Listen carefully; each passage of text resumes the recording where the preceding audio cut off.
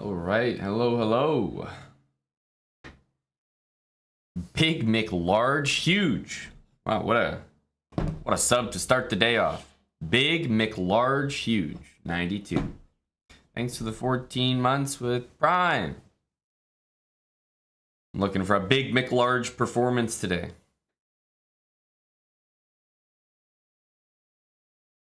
Decided instead of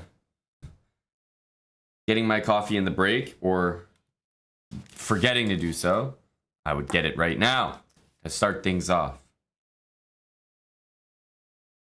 I'd like to say that this means I don't have any more excuses, but in actuality, it means I've already got one.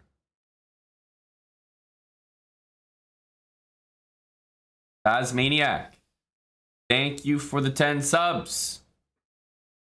Speaking of 10, this starts in 10 seconds. Thank you, Basmaniac. Let's try to at least start off on a good note here.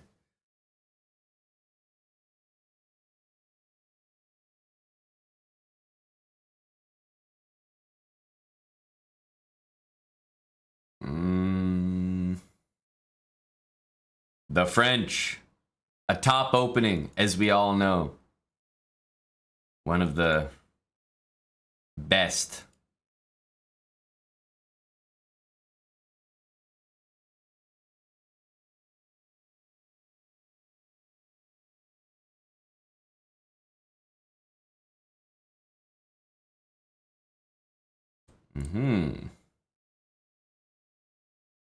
We just go here. I can't remember this stuff.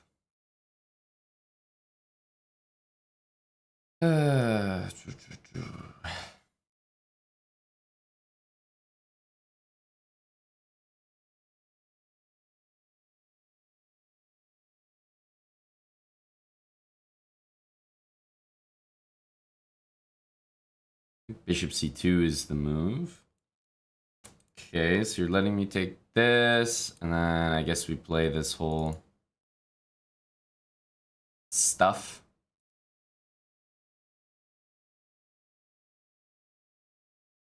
I mean, I don't know what's happening here. I'll be a greedy Guillermo to start the day off. Probably got to play a6.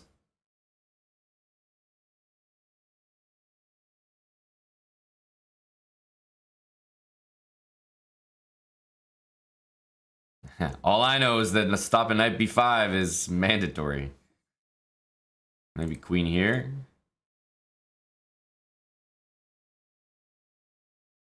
I mean, of course, we can always take that, but always feel a little nervous doing that. All right, what's going on here? Why? This feels like it's not as dangerous as it could be, you know? So bishop c5, perhaps queen there.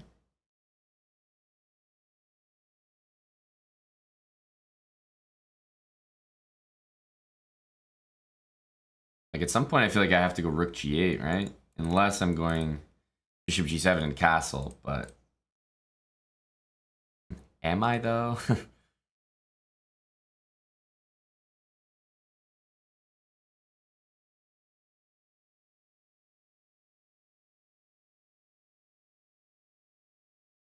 This feels like an I need to give a pawn back position. Like I can't keep my extra pawn the whole game type of thing.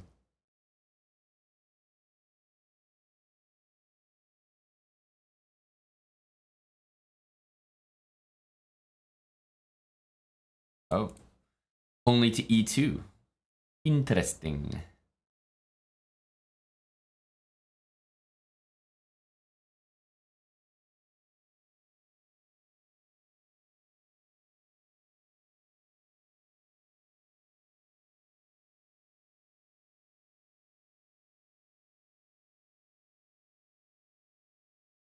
We'll give this pawn here against my better judgment.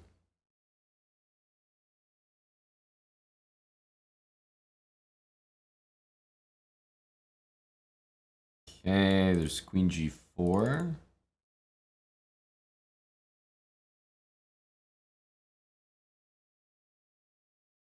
Queen g4 looks decent.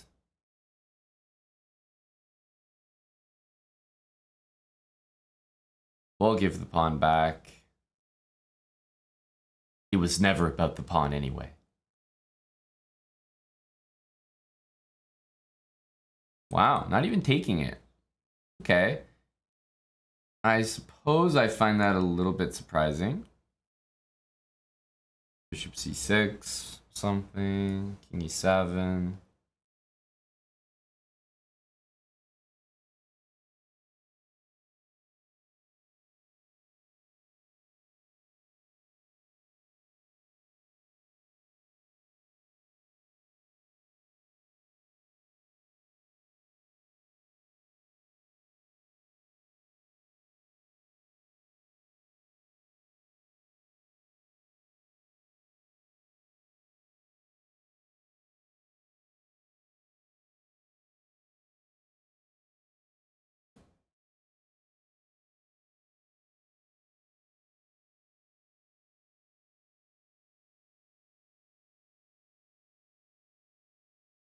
Okay, let's take the opportunity to bring our rook back. I was a little concerned about that, actually. So happy to see that's not so bothersome.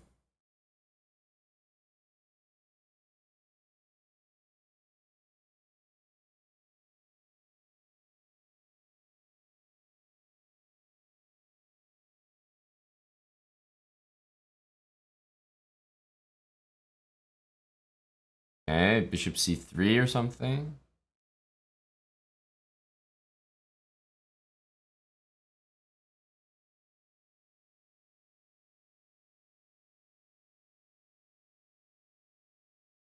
I don't really know what's happening here.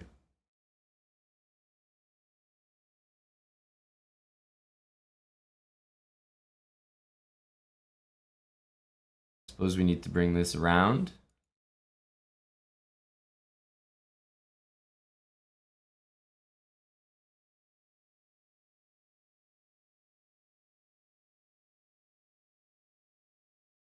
Okay. How do we move our stuff? I can't move.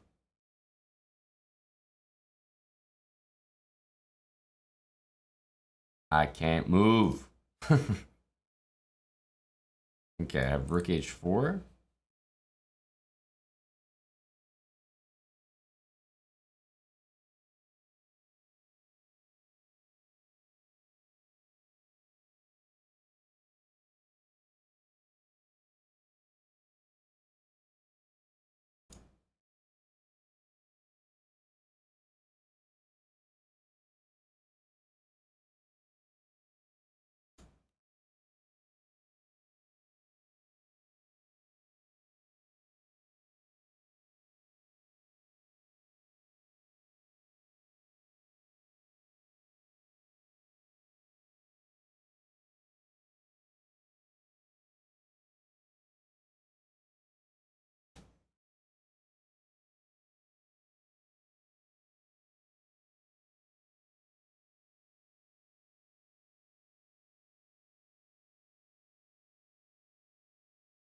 Okay.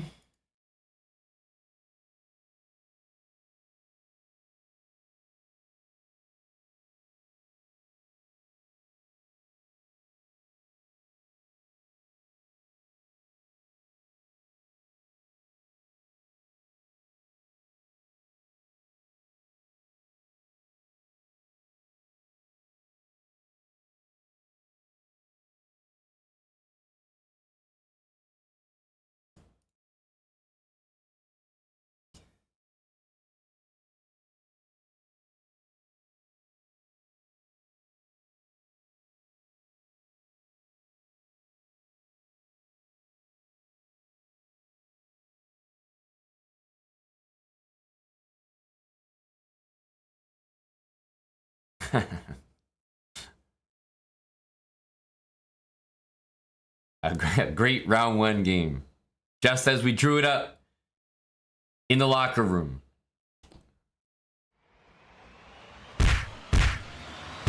Just as we drew it up.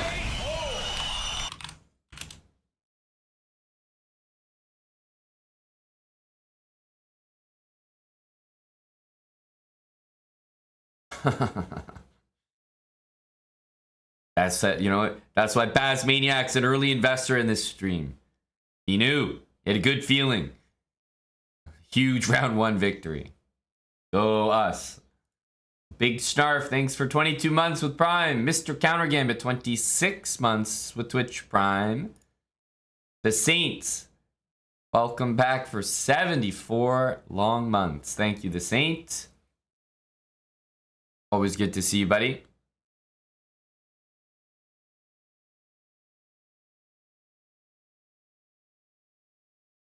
LeBrad James 6 also gifting 5 subs. Thank you to LeBrad James.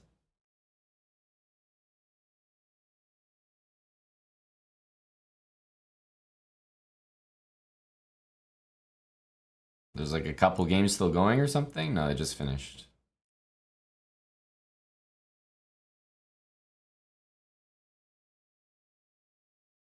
Okay.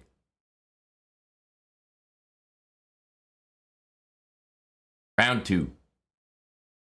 Not sure it'll matter which one we do. I think he's a King's Indian, brah.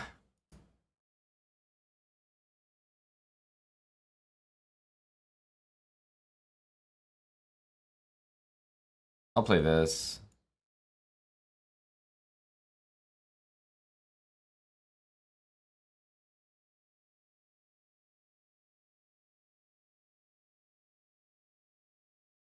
Maybe this knight should be going to f2.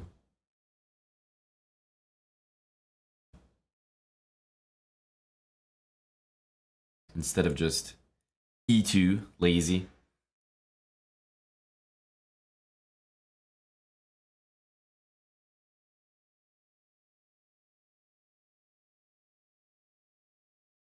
Let's take this way.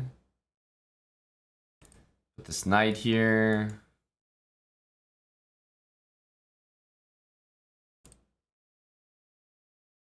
Maybe we go f4. No, I think we can just bring the knight back. Knight here, bishop e2 is kind of whatever.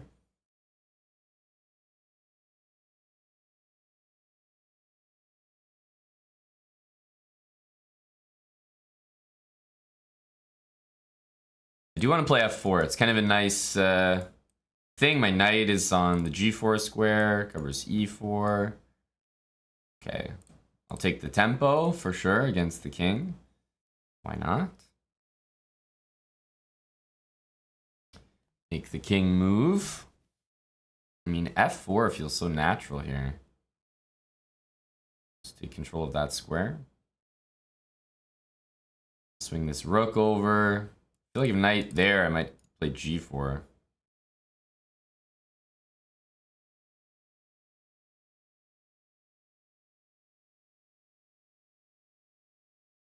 It's like, we're definitely better here, but by how much is the question. This bishop is nice here. I do feel like knight there, we should play that.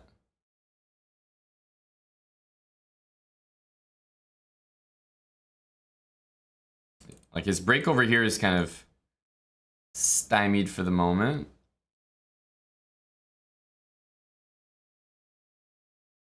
Okay. If he goes here, I'll still go g4.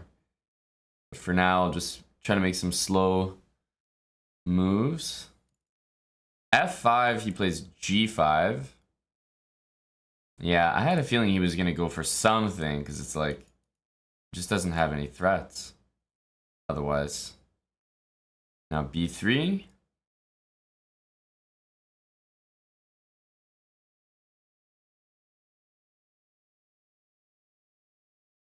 I think just b3.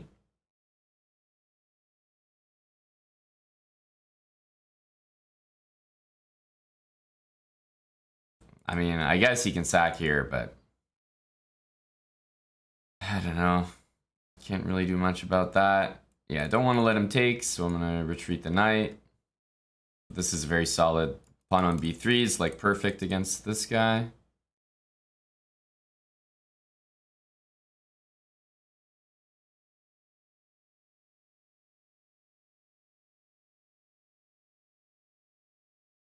Move the king out. This knight, I still like. I think it's doing a good job. Now we have knight b5, just in general, like in case we need it. It exists. That does not look like a good move, but I know why he played it. Takes queen c2.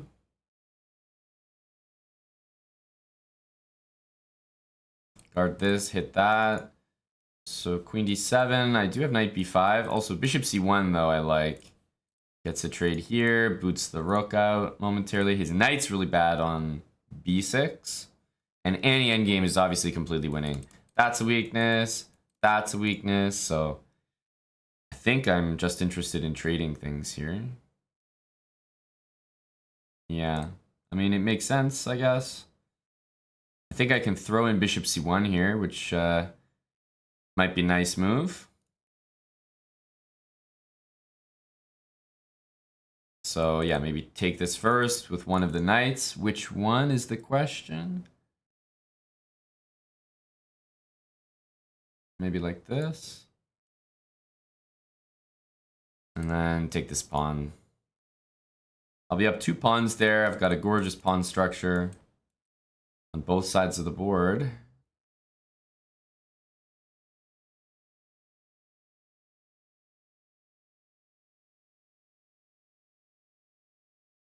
Just trying to figure out if we want to trade rooks or not.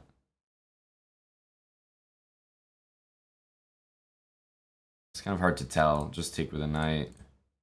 Wow, that's a very surprising move.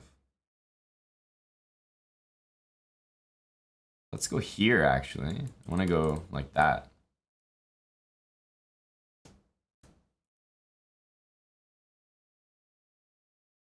At h4. At least I have a plan here. If I went to f2, he would make the same move, and I don't know, my knight on f2 doesn't look like it does that much. His knight here is just so bad. Knight d7, he still has no squares. Knight f8, no square. Knight g6, no squares. So his knight seems like a non-participant this game.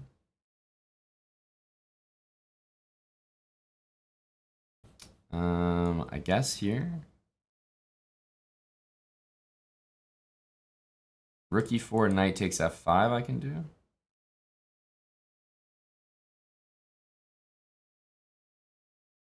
Not that I even need to, but it exists.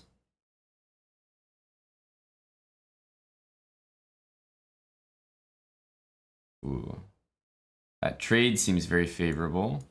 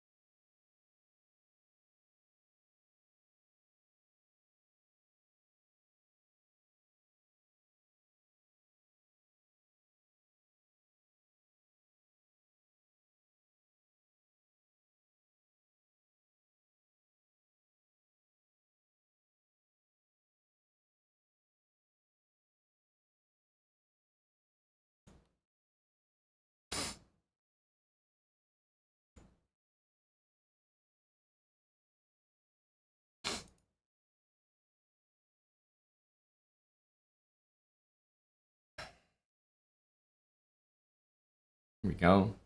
I think it was a very nice game, actually. One of the first games I don't have anything negative to say about myself.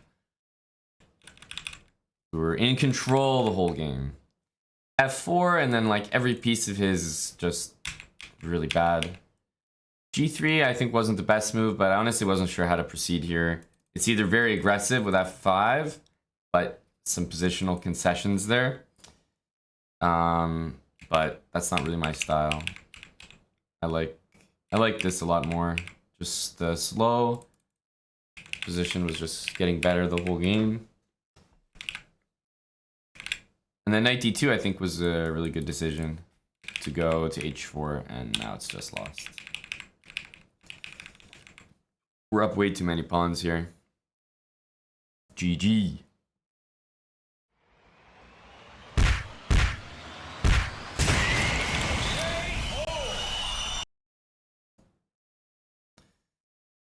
Hello, Tim. Sean Cohoy. Hey, Blitz, brah. What's up, Latin and Blonde?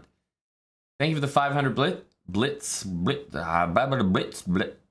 Thanks for the 500 bits, Latinum. Hello and good morning to Ralph Wiggum and Java Bandit. Hello to you, Bitsya. Yep, sorry, Java Bandit. Got another one. That's a very apt suggestion from the username Java Bandit. Casey, New York, thank you for the 59 months, tier 2. Appreciate you, Casey. And our buddy Salty Clown, subbing for 50 months. Thank you, Salty. All right.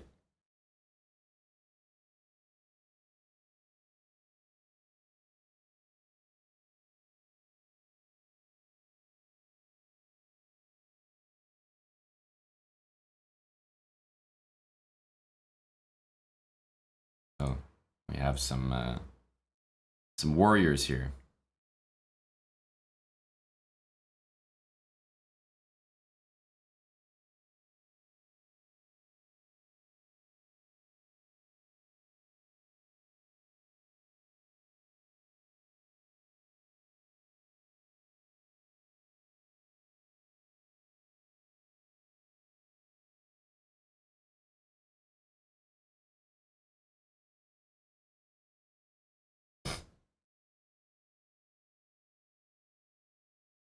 Okay.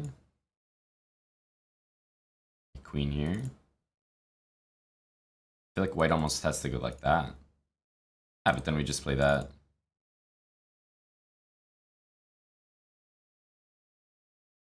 Okay. Queen here. Seems like a very strange opening to me. Okay. Alrighty then. The hell is this?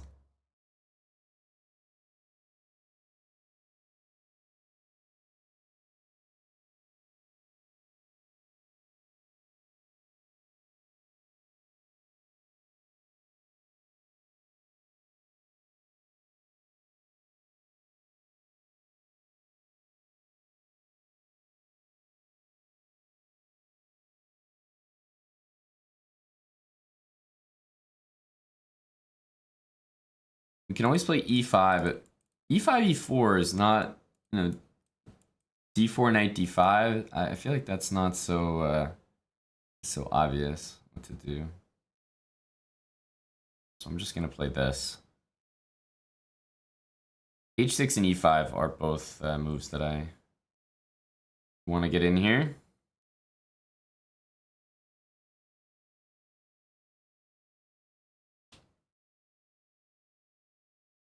Somehow I thought e5, e4 was like not actually that good. Like I'm pretty far behind in development there. So anyway, we have control over e5, which should be all that matters. These moves next. My dream, of course, is e5, h6, bishop e6. That's like the best case. No knight g5, d5 is protected, e5 is protected. But I don't think life's gonna be that easy. Yeah, still he wants this. So like e5 he wants this, d4 he wants knight d5. And that's still annoying. Still very annoying.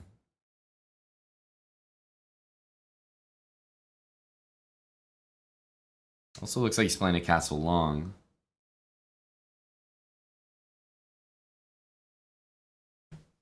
If he plays e4 now, then I go like that, which I always thought is good. Just gonna play h6. Assume long castle. We could go b5.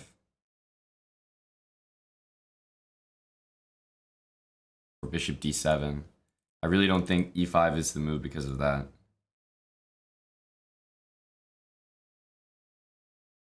So, okay, interesting. Interesting. Kind of like the bishop on that diagonal, but I'm not sure I'll be able to keep it there.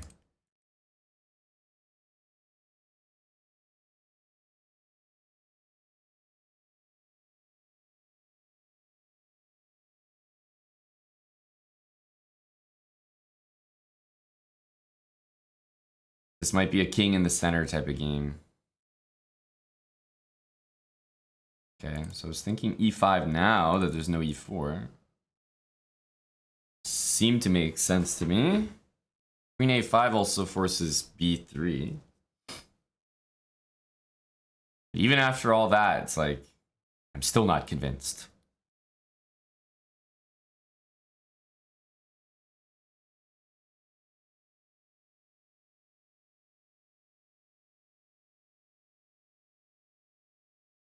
a3, we can maybe even take it. Okay, I think we want to let him take us here. Although this move is annoying as usual.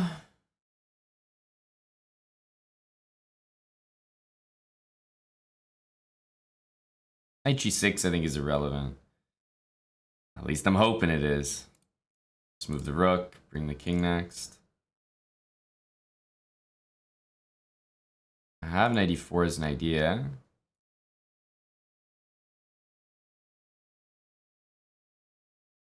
There might be some stuff like that.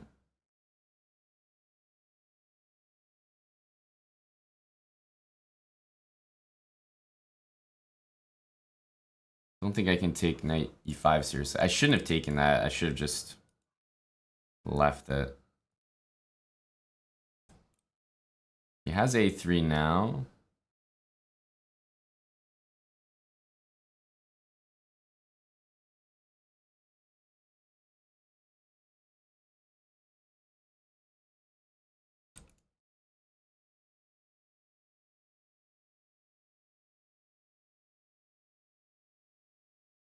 Don't know about this. I was gonna lose a pawn though, and I didn't really want that.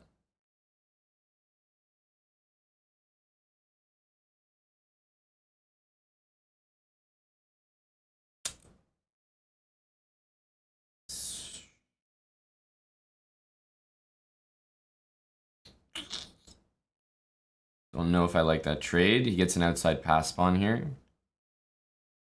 Could be worse, I suppose.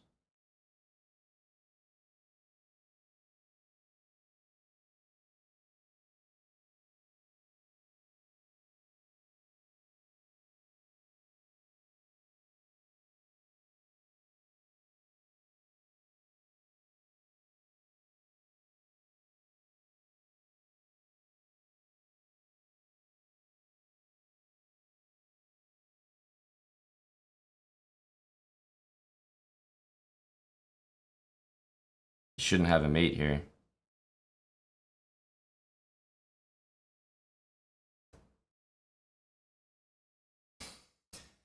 Nice. Nice.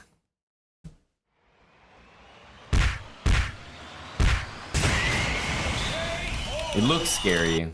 Like, he has a lot of checks and rook and queen, but the synergy between them is really, really poor. Like this.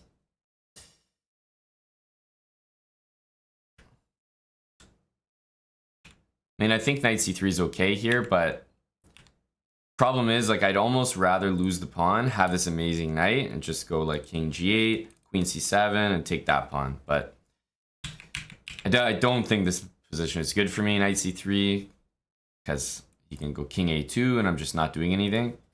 So I didn't like my move there, but I loved my position, like, in general. Like, right here, I think I have a good position. This move was not necessary to bring my king back. My king actually gets to h7 completely safe via g6. It just looks scarier. But the knight is like an absolute monster on e4. It's covering everything. So I didn't need to waste time moving my rook out of the way. I could have just been like, okay, I'm fine there, and then made a different move here. Like, move my queen out of the way of this pin, so I could play a5, like play rook c8, like a lot of useful moves. So, yeah, I also regretted this. I really think the right move is king f7 because, again, it's almost worse for white to have this pawn on the board than to have it off. I'm not sure which is worse, you know? Because you could say that it blocks some coordination, and it's really irrelevant for me. So I regretted taking this pawn, but in general, I think the game was pretty good. E5. It's really important not to play E5. Like, so tempting, but after E4, knight D5, things just get out of hand here, I think. I can't take this for sure, so I have to play Queen D6, and I don't like that. So I'm like waiting for him, because if he plays E4 and I haven't played E5, then I can play D4 and then E5. I mean, there's other moves as well. Like, once I played this, I also had B4. But my main point was anytime he played this while my pawn was on E6, I would go D4. And he can't go knight E5. Knight D5. So it was like neither one of us wanted to play this move first, but both of us wanted to play those moves. So when his knight finally moved, then it was safe to do this. And I think black is just better. Maybe I should have played E4 though, to not allow bishop F5. I think it was a good game though. T Kepler, thanks for the 30-month resub, and Dirk Digla, Prime for a couple years with us. Specifically 2. Thank you, Dirk, for the Prime sub. Oh, the old 50 move rule. Yeah, this looks like a really easy draw because the knight has a target. All right. I'll go D4 this game.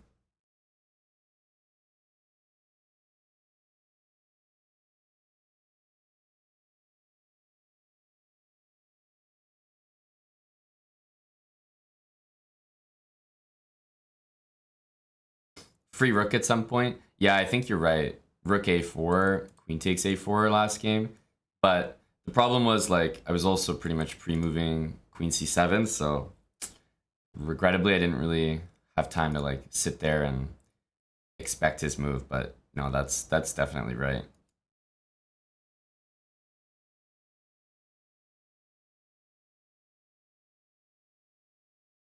Always need a pawn on A4. That's what they say. Go straight with E4. Okay. Just throw that guy up there.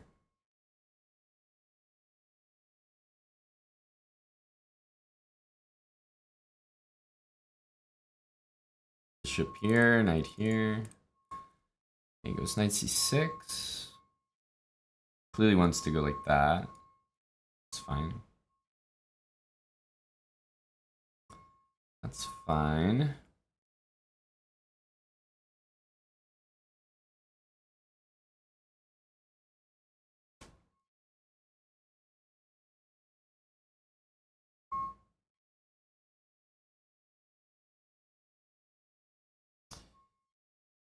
He is, as the French say, sending it. Knight D5, takes 97. Queen B3. Am I happy or unhappy with that type of position?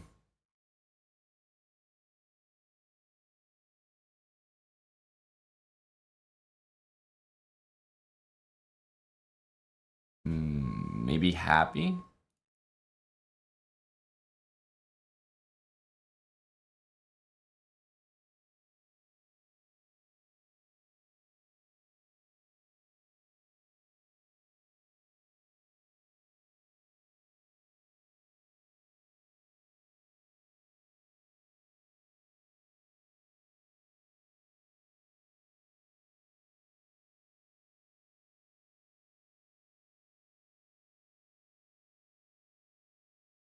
It's also a weird move like G4, F4, knight takes E4. I don't know what's happening there. Rook E8, bishop D3, and it's like, can he add any more pressure to that knight? I'm not necessarily sure. Feels really risky.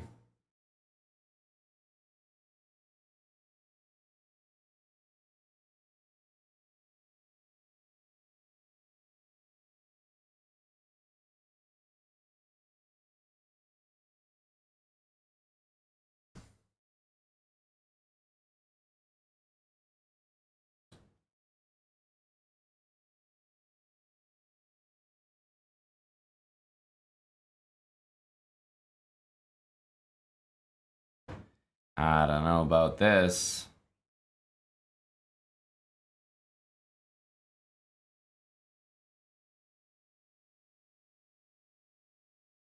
Strategically, it feels like a great move. Tactically, it might just be stupid.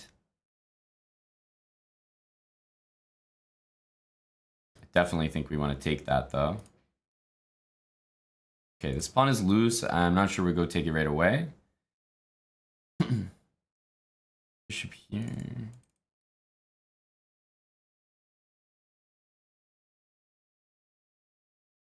Also have bishop g4.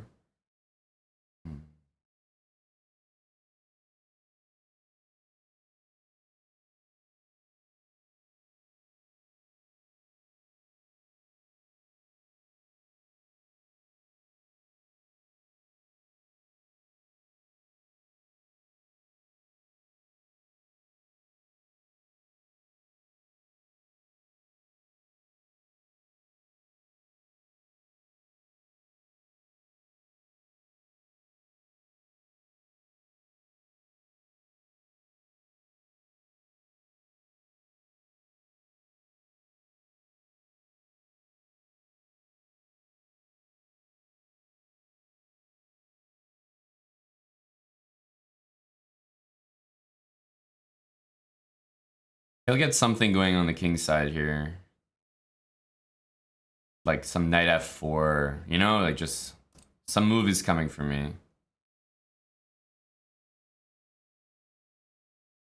This is not going to be just a nice position.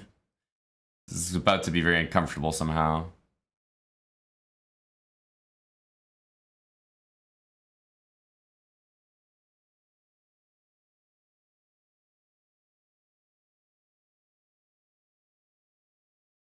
Yeah, like I said, knight f4 is coming.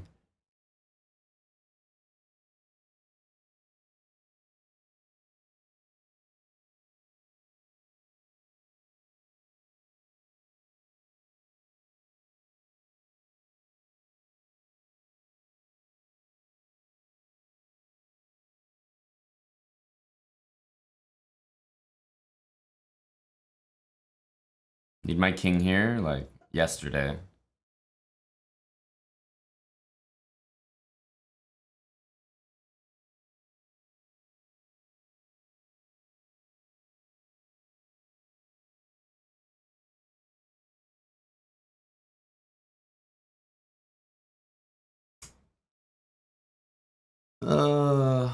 Why do I do these things? I'm just gonna take it. That was so unnecessary. We might be actually in a really good spot now, but he had rook takes f2 there. That's why I didn't like that move.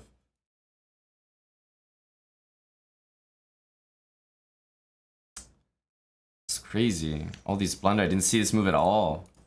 Didn't see queen f3 at all. Really bad.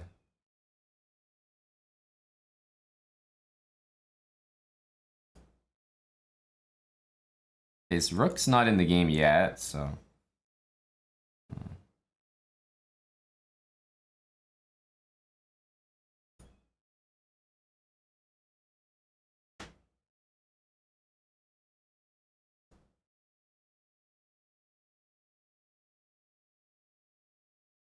Let's go lose.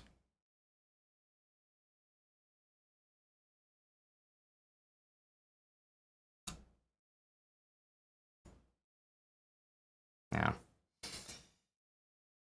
Just not the kind of player I am, I guess.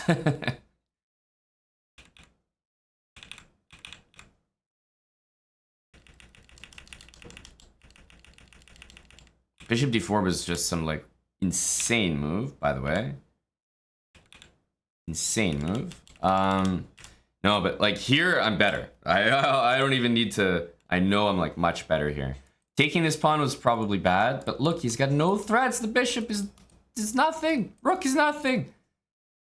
I just needed to play like queen c4 or queen c2, maybe go take this pawn. So I got really lucky though, because rook h4 is like I thought this was a very suspicious move. Rook f2. Oh, there's no more than a draw here. Wait a minute. I thought I was getting mated here. I can't move. I forgot this in my head. Because it was...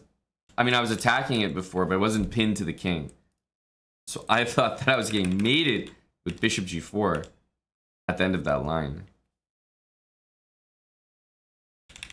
But this knight f4 shit is like... just so annoying. I know it's gonna happen. It's very tough to deal with. I actually think rook h2 is not the worst move in the position. Like, that's an okay move. In the end, I didn't play it so bad. Knight e4 is unnecessary. I don't like the move. He goes here. I defend it instead of just moving the knight once again. If I go here, like, I promise you I'll win this game. Like, there's just no threats near my king. Queen c4. There's hanging stuff everywhere. The reason why I know I'm gonna win this game is because I almost won it down a rook. Right? Like, I'm just literally down a rook, and it's like... yeah, we should be making a draw, but... I don't think that's ever going to be the kind of player that I am in Title Tuesday. Unless I'm playing a, you know, like a much higher rated player, then the instincts shift. But if I'm playing a higher rated player, the reason why I wouldn't be taking a draw like this is because my opponent wouldn't be taking a draw like this. They would play on. It's like the higher rated player just plays on. It's Title Tuesday. It's not like a, it's not like special tournament that you're never going to have again. It's like, it'll be back literally in like 5 hours. It'll be back in 5 hours. So I feel like as much as I could tell myself, it's obviously a dumb choice to play on, of course. As much as I could tell myself that, it's like, I'm still gonna do it every single time. So I can't be too upset. It's still gonna happen every single time.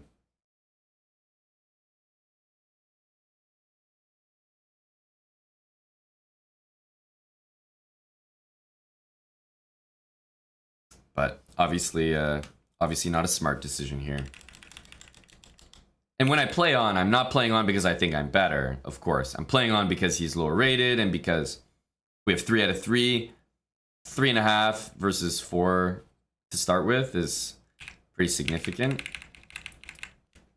But I couldn't really locate a move here. It's not like this move was super strong, but I just didn't have a move. So actually, in the end, this move actually is incredibly strong because there's no way for me to stop a4, and the only way to stop rook e1 is to move the pawn. So in the end, this move is actually... look at this coordination. Queen covers my check. Rook covers the 2 squares that I can use to cover his check. My pawn covers the other way I could cover his check. This move is actually... well, it's maybe not a difficult move, but more the coordination of the position is actually insane. And then the check that he needs on e1 is not covered by my bishop. It's like... dang. How was my g4 move? That's what I'm curious about. Yay, g4 was good. That's reassuring. Thank you, Darkbone, for 5 years. Cheers, buddy, and good afternoon. New sub badge, Mr. Darkbone. It seems to fit your chat persona. Blue looks good on you. Hello to Tommy and Mattis 1337. What's up, Red Drum? Lancelor. Disappointing. Disappointing. Should have taken the draw, but that's only objectively. I can't ever say that I would ever take a draw. So it's just not the kind of chess we play. We play bad, unobjective chess.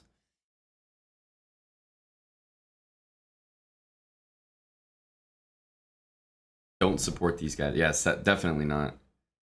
Not after that game. That's for sure. We're on a little break right now. I'd like to point out that the guy who just beat me is in first place because of his tie breaks. First place in the whole tournament. Guys, I'm what can I say? I lost to an amazing, tremendous player. Tremendous player.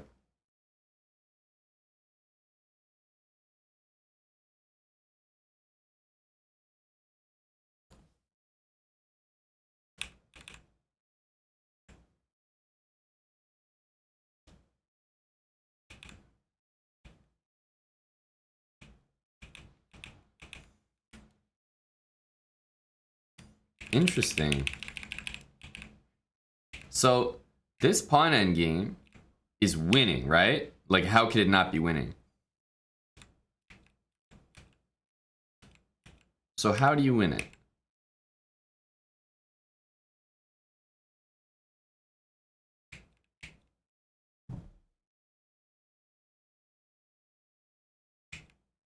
Right?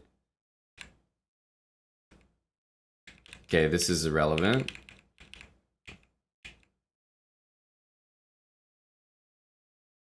So how do you win it?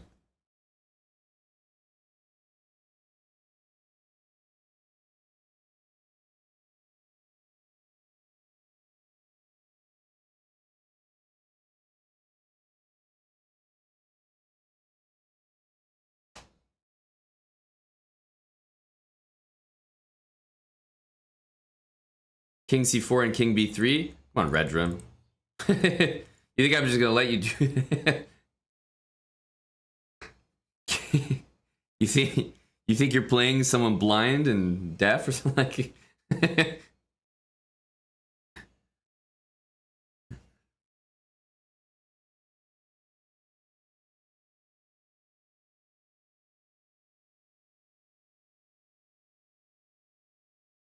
King c5.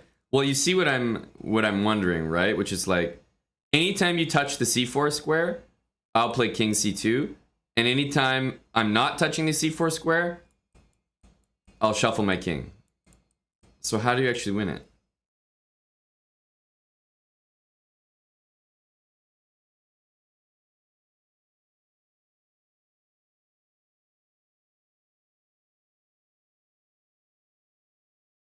Ah, Hallie is onto something. Get this position with white to move. Aha. If it was white to move, the king would go there, we would go here, and then we would win with c2 after king c1.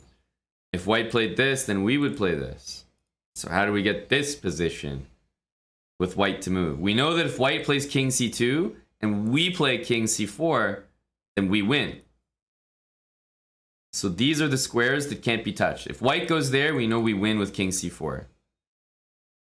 How many squares does white have that he can really utilize to go to c2? He only has 2. Because this is 1, and these 2 are also 1. Because they're the exact same. So just triangulate your king. And then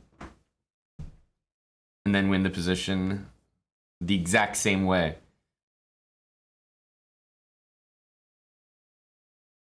All right. Let's go here.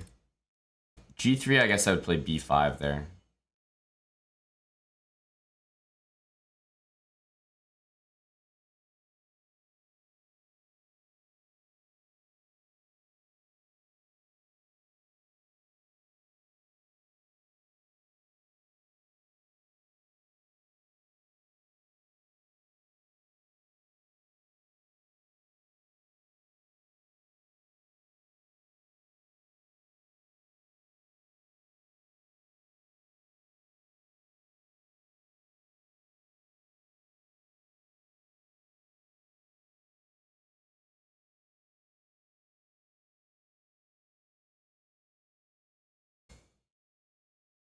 Okay. I think we probably have to start taking some stuff here.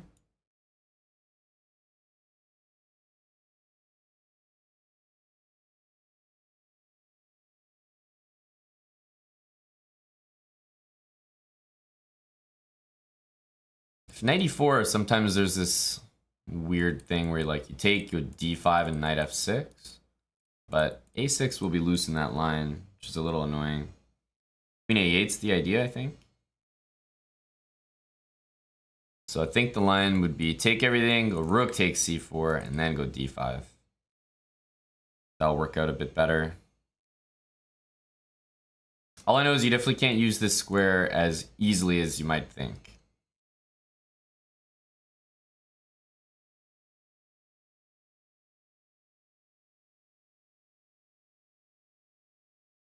So if I play d5, he'll take and go c5. But if I take, the knight takes, and then I go d5, what happens? Knight g5, h6.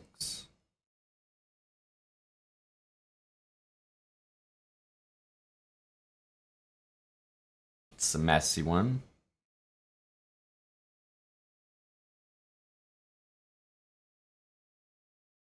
That's a messy one.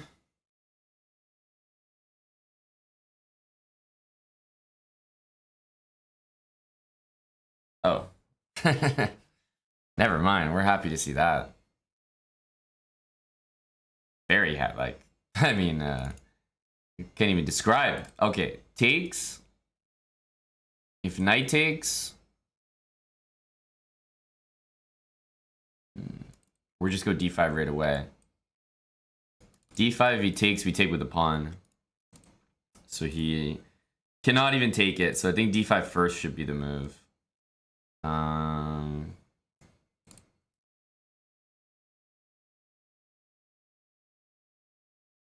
Everything's good here, to be honest with you. Black's gonna get a very good positional game here.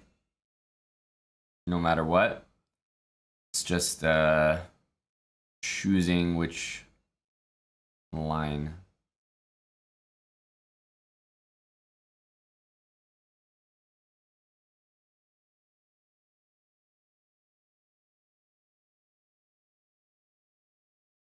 He can't even take, as we know. Okay, I think this.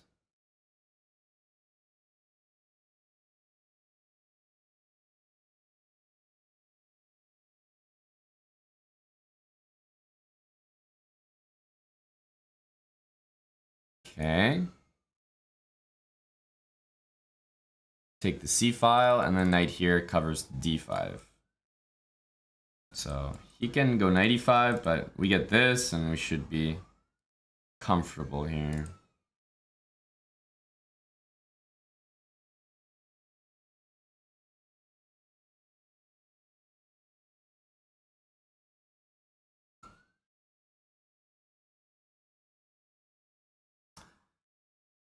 Okay.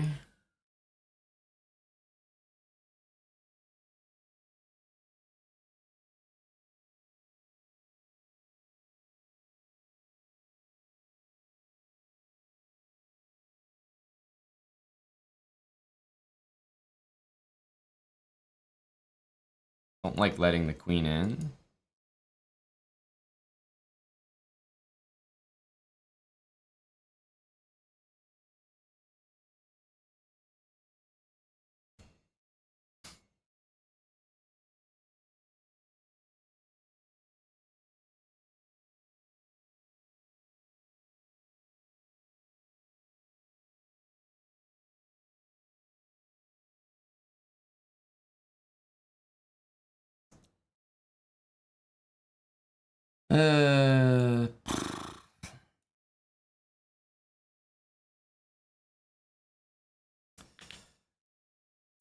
Some really bad luck, man. Bishop h6 will always work there for white based on the time as well. Should probably move the king over to h8, but again, it's just not the kind of player I am. Such a gorgeous game by Black. I mean, this is a model game, but anything happens when you have low time. Ugh. Just beautiful. Yeah, that's upsetting. That's upsetting. This was just... Oh, I'm sexually attracted to Black's position.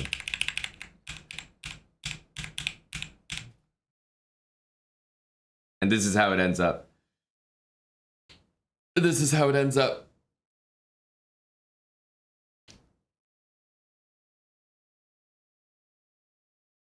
Really unfortunate there. Just proves that the, you know, the things you were attracted to are often unattainable. Certainly not maintainable.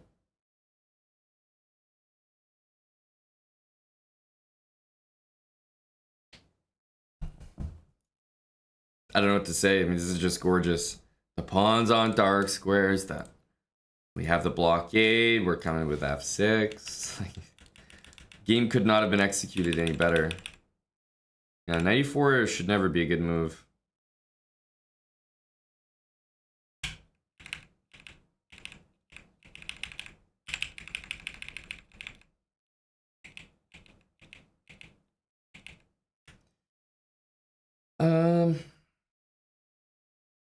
Hmm.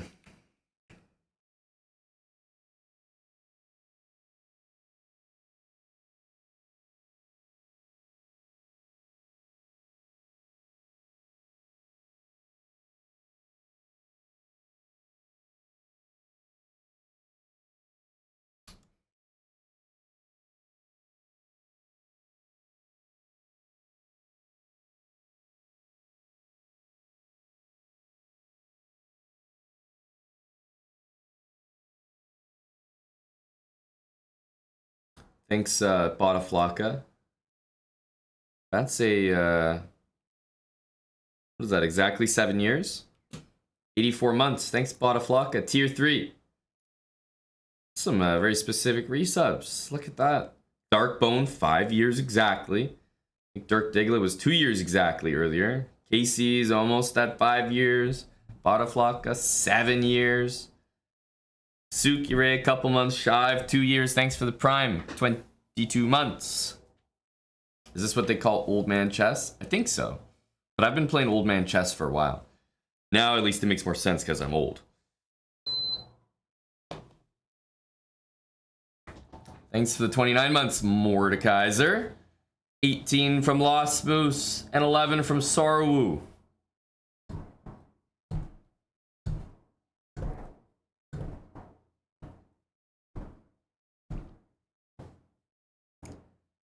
And we, oh, let me update the title, that's right. And we await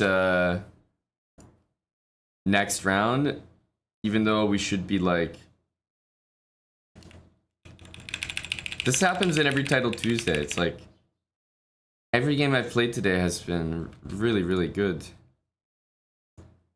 2 in the lost column. Don't have time for these young flaggers.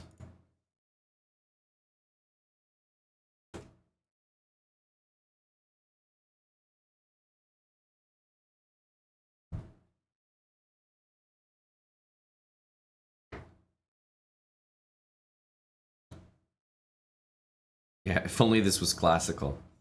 I think the reality is there's just no time control that we actually play well in, so just have to complain about all of them separately.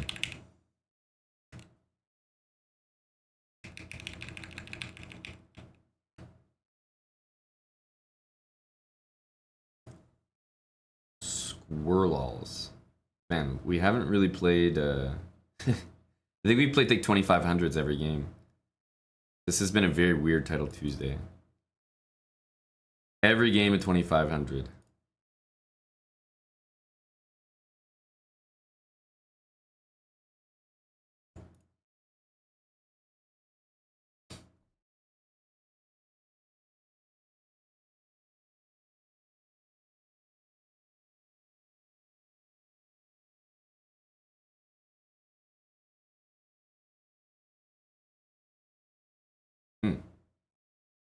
I guess that's a pretty good move.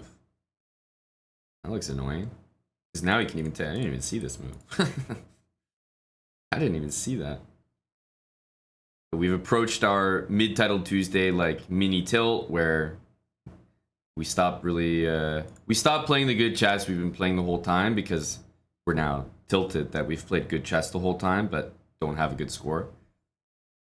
And there's usually 2, maybe 3, but usually 2 games where we might win this one, but it'll be like in some random way. Or of course we could lose as usual. And then we'll win the last couple games and, you know, recover the score to something that looks okay. All right, let's play c5. Brilliant move.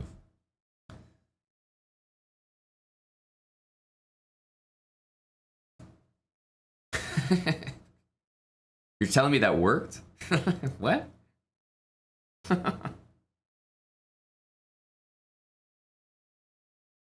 I mean, it's a joke. That's what it is.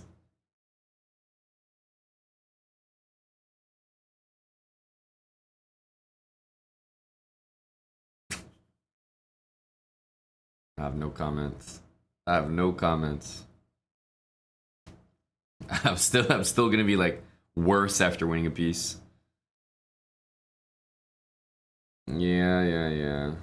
This position needs some assistance still.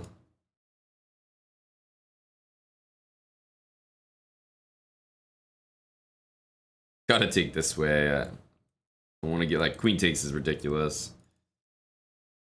So knight c3. Yeah, I can go knight b4. I guess that's his idea.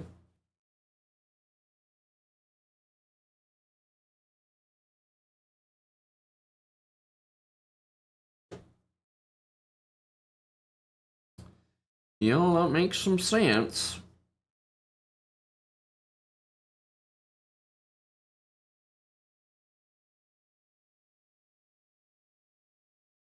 Gotta be knight b4 by him.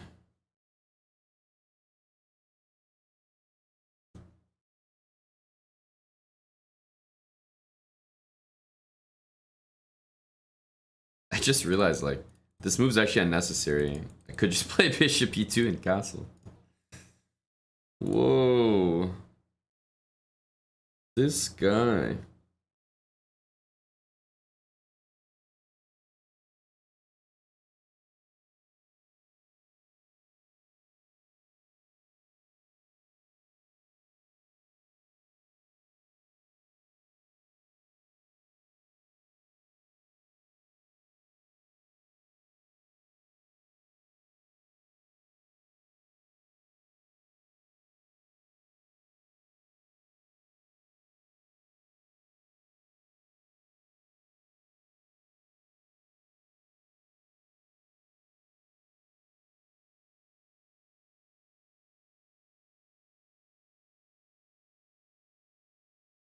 It's just fucking castle.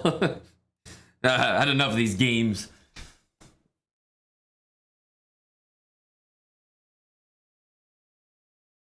Yeah, rook c6, just, I don't know. That just looks like too much. Asking to lose. I'm still like 2 moves away from castling. Let's just get the hell out of there. What the hell is he thinking about? No way he doesn't play that. Has to be this. What? This guy's insane. He's a madman. Okay.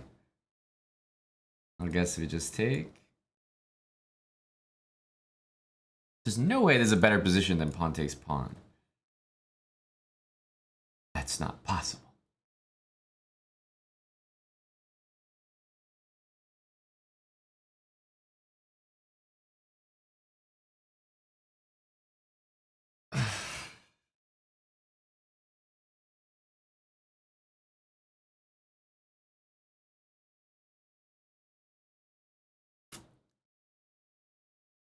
Queen b7 looks kind of normal, yeah.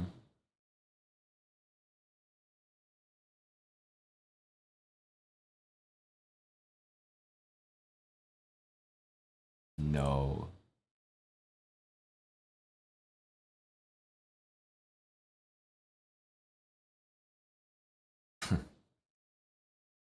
Just gonna make a queen.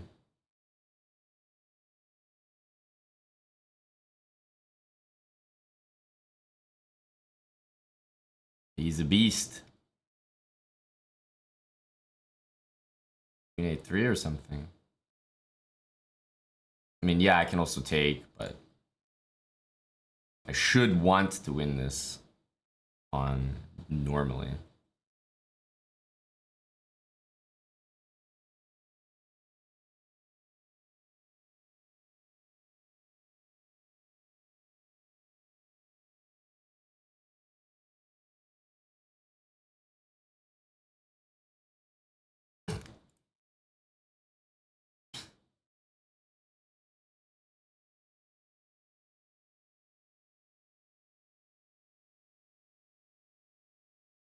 It's so annoying for him that he doesn't have rook c1 or anything.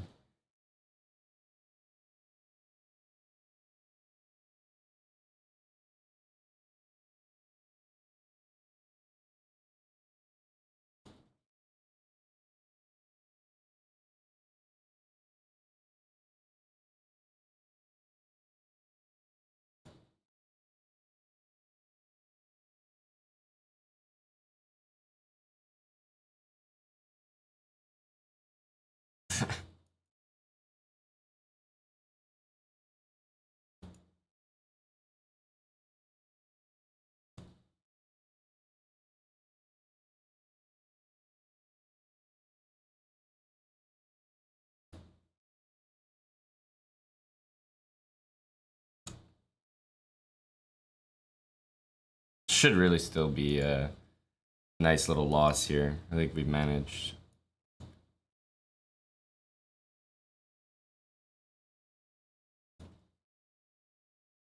Ah, yeah. A great move, that one. This is a... That's an unfortunate one for you, bud. This is a classic Title Tuesday moment. Be like lost out of the opening, go up a piece, still win the game. It's like infuriating for him. It's infuriating for me as well. Nobody's happy with this result. Yeah, no, there's no fortress here. Not with pawns on light squares like that. Impossible fortress.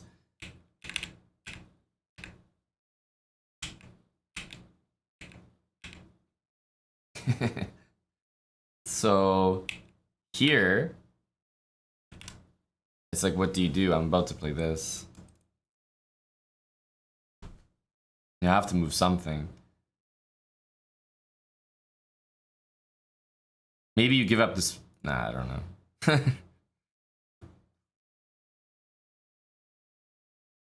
Like, for example, the fortress is like king on h7, bishop on g7. And then you don't care about, like, you don't even care about this pawn. You just move the rook back and forth, right?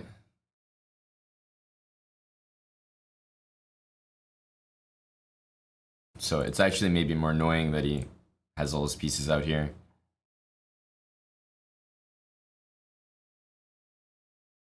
Surprisingly, I think this is winning, which is actually crazy. Yeah, looks like it's winning. King's cut off, nice and simple.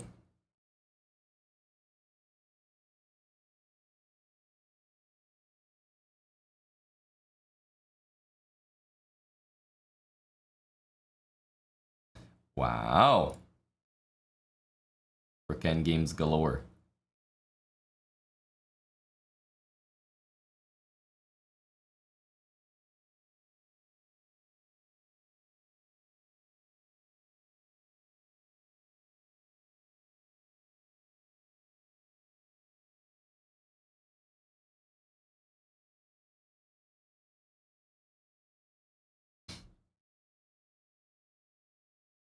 All right.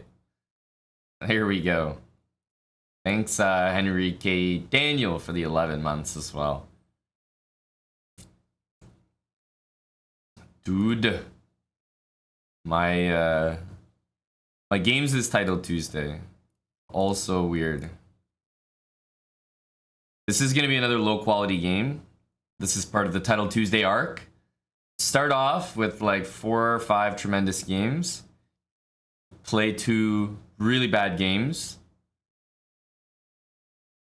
where nobody deserves the results they get.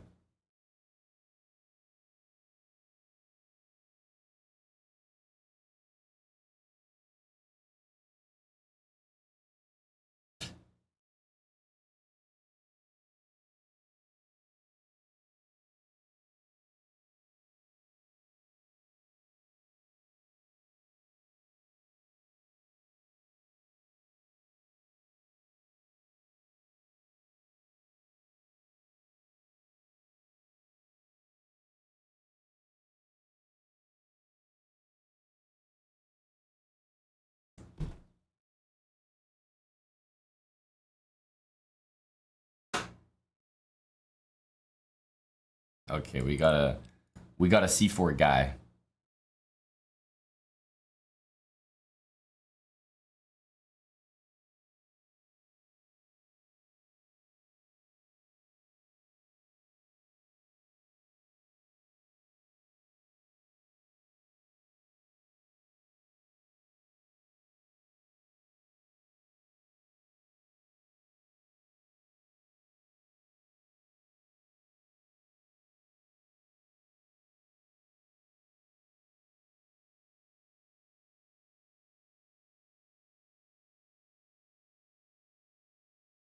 Maybe he takes, king takes, you know? Maybe I'm feeling like it.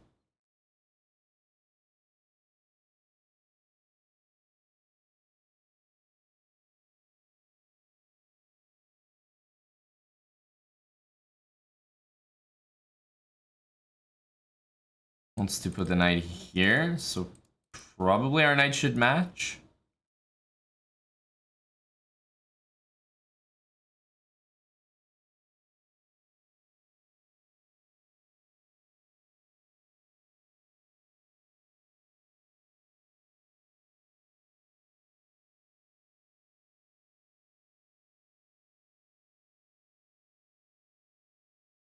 I might want to do that. I don't actually know how good it is. I have rook e4, rook d1, knight e6. And he can play knight c2.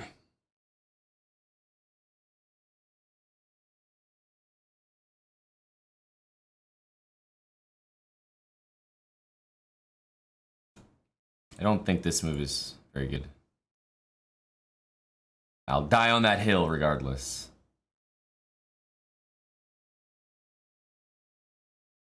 Here. There's an annoying one.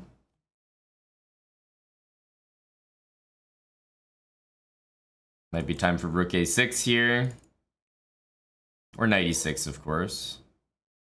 Or what about rook here, then knight e6?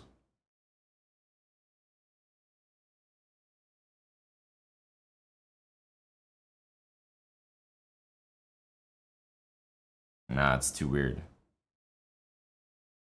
That's too weird.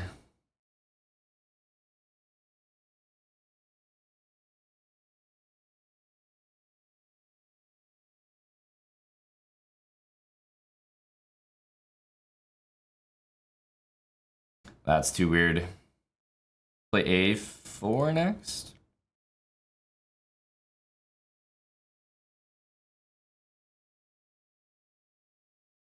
It's helpful that my king is participating. Like, the big difference here is, like, if his king was on d3, he'd have some big threats coming up, but the fact is, I'm kind of playing with 4 pieces at the moment, at least.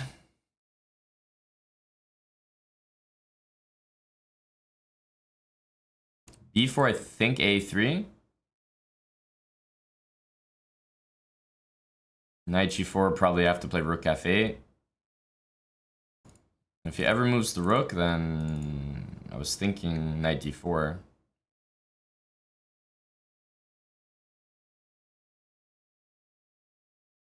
e5.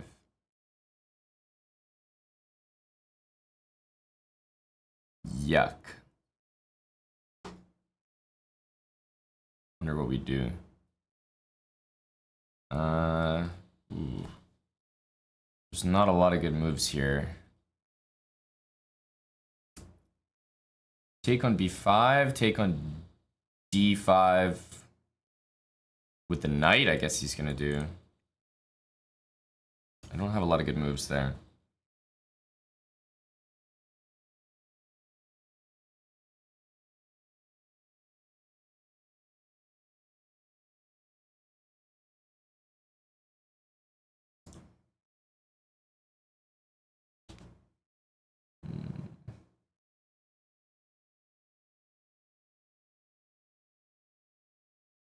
Ugh. Oof.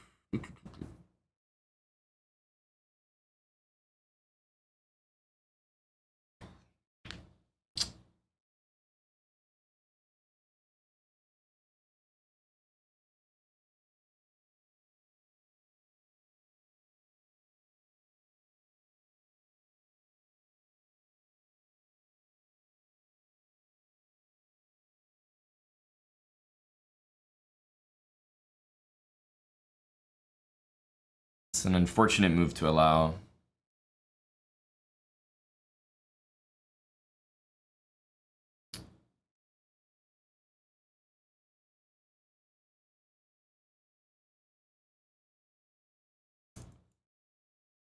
I was losing a rook no matter what there because b6 and f6 were hanging. It's like maybe the simplest line actually. I didn't even realize this was a move here. I probably would have played it. It's definitely not good, but there's many reasons, but this is still playable. Sorry, here. It's really not so bad. But we didn't even realize that was a move. You know what's a funny line? I mean, like, I guess there's 92. Yeah, I was thinking this, but I mean, but you're obviously in love with playing down a exchange when you miss a move like b5. Ah, that's really unfortunate. I was definitely pushing here. Black's better for sure.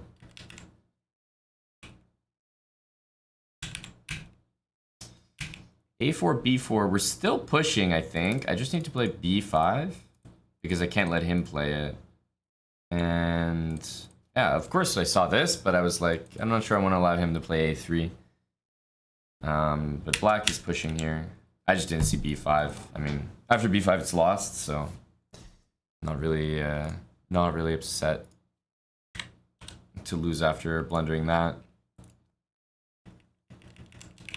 But yeah, these are like the two low quality games after some great ones.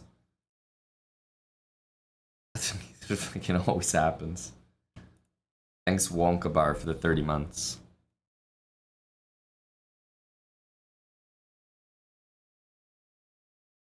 I mean, we haven't played anybody. These are all just random 2500s. It's amazing, like, to even play a game, to even be sat in a blitz game against somebody strong. I feel like I have to do so much these days. To even play someone remotely close to my rating, not my level, so I'm probably playing a whole tournament of people at my level, 2500s, but close to my rating. It's like, what do I need to do? Score like 6 out of 6 or something? I'm playing 2500s every game. What's my best title Tuesday? You might be looking at it. This is the best we got.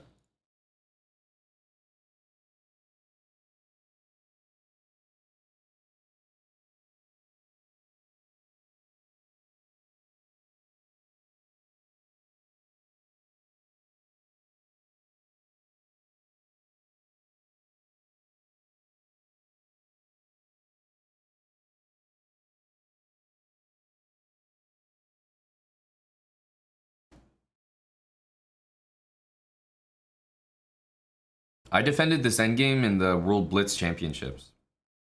Literally sat there for like, it was like a 20-minute blitz game. Sat there, defended this for like, well, I actually defended it probably for like 100 moves or something. Because the rule is that you, like, if I want to claim 50 moves, it's only really worth my time if I think I'm close to it or over it. After 75 moves, it's an automatic draw. Like, it's just a definite draw.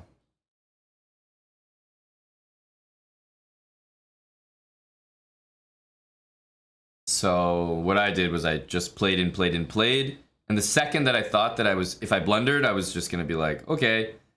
Then I would claim a draw because I knew that I was probably close to 75. So instead of claiming a 50 move draw and having the arbiters come in and check it and maybe being wrong, I just played and played and played. And I think I ended up playing at least 80 plus moves in this endgame. Because if I was ever about to lose my bishop or get mated, then I would claim a draw. Like, you may as well just defend it as long as you possibly can. And if I claim a draw, it's like either the 50 move is going to hit Or the 75 move is gonna hit. So I think that's the best way to play these endgames. I don't know, I see a lot of people, like, when they're defending tough endgames, this is a tournament game, of course.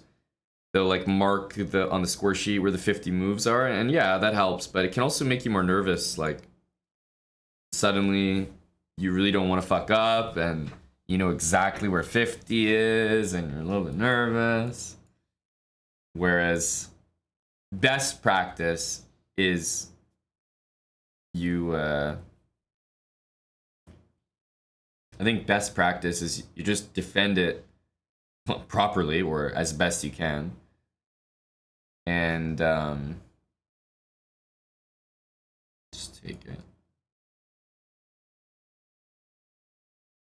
And I have this as well. Yeah, just defend it properly, and as soon as you've maybe messed it up or something, then just claim a draw.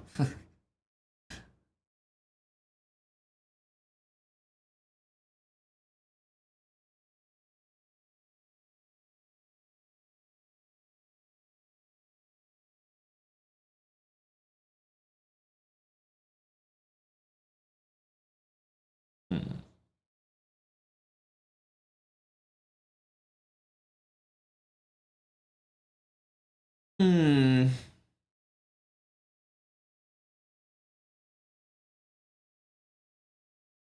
You can definitely just go win another pawn here.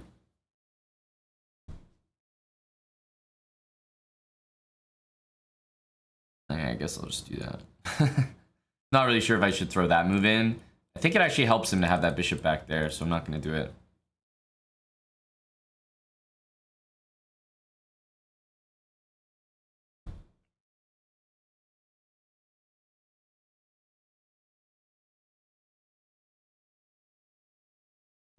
'94.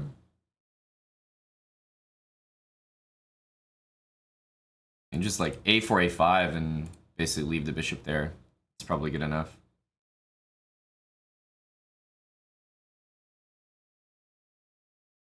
I think knight d4 is strong. What's with that? Here, knight takes, and then bishop d5. Does that win?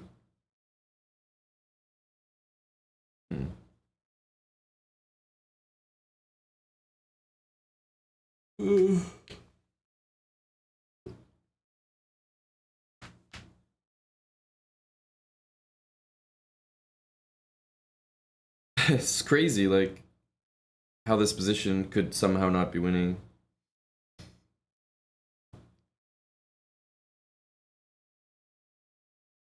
I mean, it's obviously better for white, but...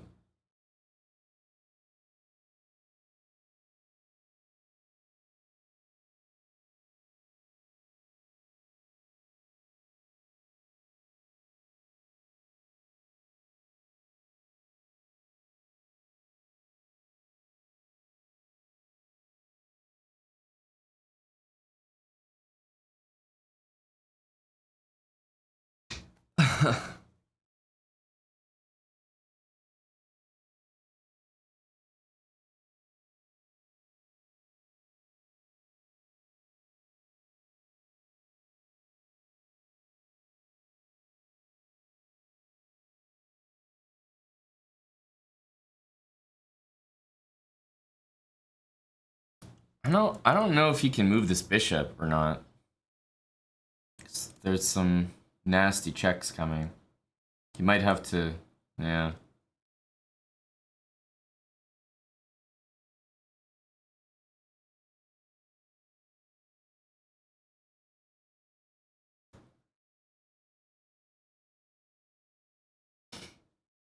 Crazy.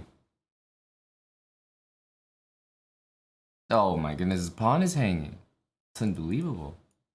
It's like we're worse. Well, I mean, it's impressive. Rook a7, king here, knight e7. I don't even trust, by the way. Like, once this pin happens on the back rank, even if I'm temporarily up a piece, I'm not sure I buy it. I need a castle yesterday.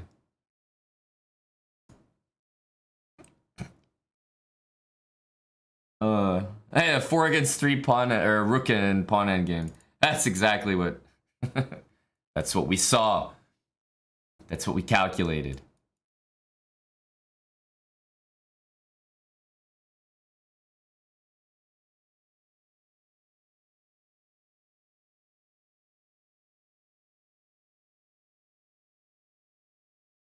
Rook c6. Like, could we possibly miss everything?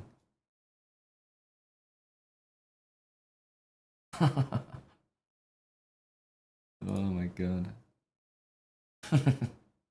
This is what it's become.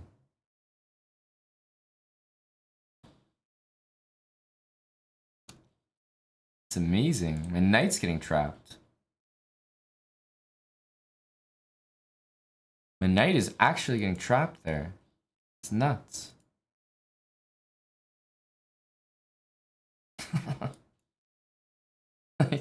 If I played king e2, it was really getting trapped. Which is just like bonkers. What a concept.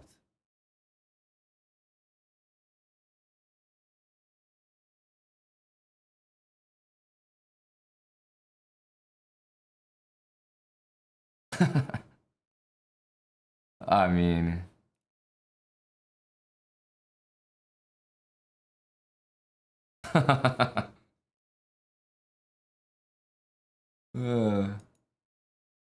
This is some good stuff.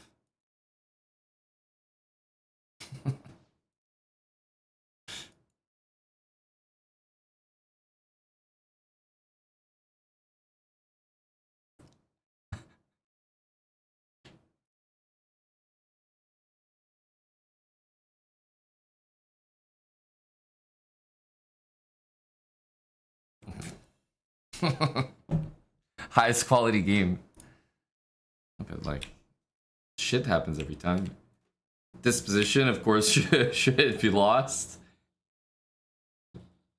Yeah. The proper, because I played this and this and this, and I saw, of course, if bishop d8, there's knight d6. But first, I should go here. So now the knight can't go there. And if the bishop goes there, then I take. If the rook goes there, we just take it. The move order matters. I took this first, and now this is not so great. Yeah.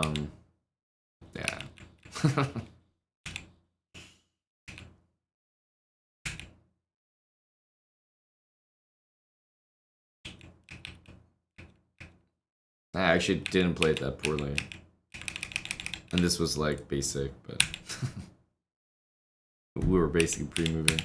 Oh my god. And then this, of all the possibilities, we win a pawn, 95 check, and what am I actually doing here? Is my knight not getting trapped? Yeah, of course, rook a2, yeah. But it's the only move. Rook a2. f4 will probably, you know, maybe it's a draw. But, I mean, that's just, what can we say? It's just bad luck. So, there was knight f3 here. You guys got a minute and a half, by the way. He doesn't play knight f3. It's like...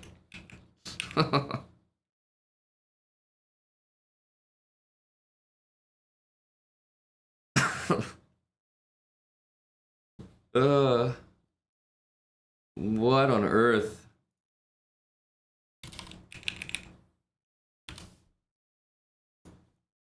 Okay, maybe the bad games are out of the way. Sometimes it's 3 bad games, depending on the title Tuesday. It just kind of depends which one this week is, you know?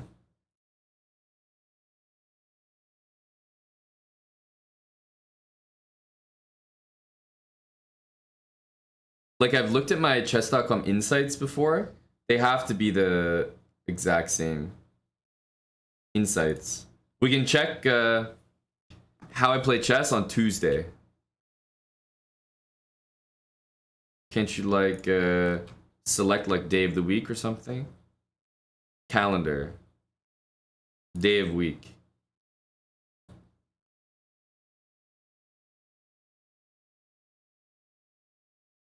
Can we not, like... Can we not see... Oh, accuracy by day of week. That's what I'm talking about. Literally the lowest accuracy on fucking Tuesday. The stats don't lie. The lowest accuracy on Tuesday. Of course. Results by day of week. Most losses on Tuesday, most likely. Oh. Thursday's a little worse. Thirsty Thursday's doing me in as well.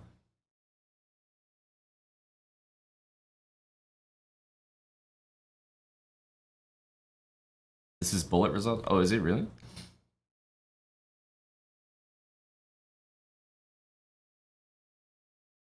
Okay, do I even play bullet on Tuesday? Man, even my bullet sucks on Tuesday. What the fuck? That's not even supposed to be a thing. It just my bullet sucks on Tuesday as well.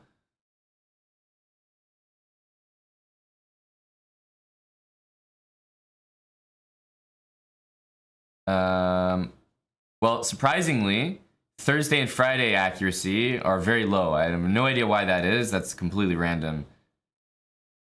Doesn't make sense. Losses now on Tuesday being the highest does make sense. Wins on Sunday? Yeah, that's a... I wonder why. 2,258 wins.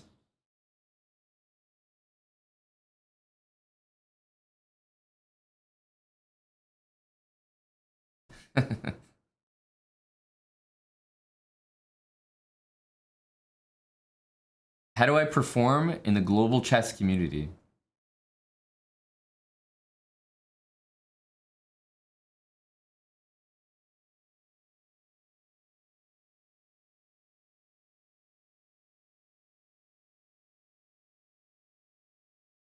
Wow, really? Wow, I'm really saying hello to Iraq here.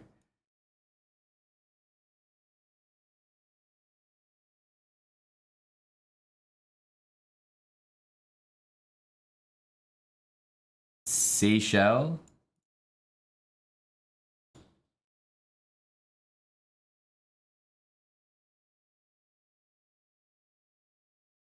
Oh, here we go. Here's some big numbers. Look at this. The highest win percentage against, like, with a serious sample size is for sure Canada. 1,000 games with almost an 80% win. Man, Canadians actually fucking suck. So bad. It's like a definite fact. This backs it up. Canadians are real trash. That's very convincing. It's like the biggest sample size and, you know, biggest percentage relative to that.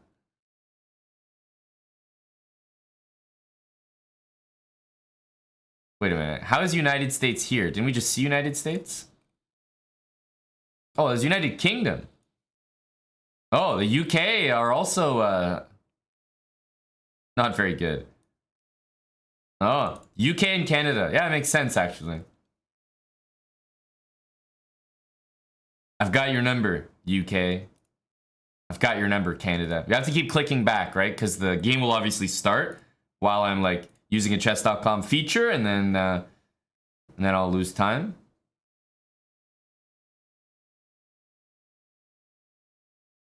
And let's see the worst one. The worst win percentage. I've literally never won in my entire life against these countries. I've never won. I need to play someone from these 6 countries, like, fast.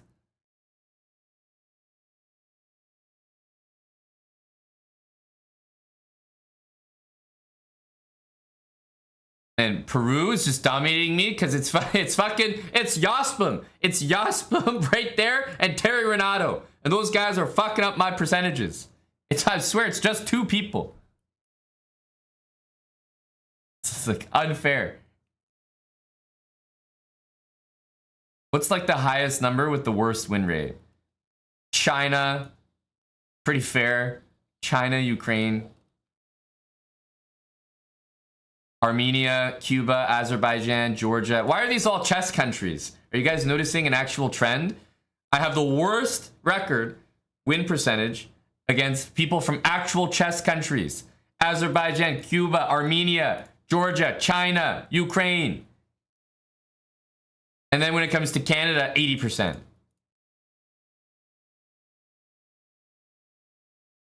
Russia, boom, there it is. Those are the two statistics you need to know. Russia, 1,000 games, barely winning over 50%. Canada, 1,000 games, winning 80%. That's just the cold hard truth right there.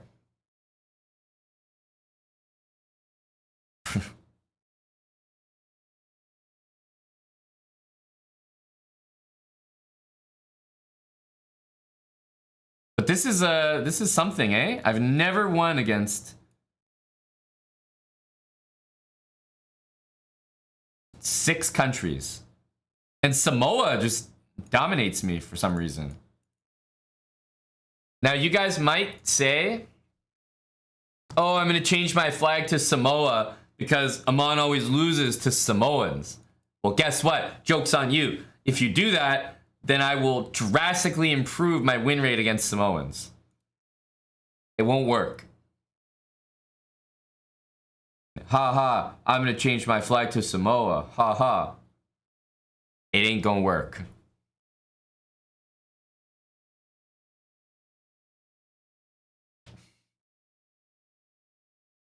Yeah, you're definitely right, Jason Cassidy. The only reason it doesn't look as bad is I just haven't played them as much. It's like 500 games against people from India and scoring just as poorly as Russia.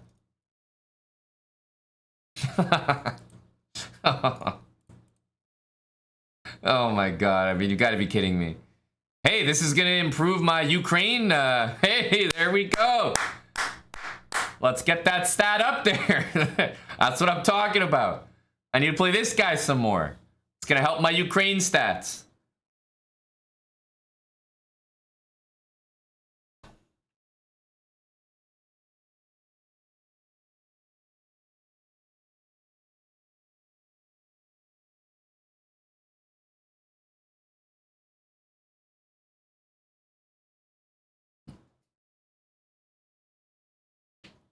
Keylocks, thank you for the 5 gifted subs. Fret. Appreciate the 15 months with Prime. Scout Bang Prime sub. Lobot334. Thank you for the 18 months.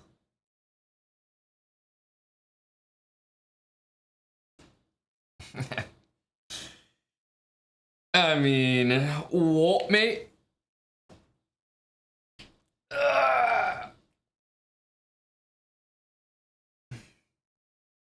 All right. Do we throw in a check or not? Is that a brilliant idea?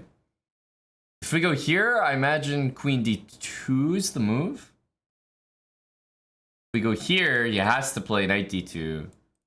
Then we take. Are we more brilliant for that?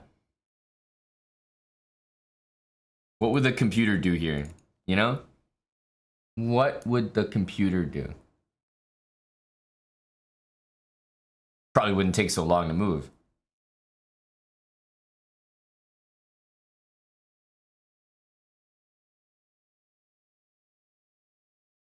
I've decided the computer would take here and go back to B2 and knight takes A2. I've decided. This is what the engine would do. Takes, queen D2, queen back, rook C1 force, knight takes A2. Queen C3, trading the queens. That's what the engine would do.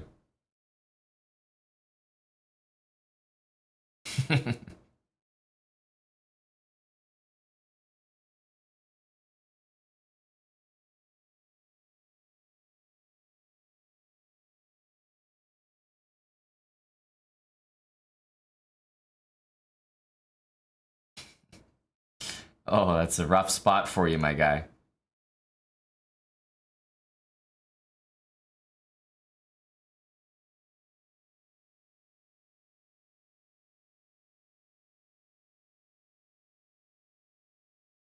Oh, that's a rough spot, my dude ski.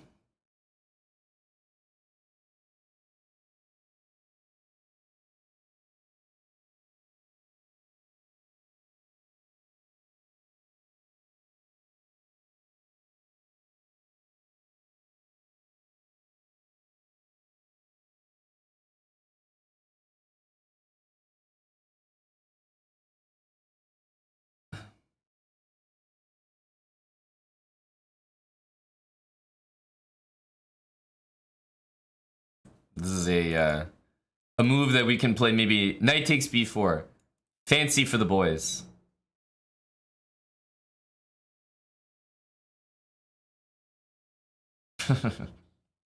Oh yeah, bump up that score. Let's go. I can believe there are still people on chess.com who play this. How? How do they still exist? I thought I beat this out of people. I can't believe this is still there at the 2600 level.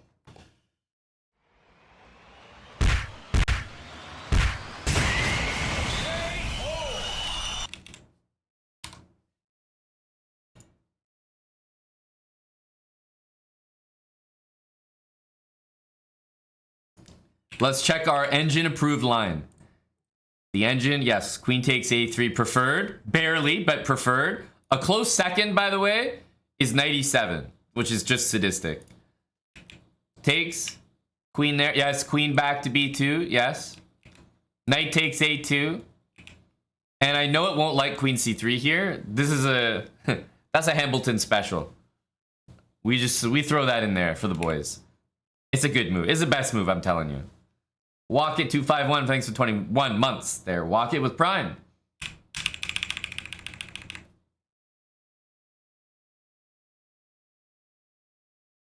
Let's watch an actual chess game. Let's spectate an actual chess game.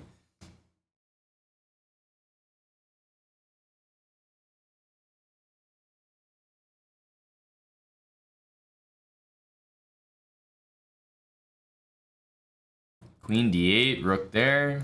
Okay, there's a little bishop h7 sauce here.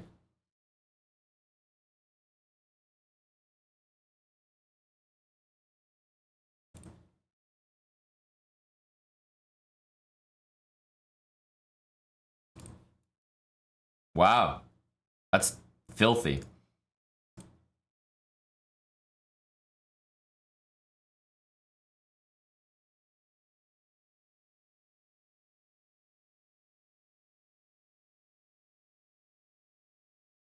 Ooh, could have played it there. King is sprinting.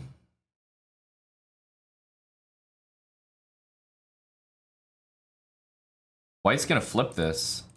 Big queen e6 he had.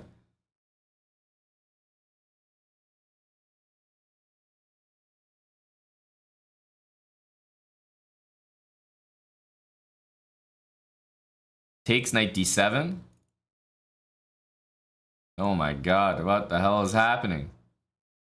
Oh my goodness.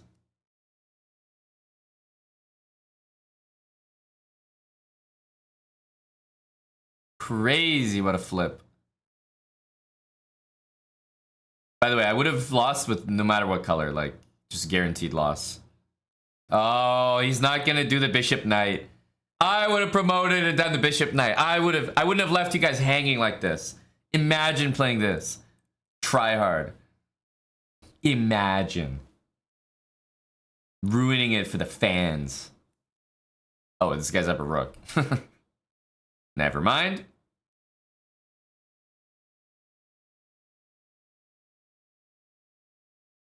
Ooh.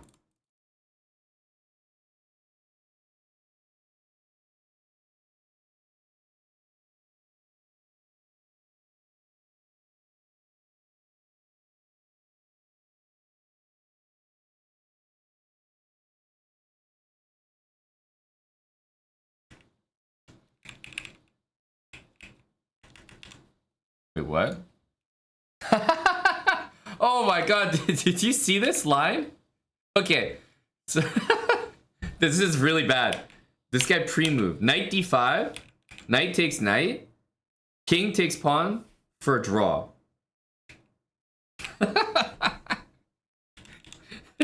How could you pre-move on the last move of the game?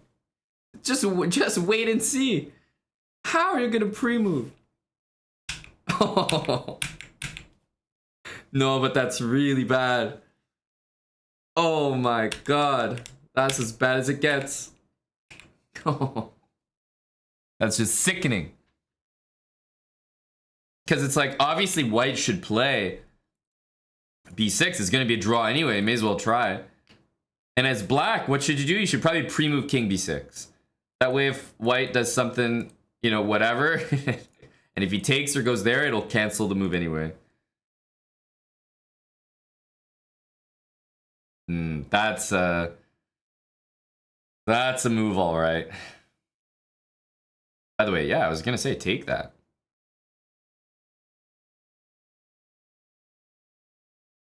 Okay, so this is just a push the pawn down the board angle, right? Yeah, because here comes b4. Very nicely done.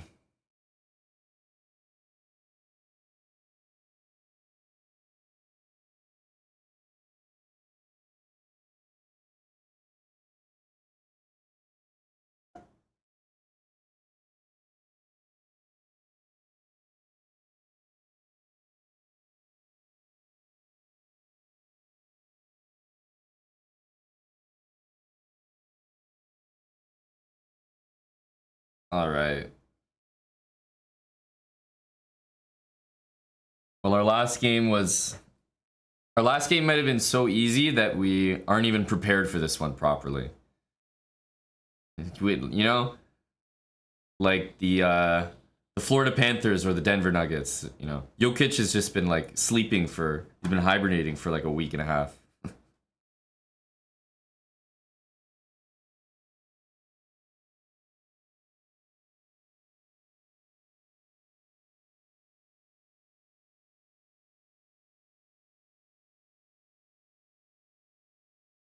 Defining yourself.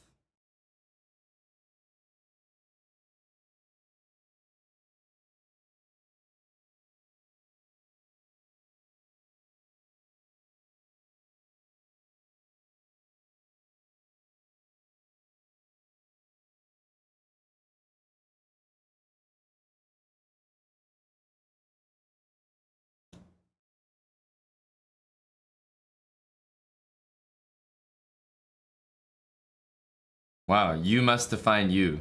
The deep bra. Define yourself, guys. Define yourself. Put a definition next to your name and define yourself.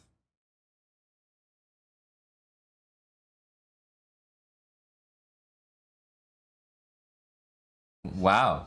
Start your own religion. Be your own church. Worship yourself. Fork. That's really speaking to me.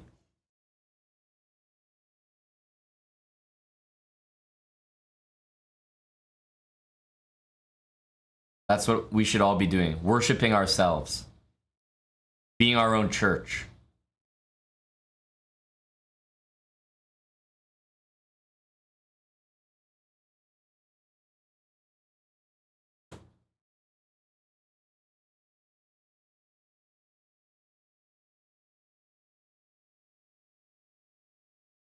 Oh, wow, he played that. I did not expect that move.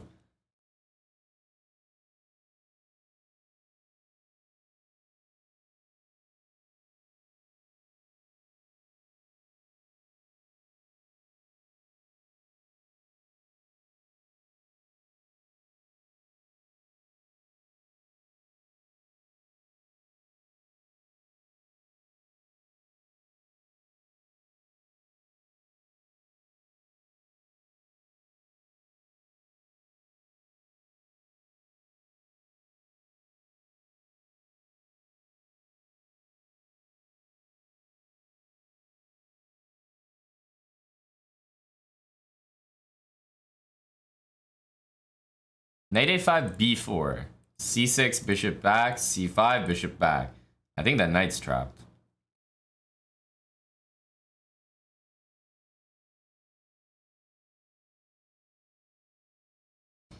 Yeah, so it has to go there.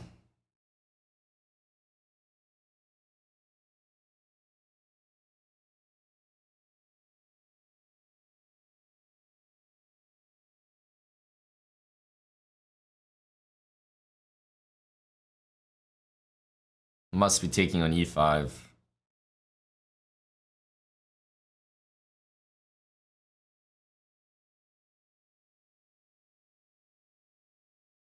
C6. Just go back. Actually, C6, maybe we can take here.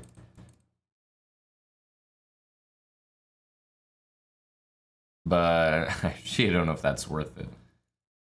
Probably not. Yeah, we can take it, but I don't think it's worth it. Should just go back. E5. Maybe I should go back all the way. Yeah, okay. There's E6 here, but obviously this is what he wants. I think we still have to take it. Like, we still have to do it. But he's gonna get a bunch of random compensation here. Still have to work really hard to win this game.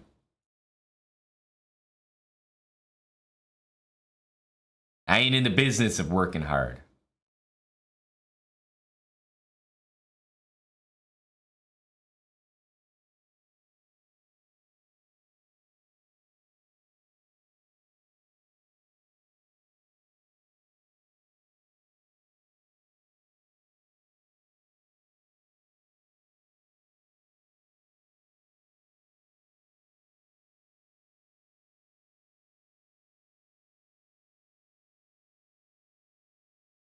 Hmm.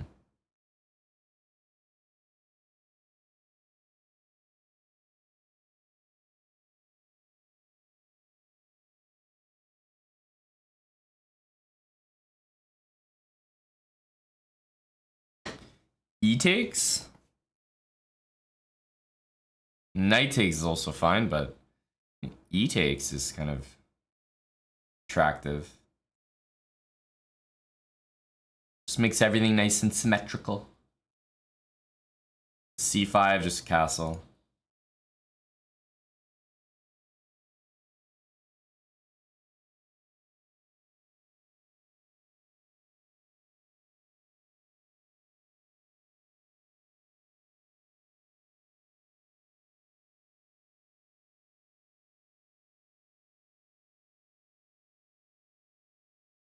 Should play that, yeah.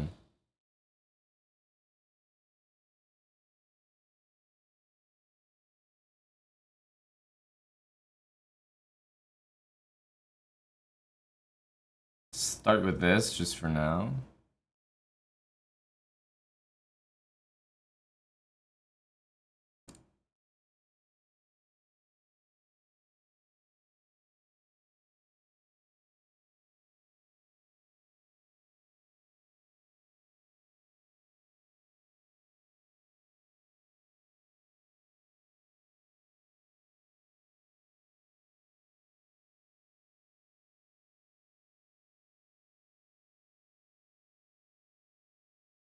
Oh, I actually can't do anything about that. Ooh.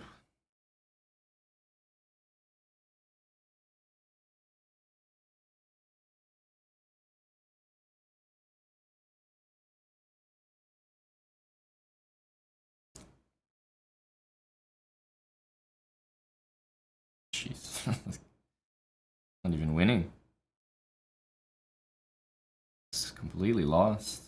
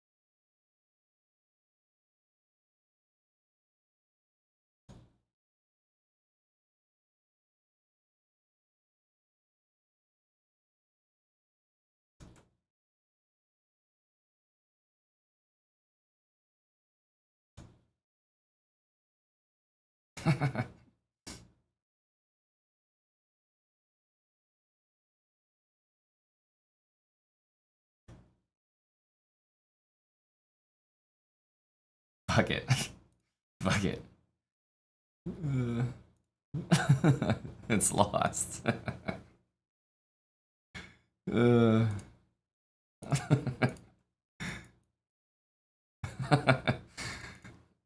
Had to try.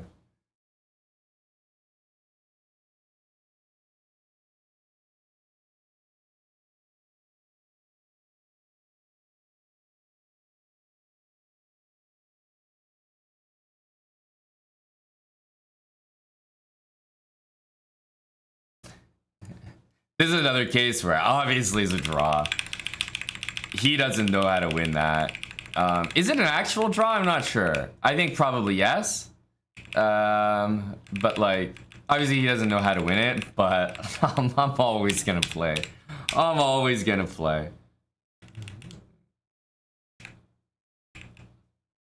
Yeah, I mean, we just go back. I think it's just a draw. Oh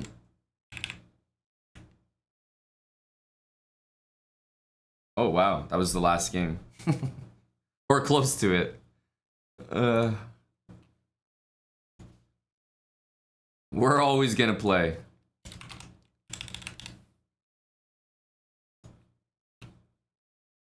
Hell no, we ain't taking no draws.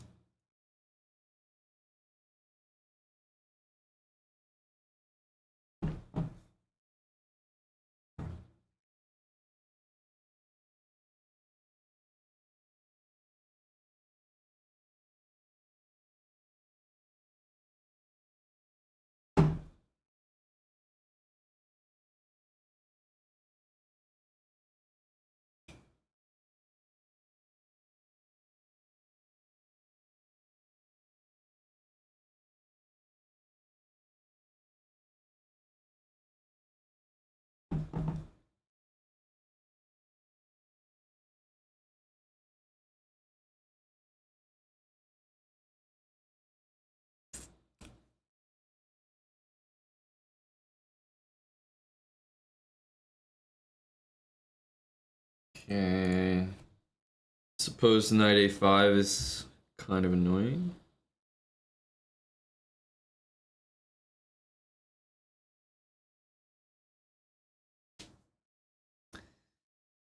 Thank you, Bucko, for the 50. We ain't done yet, Bucko. We ain't done yet. Gotta stop this. Thank you for the $50. Bucko Bonsai. Oh, wait a minute. You're letting me play a4.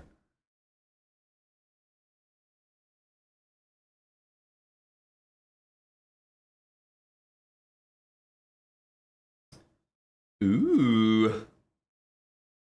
Giving me some ideas here.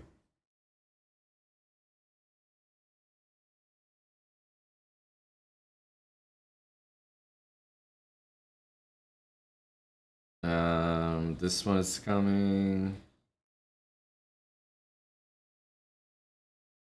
Be nice not to have to trade bishop for knight. I don't think we do.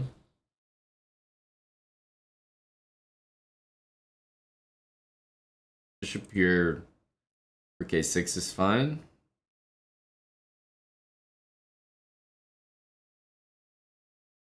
Maybe king f8. I want to play knight d5, which is why I put the rook there. We can do knight d5 now.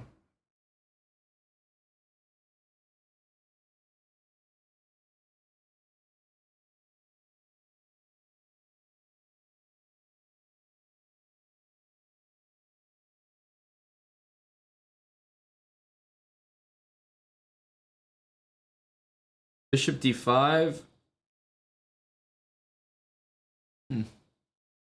Bishop d5, knight d6. Maybe there was g5 there. Or, sorry, even just takes and bishop back. Knight d6. I mean, rook d8, bishop d5. Can that possibly work? No, right? I mean, if it works, we retire.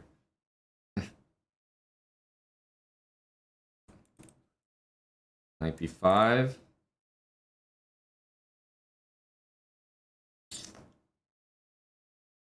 Something's gonna work here. My position can't just hold.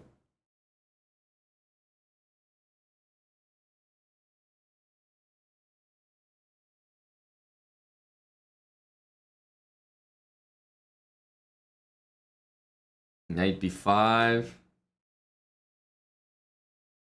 Jesus.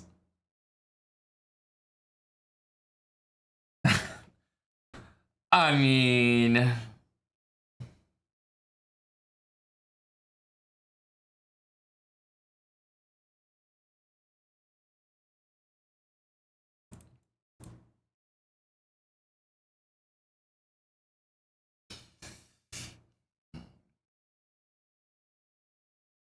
Knight b5, rook a5. Woo, go me.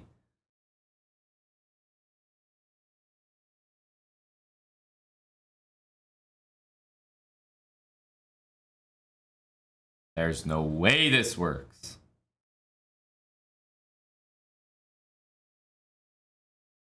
Bishop f6 next.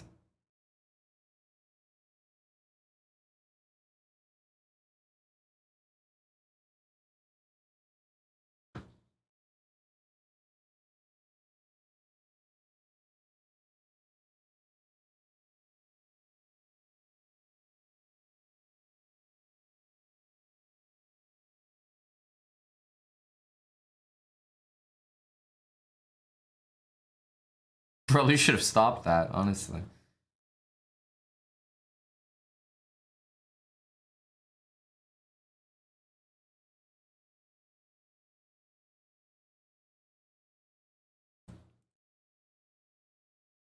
Sack a pawn to maybe get my rook here. I'm in the business of sacking pawns.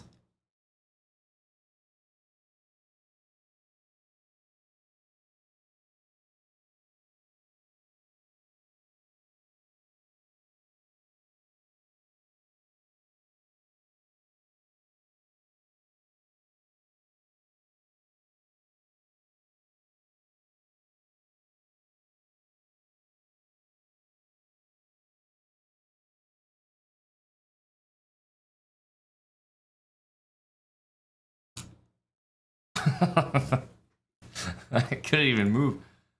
This move would have been not a great move, but obviously black is winning here. We just have to like play a legal move, maybe rook a8 or something.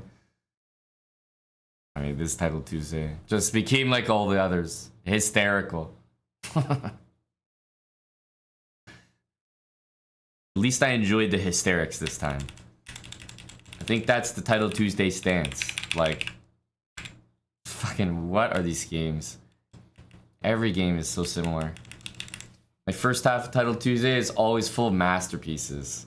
And then we always lose. We always lose these great games. So then it's like, okay, let me just go play like shit. It doesn't work that way either. Old man effect slowing me down again. Well, you guys can't have it both ways. When I win a game, you're like, oh, the slow chess is helping. When I lose a game, you're like, I think the slow chess is making you slow. It's not helping. Pick one.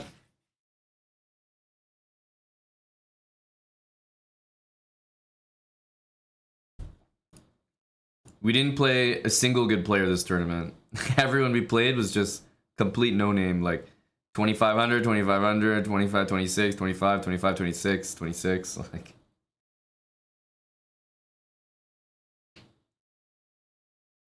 What the hell? We didn't even play like we played one IM. We didn't even barely even played an IM. Jesus.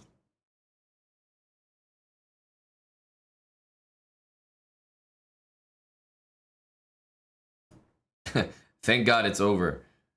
Nihal wins with 10.5 out of 11. Oh my God.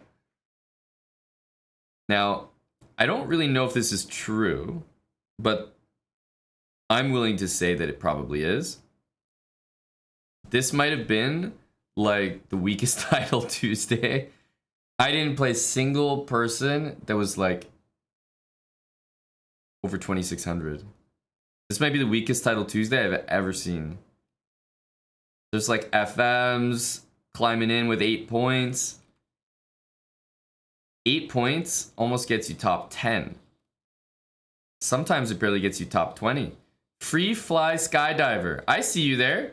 Using our link to get the chess.com membership. There we go. If you guys are going to get a chess.com membership, it helps a lot to use our link. Exclamation mark premium. It actually really adds up. Pranav, 7.5. Oof, brutal.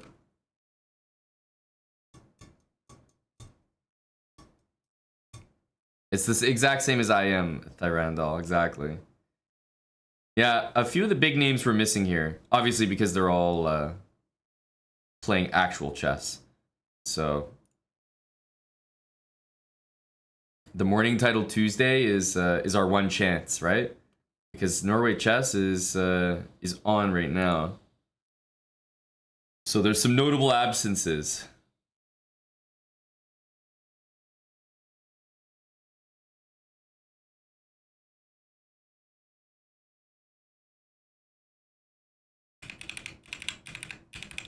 That's right. Tari is not in the event. Magnus playing the French is definitely funny.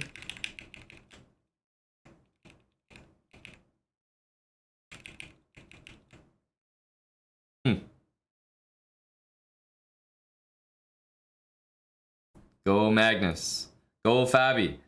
Faruja, Gukesh. We don't know what's happening here. This is the E4 stuff. I don't mess with this.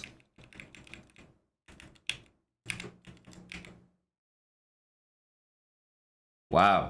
You're telling me D4 takes, bishop takes H6?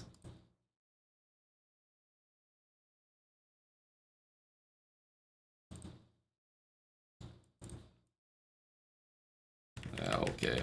Okay.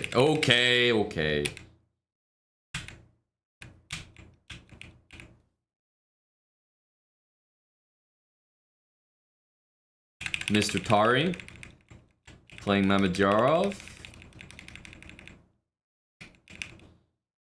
I'll tell you one thing, I like Buddy's position.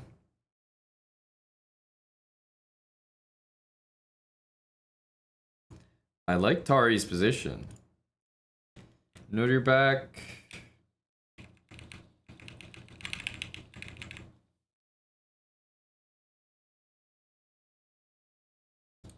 Black surely plays 97 here.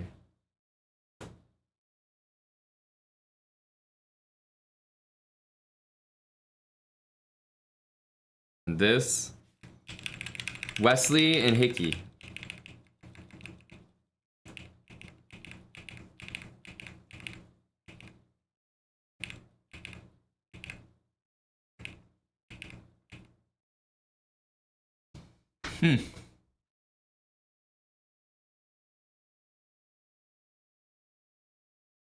Well, this looks pretty boring. Free Fly Skydiver. 3,069 bits. A TT party in SoCal tonight. Well, we got another title Tuesday coming there, Free Fly. But this was our opportunity. I forgot. These guys are all playing chess. They cannot participate in the early title Tuesday. That was our chance to win it all. Get good, bud. 420. It's good advice, honestly. Thanks for the 22 months. Thanks for the 3,000 bits there, Free Fly. Bucko, $50. I mean, at some point, you start to wonder why, especially me, supporting all the Title Tuesday performances, even though there's probably 1 in 50 that actually merit.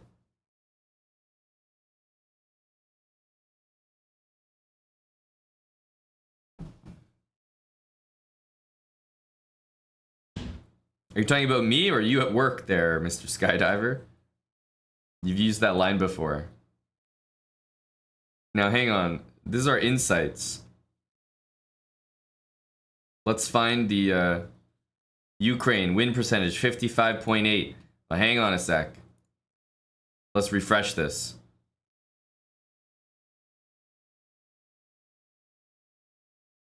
Let's see if we made a dent here.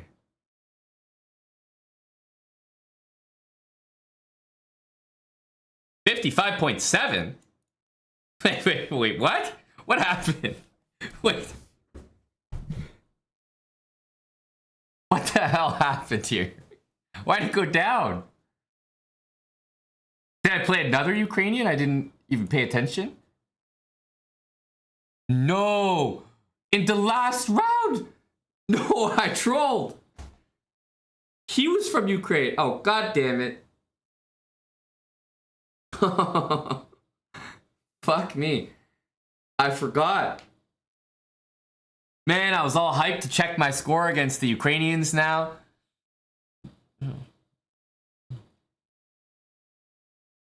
Look at that. Top 100. Big.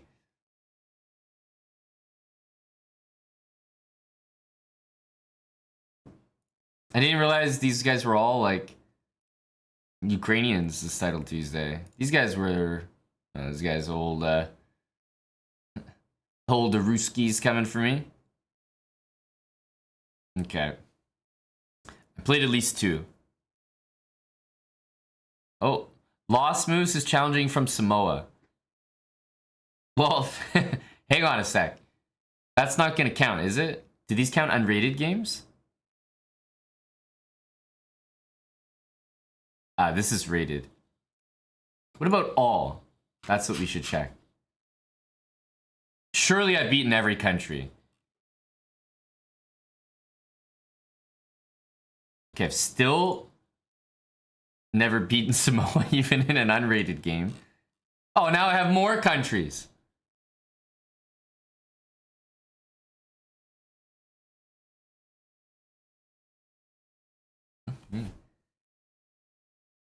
You know this like thing on your profile? It's like, is it awards or something? I think there's a, is there not an awards thing for like playing people from different countries?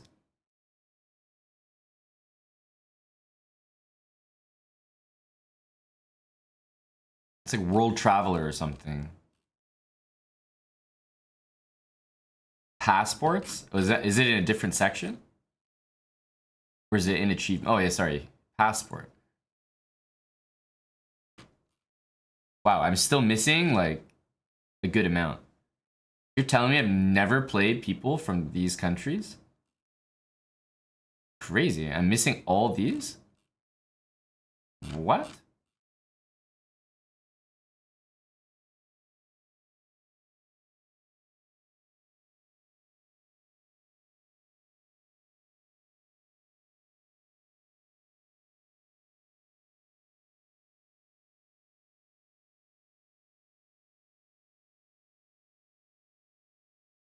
So Samoa should show up here because haven't we played against them? Yeah, we played against them. So this is a passport not for wins, but just like, have you played them?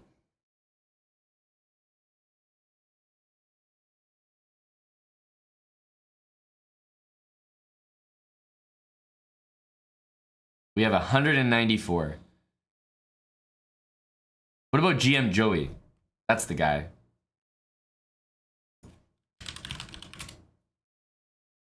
Oh wait, you probably can't see his passport. I guess that's kind of a, that's a personal thing, right? There's no way I'd be able to see it. Oh, wait, I can or no? I can. Oh. He's the same as me, 194. No, this must be like the other countries aren't allowed on chess.com or something. How does he have 194? This guy's played the most games like of it, literally anybody on chess.com.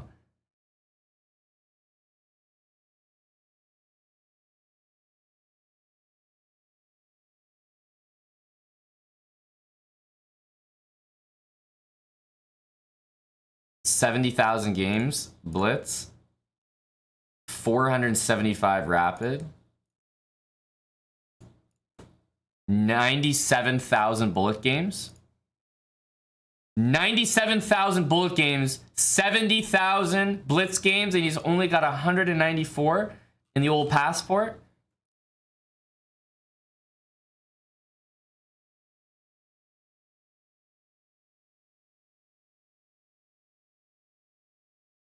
It's impossible. And he's not even missing the same ones as me.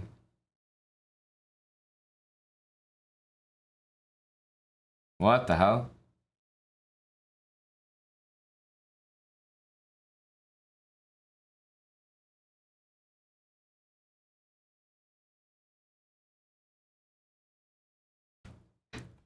So these are attainable.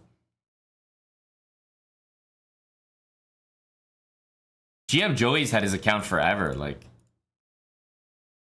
if he can't get it, then who can? Congo Brazzaville. Brazzaville, yes. Known for their known for the film industry there.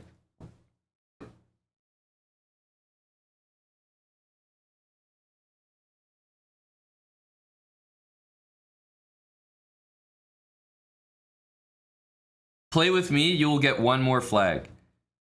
DOC 243. What country are you from? Is Kosovo in there? Well, I mean, it has to be. 65 months. Cinemoto, thanks for the prime.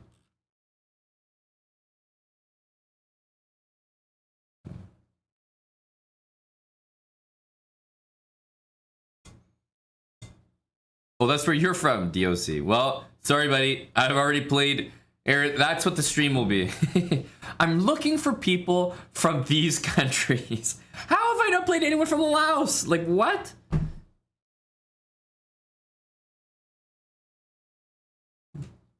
We need to buff up the passport.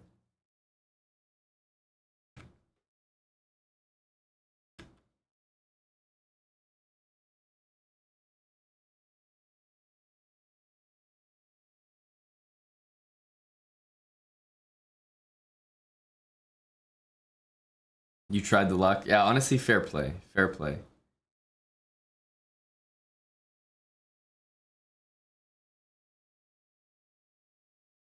Let's close this title Tuesday. Nihal Naroditsky sneak. Well, he snuck third place in, but he tied with a bunch of people. But still, Naroditsky podiumed. Go, Danya. Our chess games today were wild. So, Lost Moose from St. Vincent the Grenadines. So you're telling me that this will work?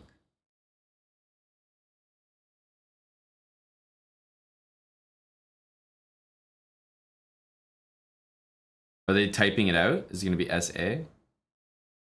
Here. So you're telling me that if we play this game, it'll show up as an unrated game? Like, how long does someone have to be from the country? You know what I mean? Before it counts.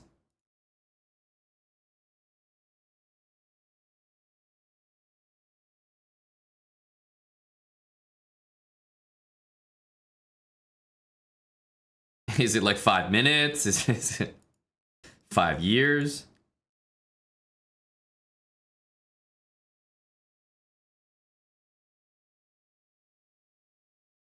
This is a 2-bishop game for Lost Moose.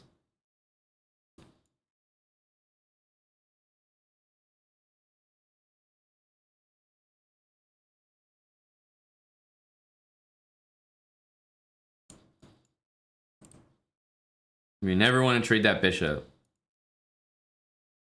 This bishop I'll trade if you want, just because it gives me an attack.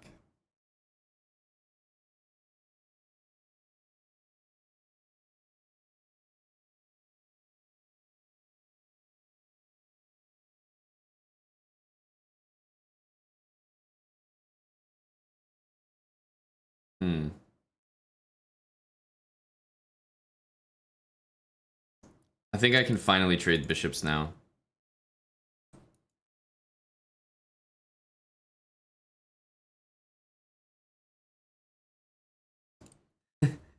Right? Let's just go here.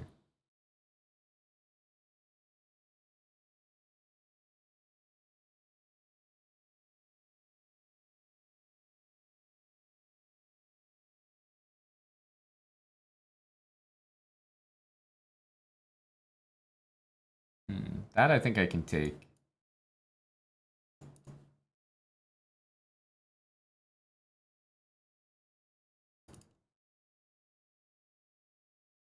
All right. So what happens? How quick is it?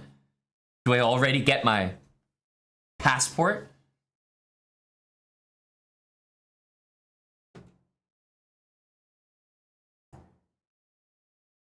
Holy hell, that's quick. Whoa. Wait a minute. That was way easier than I thought. I was not expecting it to just work, honestly.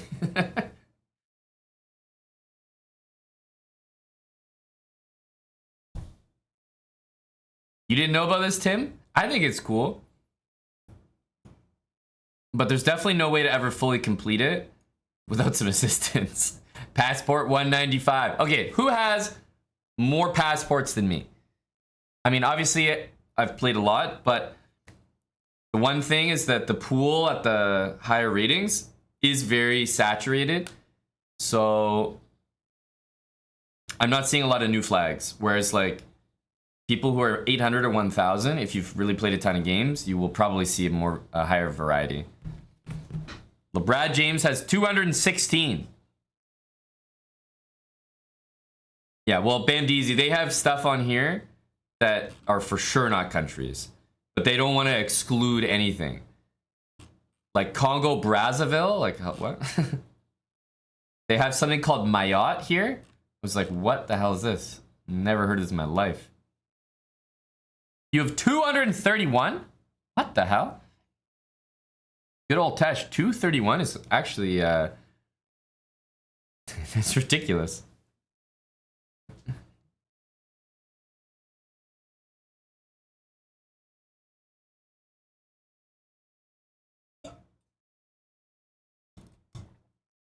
Oh, I would, I would fail.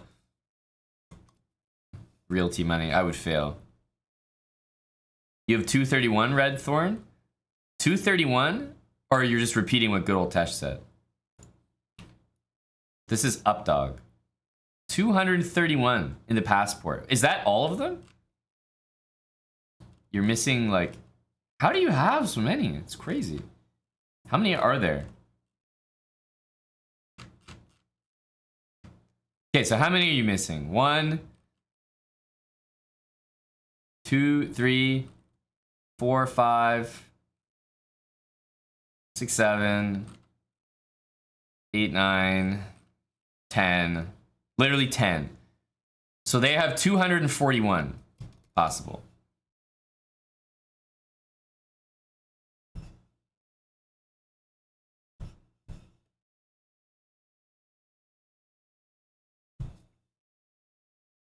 You had your account since 2008. Actually, yeah, that'll do it.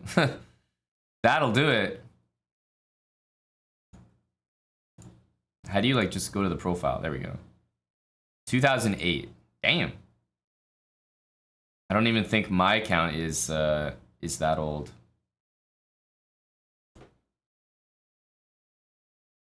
$2010.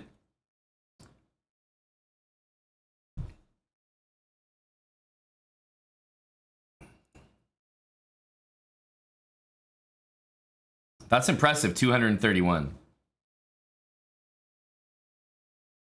Yeah, I think what needs to happen is I'm gonna start hosting Sub Sunday.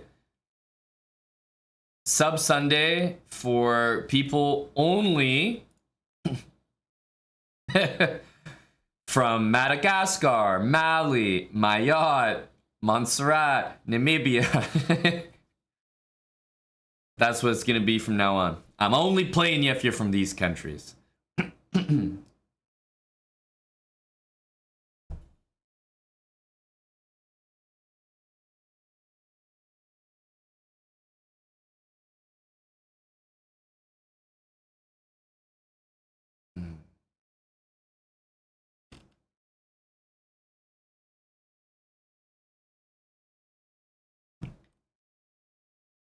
The one that no one seems to have is this one, Mayotte. Did they like just add this? Do I have Scotland? I'm sure that I have Scotland.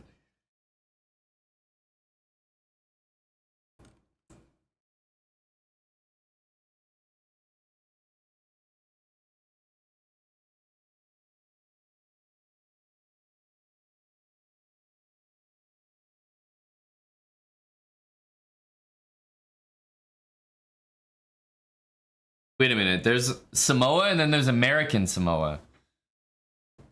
Yes, do I have the US? Let me check.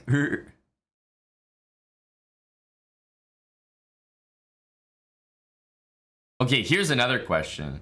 Does anyone have Mayotte? Does anyone have this? Like, can you search like who's from where? Oh, all countries. Here we go.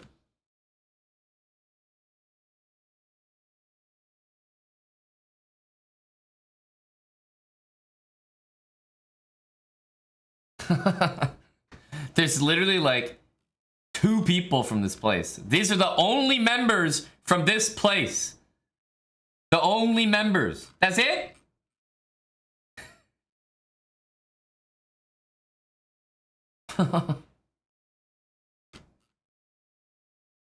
And they all joined like 2021, 22, 23, 23. A lot of 2023s. Holy smokes. Did they just like invent this place or something?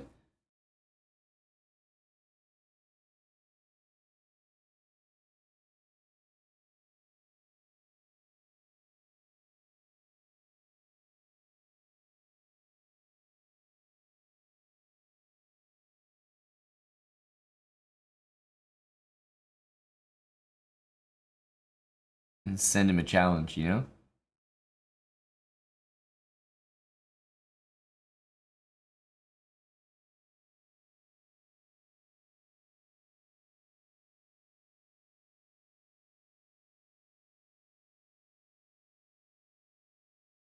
I don't think he wants to play. Maybe we can make it unrated. Wait. Oh, it doesn't match his settings. Damn it. There's one guy playing though.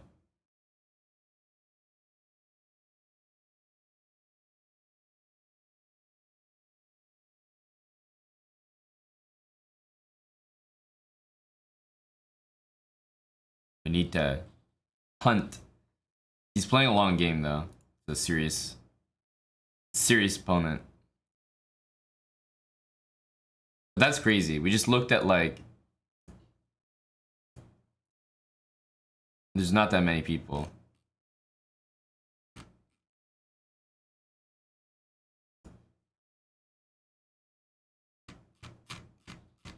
Wait a minute, there's a lot more. Oh, never mind. I mean, it's still obviously like absolutely very, very small number, but I thought there was only like 15 people.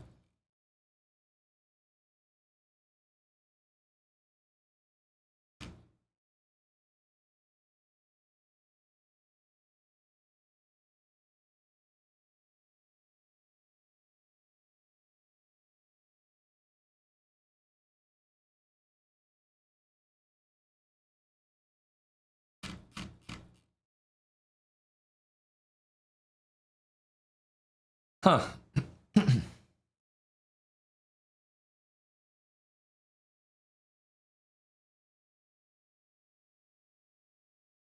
We'll have to cue the get the challenge ready.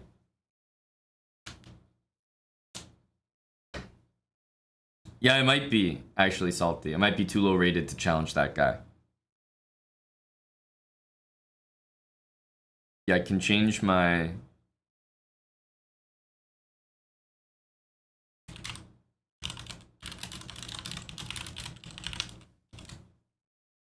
I'll change my title. I need to find people. I think it's only it's only interesting if it's a legitimate. I think it's only interesting if it's a legitimate challenge. Like to play people that really have their flag set.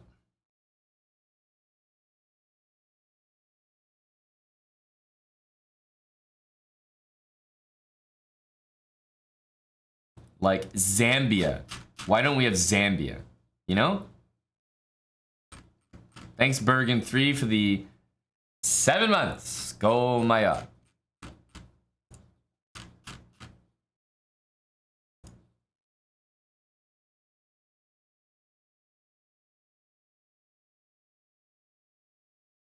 You see, there's like titled players here.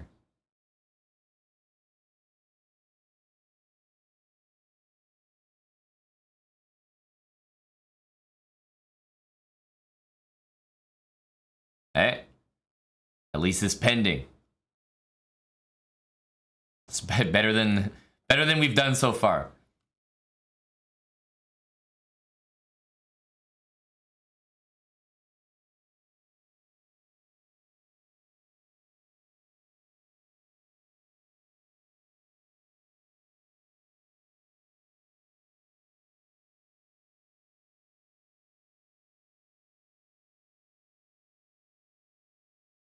Yes?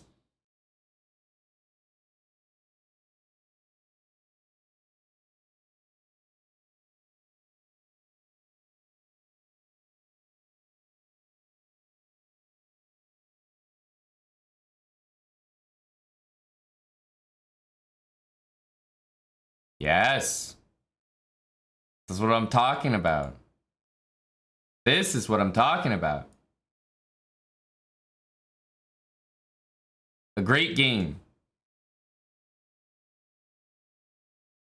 Does it count if the game gets aborted? You know, I actually don't know that.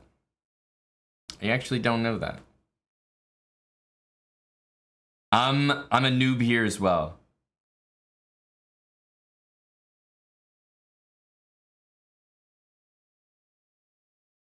I'm just learning, like the rest of us.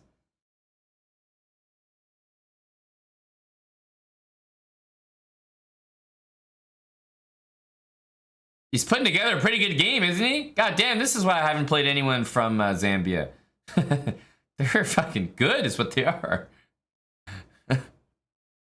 Oh, sorry, my bad. I did that. It was my fault, actually. I jinxed him there. I totally did that to him.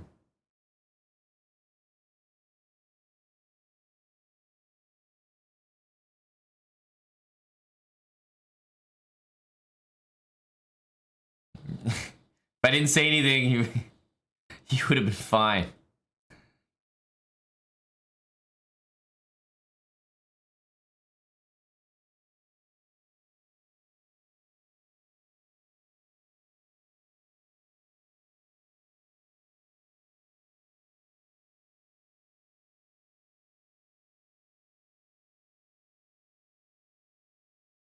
Let's get these stamps filled.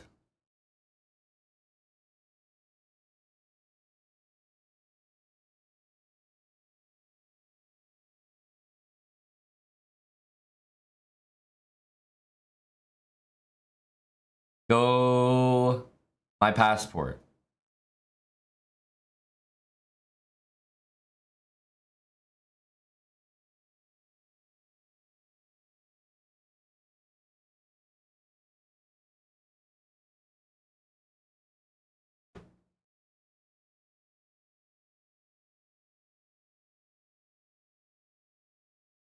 Unfortunately, that's not mate.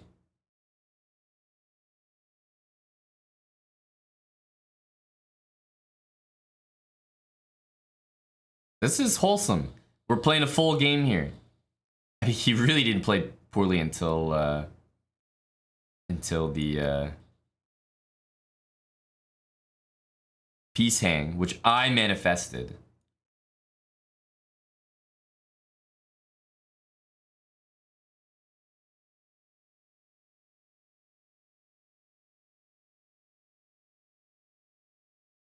Aha.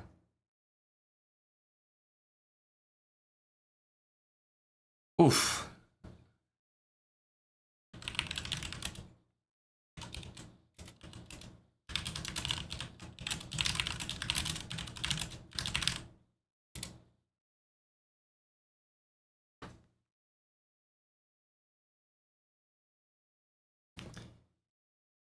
That's right. Big smiley face energy. Good game. He accepted. That was great. And the proof? Surely. Look at that. This feels wholesome. Trinidad and Tobago. Let's go, let's go, let's go.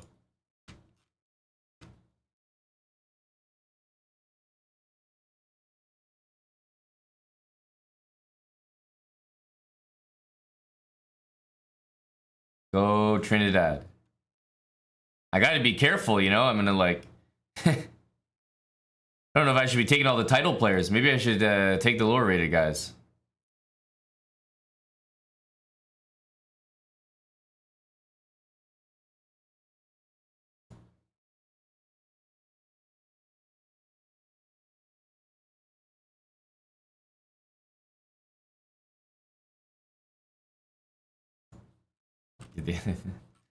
Okay, hang on. There's only one guy there. Let's go like that. Mike, I do have a 100% loss rate against certain countries. I have to fix that as well.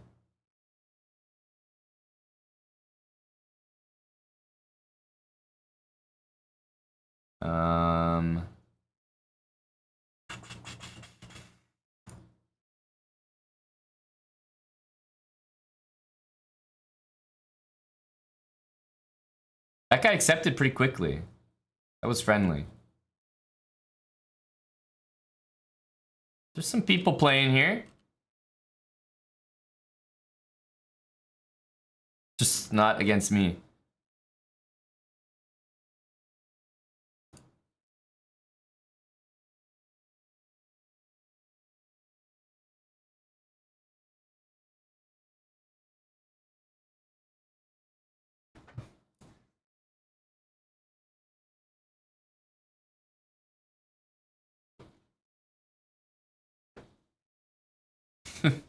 You might be right, Real T Money.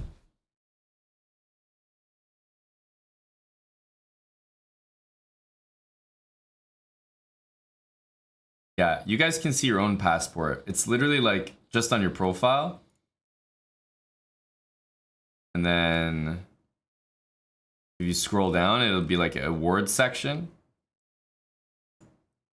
And then it'll just list all these things. The one I'm looking at is passport.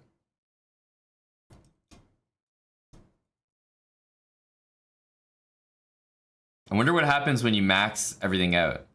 Medals? No, this isn't a collect thing. This is like a performance thing. Achievements? Okay, no, these are legit. What's this? Oh my god, okay.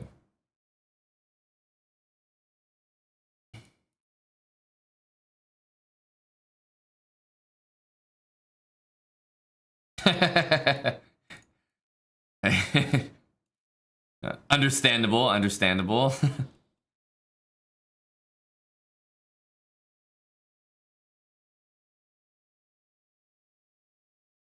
Wow, I don't even have 100 tournaments, eh? I host them for viewer tournaments. I'm not joining them myself. Yeah, that's it, Red Thorn. Maxing out the profile, you know? They need to invent new things for us to do. That's what we want it to be. I feel like when I send one of these challenges, it might cancel like a previous one. You know?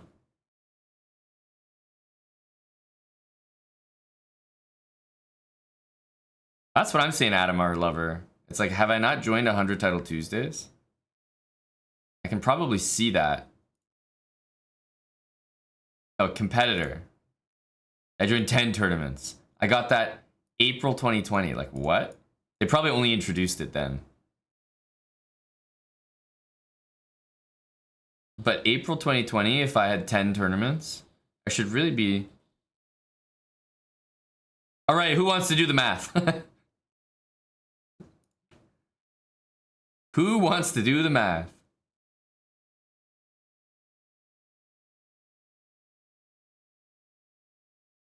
Have there been 90 Title Tuesdays since April 2020? Remember, they didn't always used to be two. They didn't always used to be 2 times per day and every week. Sometimes it was like once a month. Sometimes it was 4 times a month. Now it's 8 times a month. So I'm assuming I'm about to hit that pretty soon.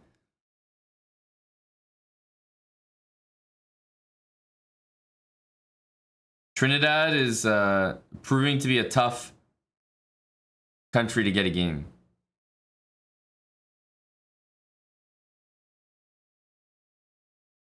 They probably don't count less than 7 points towards the total.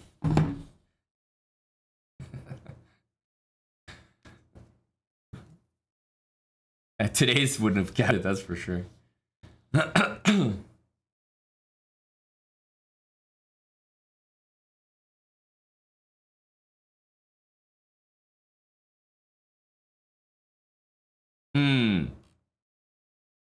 Hans Niememinem. Hans Niememinem? I respect that username.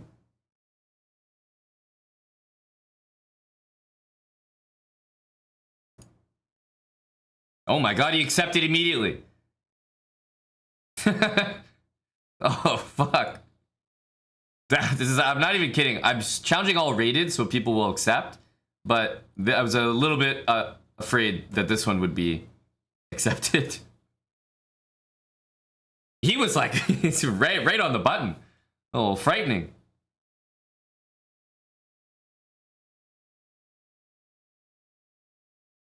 Okay.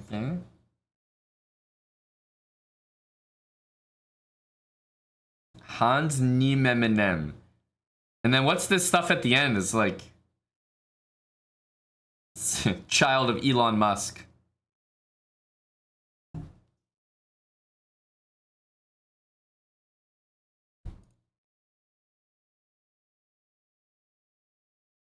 don't even know if I want to take. I'm scared. I'm scared of the beads.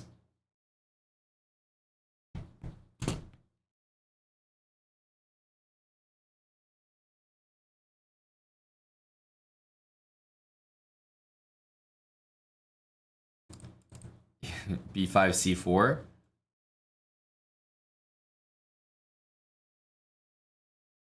Mm-hmm.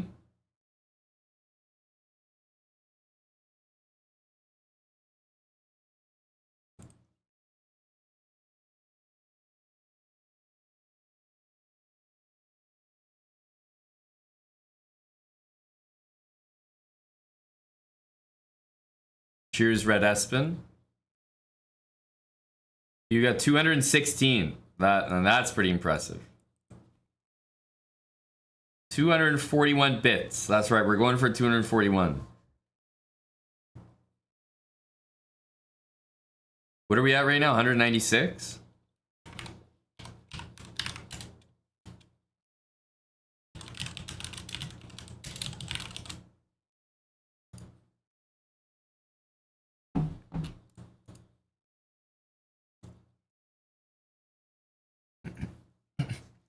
He took it.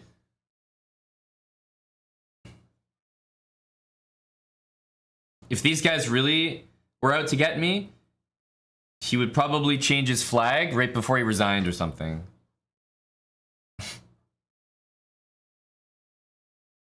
Or like logged off chess.com, changed the flag, logged back in.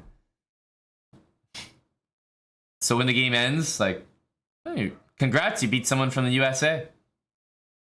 Way to go, dude.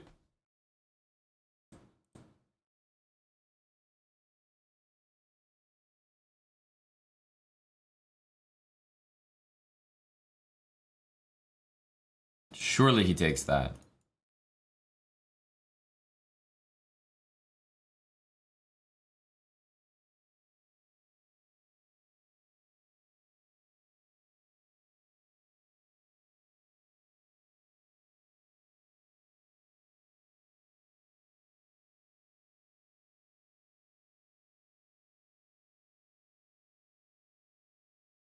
These guys are probably used to playing rapid games, if I had to guess.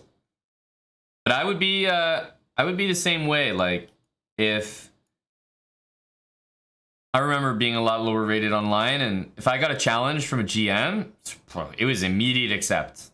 Immediate accept. I like it. He's going for mate. He's at least threatening a mate. You gotta give him some credit.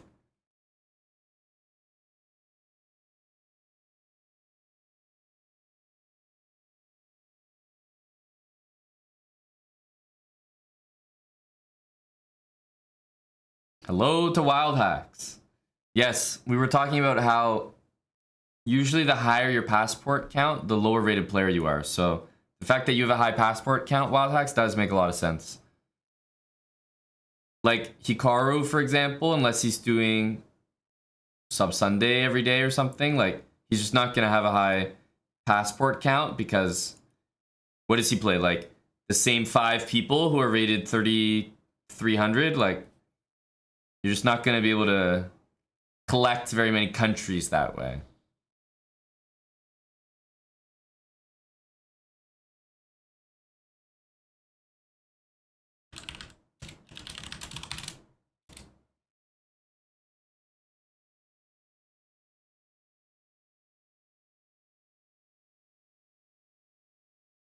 This guy got the call up. I knew his name. There was something about his name. I was just getting like a good vibration from it. You know what I mean?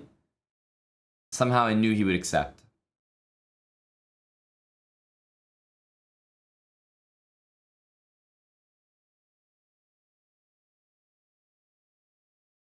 Yes, Wild Hacks, I believe so.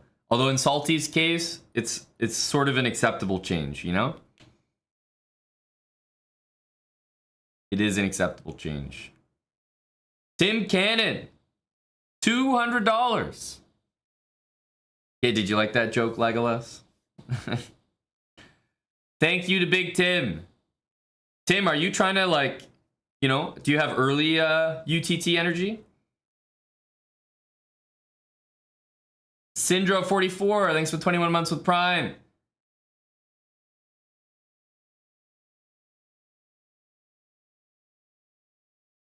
Early UTT energy?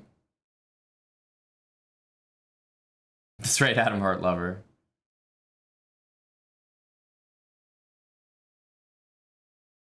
Oh yeah, always rated, you know it. Yeah, I'm sure I have Somalia already, Salty. It's like the more obscure ones, somehow. The Trinidad, I'm surprised, actually, that I don't have. But if you have early energy, Tim, I was considering hosting our tournament a little earlier today, before the next Title Tuesday. Untitled Tuesday in the middle of the day.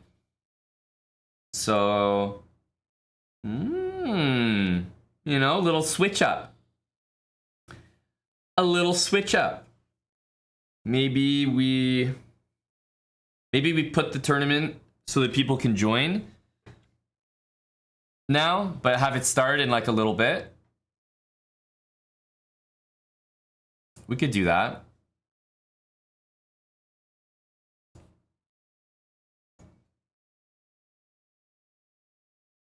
Let's see here.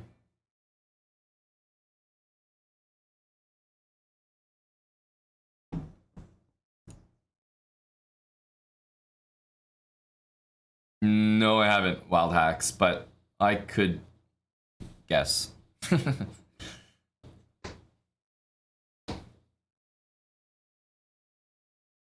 At SLOWBRAH, do you have the passport for... Do you think I'm fucking stupid, buddy? Do you have the passport for you can suck my dick? You think I was fucking born yesterday, my friend?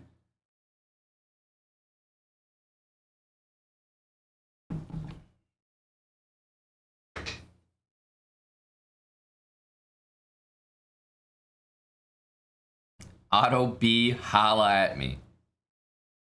500 bits. Well, I wasn't. I'm on to you, bud.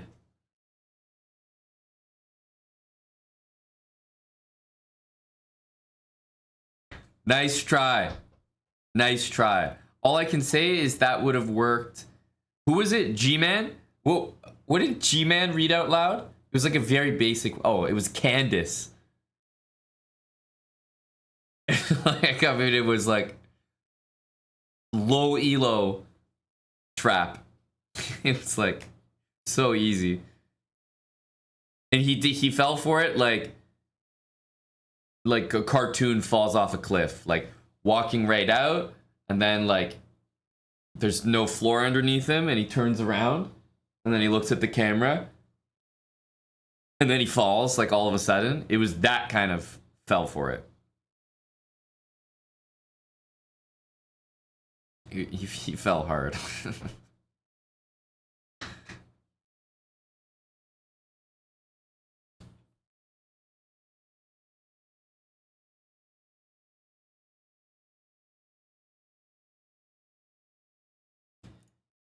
This was Liberage. I'm listening to some old circle sets. Like old ones, but ones that are popular. Go Adriatic. Okay, so I think we can, I can make the tournament. I might not have it start for a little bit, but we'll just have it here.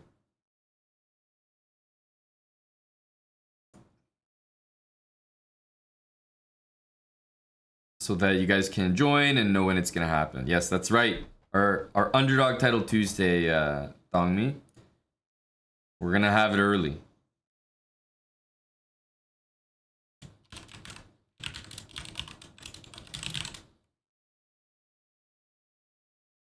Three plus one.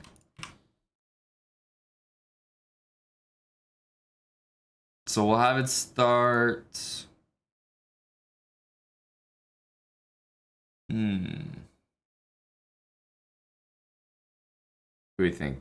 20 minutes? I don't want to have it start just right away. Enough time, you know, people can collect themselves.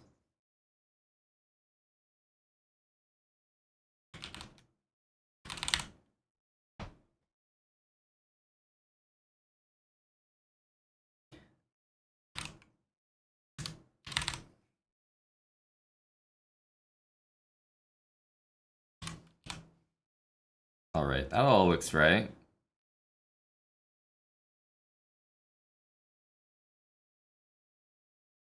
Hey, Baryon, yes. You are just in time. I think this is good. Yeah, it starts in 20 minutes. Here, I'll change our join command so that you guys can all get in here. Exclamation mark join.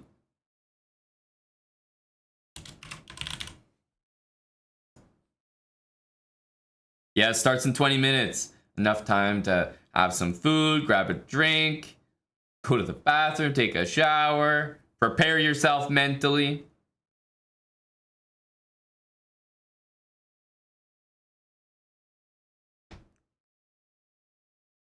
Oof, salty, beefy 1969. God damn.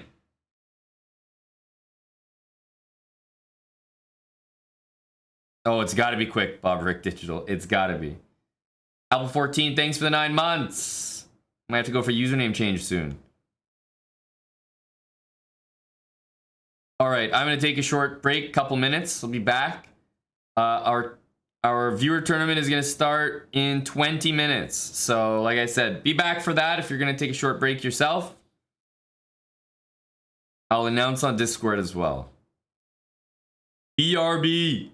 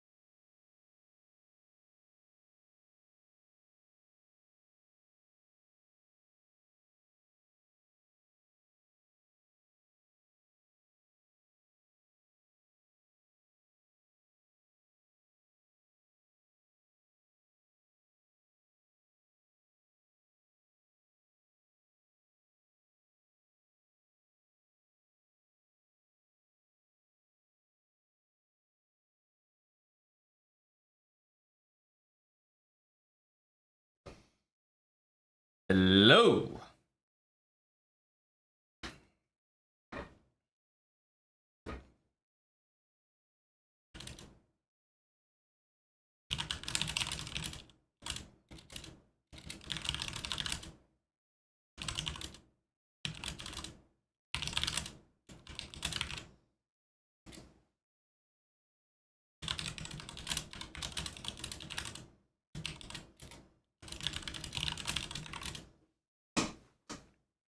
Oh, Tommy. All right, who's in our tournament here? We got 40 people. Let's get some more.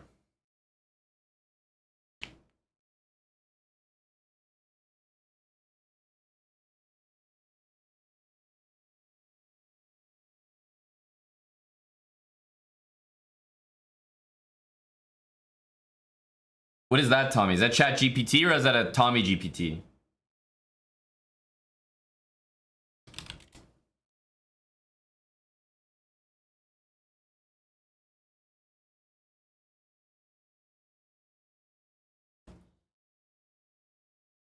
Wait, Dongmi, why do you not have one?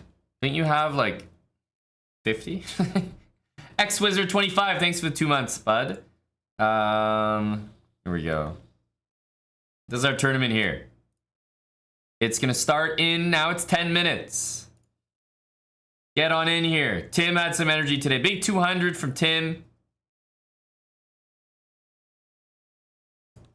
So I think it's time for early Untitled, Underdog, Undertaker, Title Tuesday. Europeans, you have no excuse. We're hosting an early one. Get in here.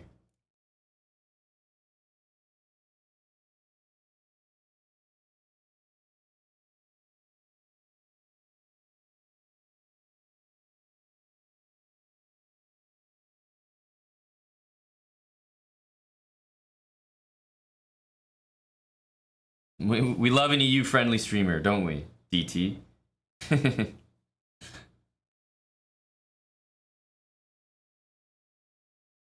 Ooh, get him, Tommy. Get him, Tommy. Are you in the event? Yes, you are. Tommy, you're number 5 here. What the hell? You're number 5.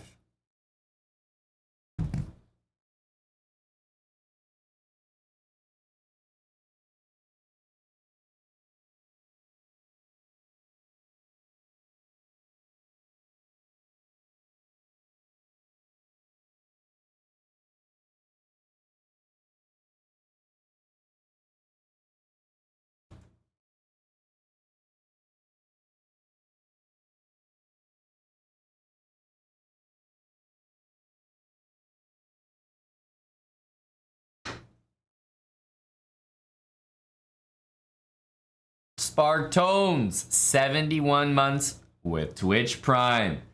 Thank you, Spartones. And Yami Red, 73. Cheers for the 7 months. Spartones, still here. Hey, people who keep subbing after 69, they're real supporters.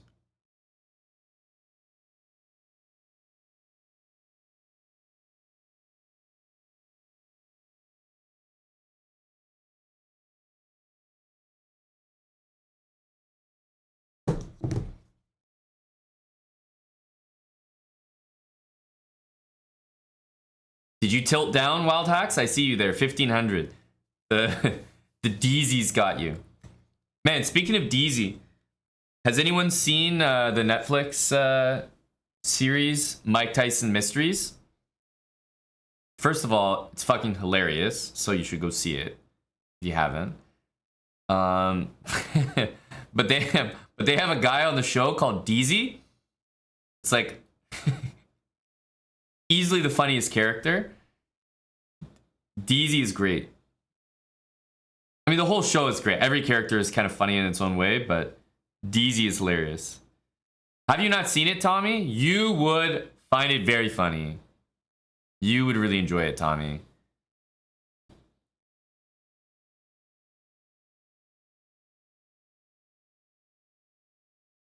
Norm Macdonald, that's right, Tulk. I think there's like a sex addicted pigeon with a alcoholic problem. There's like a gay ghost. There's a adopted Korean daughter who's supposedly the normal one. There's Mike Tyson, who can't read. And then there's DZ, who's like Mike Tyson's manager, but definitely very like gullible and like stupid, honestly. No, it's very good.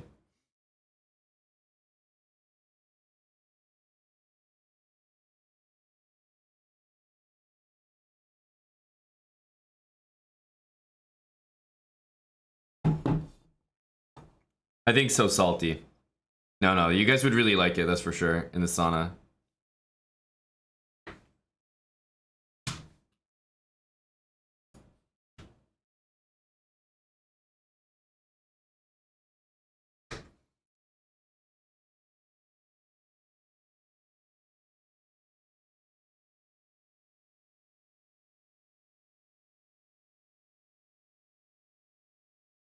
So, 5 minutes till our tournament.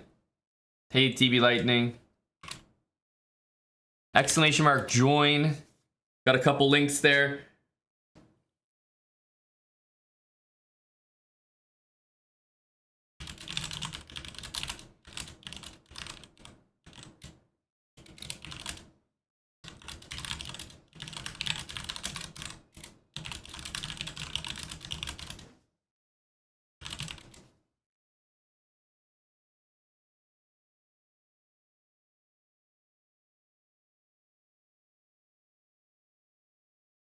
CW 55.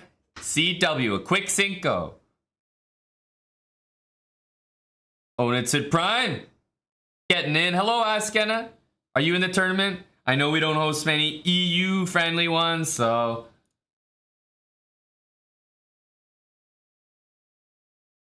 We're listening to Adriatic as well.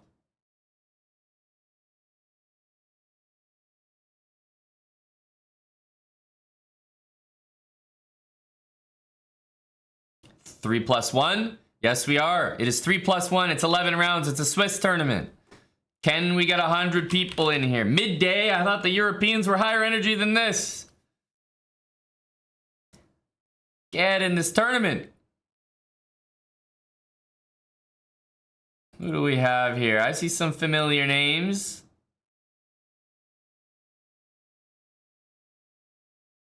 Red Thorn. My guy. Red Thorn. 107. I love it. Red Thorn. We're going to be watching. We're going to be watching you, bud. Looking for some sweet, sweet W's.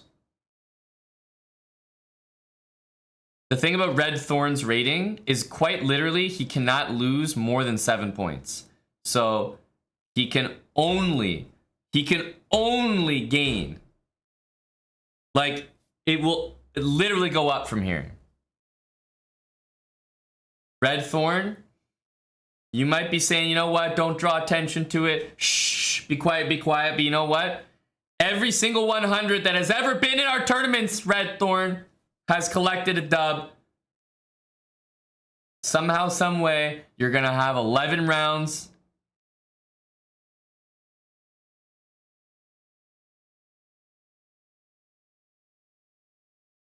No, there's more than 7, Keelox. There's more than 7.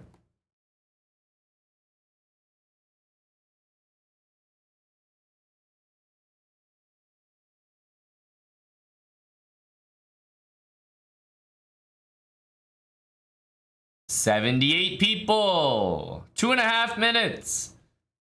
Now, everyone who just came back from a break, going to the bathroom, grabbing a drink, now you gotta join.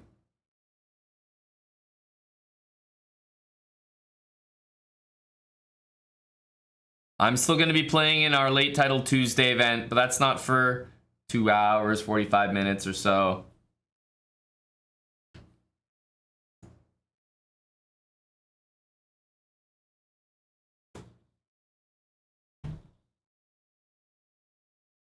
You're railing a line before this starts?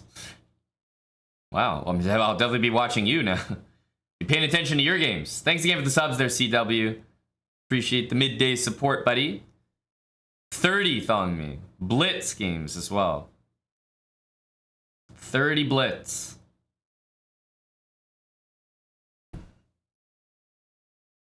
Of course 30. What? It could only have been 25. It's only ever 25 or 30. And inflation, you know, it's going up. I think you have to be done before maybe like halfway through round 3 or something in order to be able to join. 88 people. We got a minute left. Let's get 100. That's a nice number to start with. Exclamation mark join. Get in this tournament. 3 minutes, 1 second increment. It's rated. You'll have a good chance to gain some rating, especially if you're a lower rated player.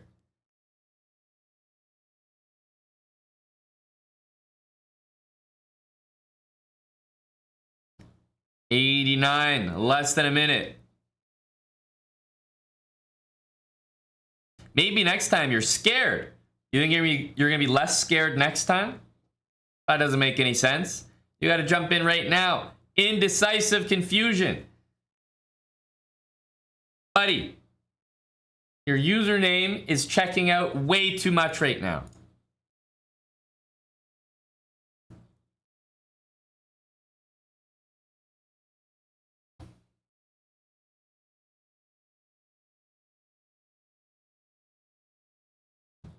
All right, we got 94 people. 10 seconds left.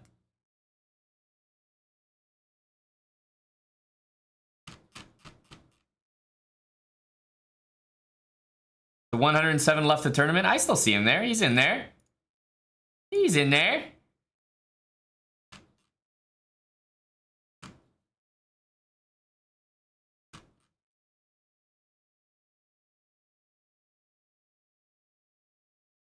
Drive by, you'll join next week, huh? You'll join next week. Now, why do you say that? You have performance anxiety? Do you think I'm just going to be spectating your game every time? It's a big tournament. A lot going on. Thank you, Lincoln. Appreciate it, buddy, and good luck. Roninichi, 83 months. Coming up to 7 years. Ronin. I don't have the beer to compare with you anymore, but feels good, man, to have you around supporting for so long. 83. Thank you, Roninichi.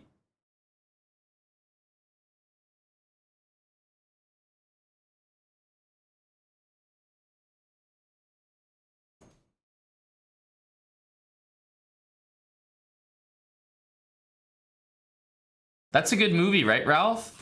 I recognize that that name. Isn't that a Keanu Reeves movie or something? Ronin?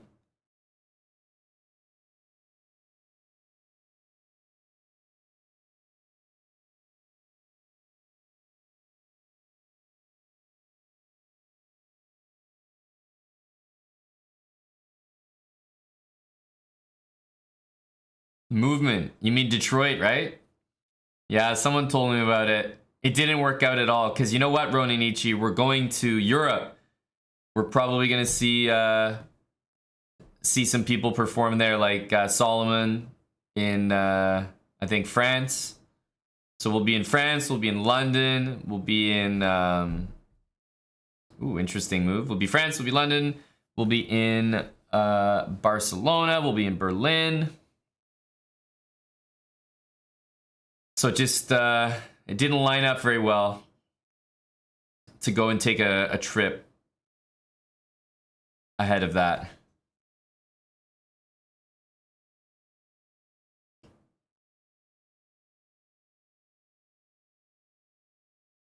That's right, Bazmaniac. Not there. We don't have the connections like we do in the other cities. Tutomito, thanks for the 2 months with Prime.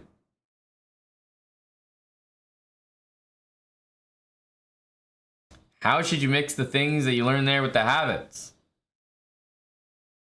That's a tough question. I'm not sure how to answer it. I don't really know what they're teaching you. But I hope it's good stuff. I think instead of trying to add it all at once, just go bit by bit. It's probably a much smarter idea. Well, Askena, you're asking for it. You know that you can't do that. Relying on mobile to start your games properly? No. No.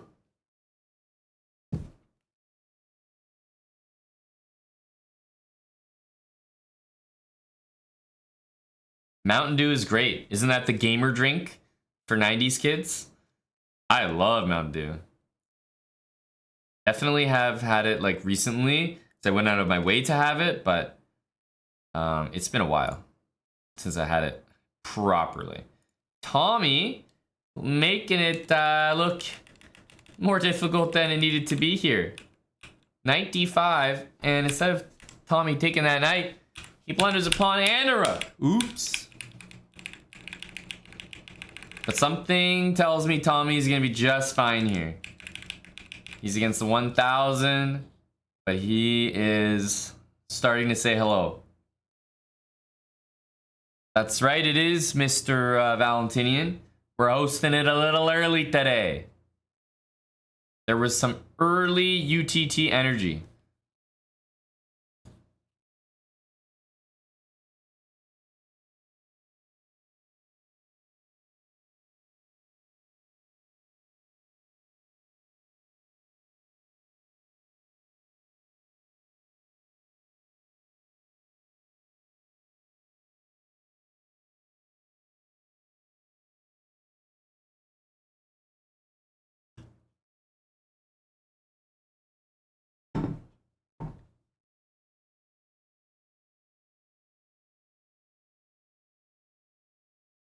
The line didn't help? Ah, shoot. Sorry to hear that. That doesn't make a lot of sense because if you asked me beforehand, would doing a line of coke help you play better chess, I would have said absolutely. So, color me surprised.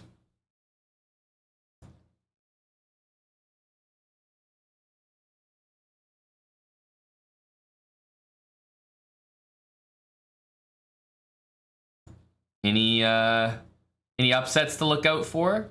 Well, Nitsid Prime with 3 seconds. I mean, there's always stuff that can go wrong there. Ooh, I don't know if trading is the way to go, though. I don't know about that.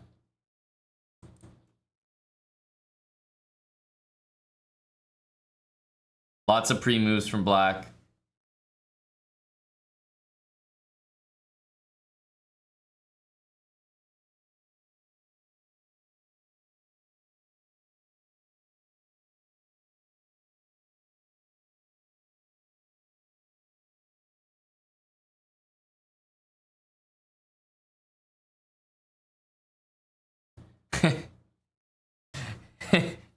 Oops.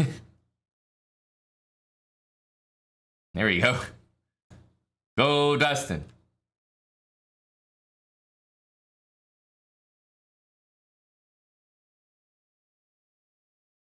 I'm looking for the upsets. Salty collecting a dub. Buck 81 here. Appears to be going down to a 2000. Yeah, surprise, surprise. There is a 900 here who's taken Danger Dolan to the limit. This is not over yet. Still a time crunch.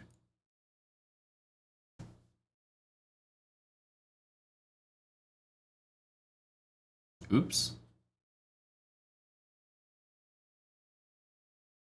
Oh.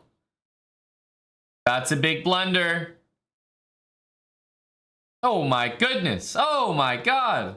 What the heck's going on here? Oh my lord, he blundered the pawn. White might still win this. Wow, who has the nerves for this game? Can he put his pieces on safe squares? Uh-oh. Uh-oh. Oh my goodness.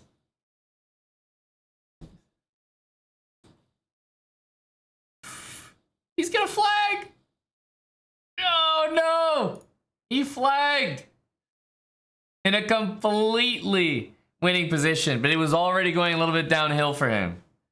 Oof. That would have been a nice upset. Leafy Grins, thanks for the 6 months with Prime. Cheers, Leafy. Dang. All right, we're in round 2. We are in round 2.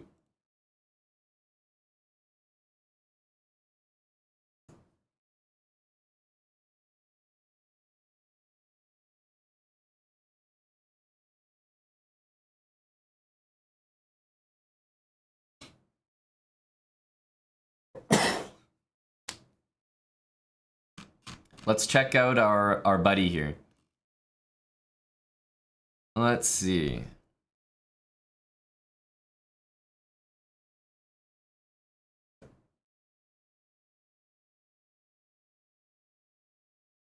Where's he at? Oh, wait, did he get a buy? I thought he got a buy.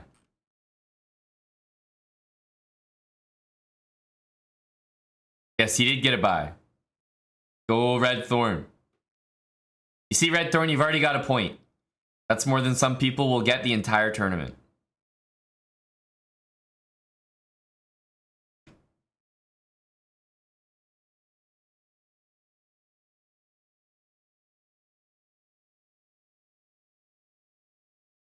All right, Tim had energy for early UTT. And remember, he's playing a guy right now who has the highest passport total, natural passport total that I've seen so far in the chat. 231.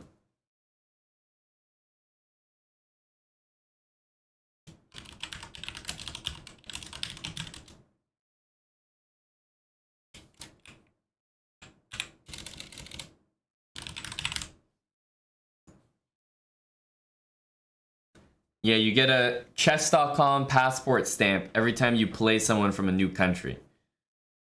And he has 231. I think there's 241 total possibilities. Your opponent's AFK, then take that dub. Don't think twice, don't look back.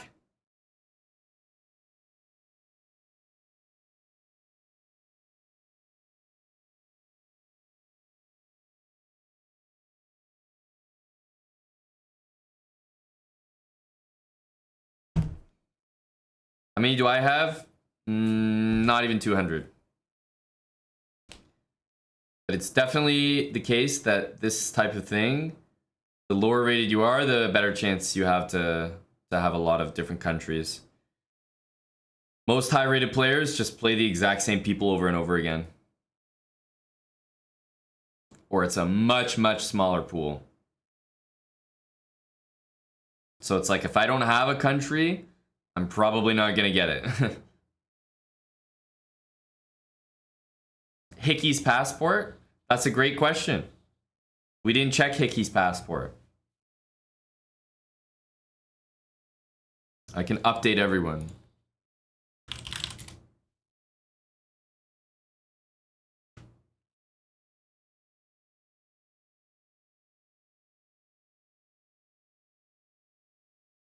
$177 passport. 177. So you see what I mean? Like the higher rated you are, he's just not gonna get anything else, right? He's just not.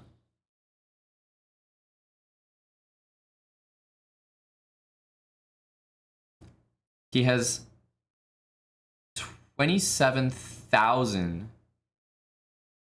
What is this cheers stuff? I don't even know what this is. Successful referral. Interesting. I don't think I even know what that is. Was that even on my profile? Oh, but I guess it doesn't go from, yeah, okay. It doesn't go from my account, that's why. Yeah, the cheers, I think, comes from the SLOWBRAH account.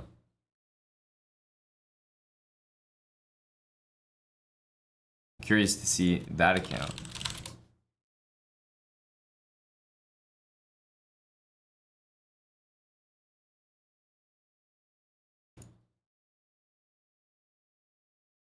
Go SLOWBRAH. Successful referral. 3,475. Also still doesn't even seem remotely accurate. But maybe it is. I feel like there'd be more than that, but I'm not sure if it's on the SLOWBRAH account or Eric's account or my account. But holy cow, that's a lot. 17,000. Jesus. Is that you, Bergen? Yeah, 177. So we've all got Hickey beat. You got him beat in one area, and it's that one right there.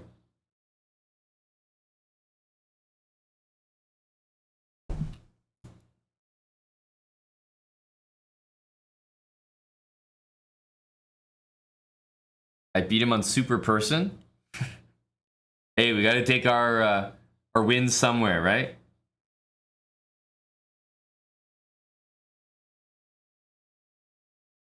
How's Tommy doing? Is Tommy going to show us how this position is winning?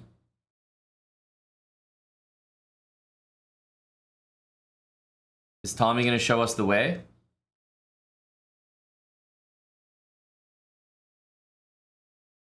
Wow, look at this technique from Tommy. Really miring.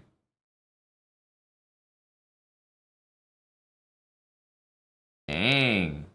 Okay.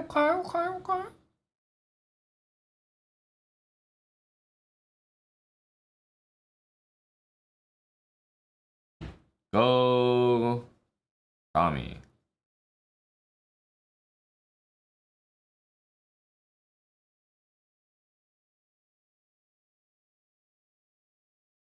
Look at the technique. Get that bishop the hell out of the way. Get that pawn the hell out of the way. That'll make it a lot easier to do this dang mate. There we go. Congra22, thank you for the brand new sub. Welcome, Congra. Oh, he made some with a bishop. Swag from Tommy. Tim is still battling.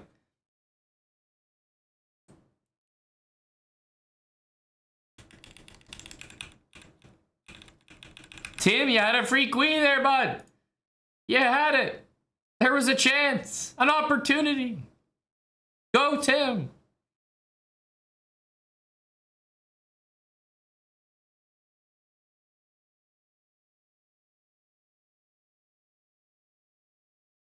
Uh-oh.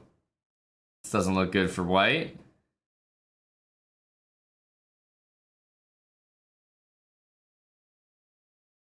Ooh. Ryan from Boston. Oh my goodness. He might stalemate. He saw that. He's running for it. There's a chance here.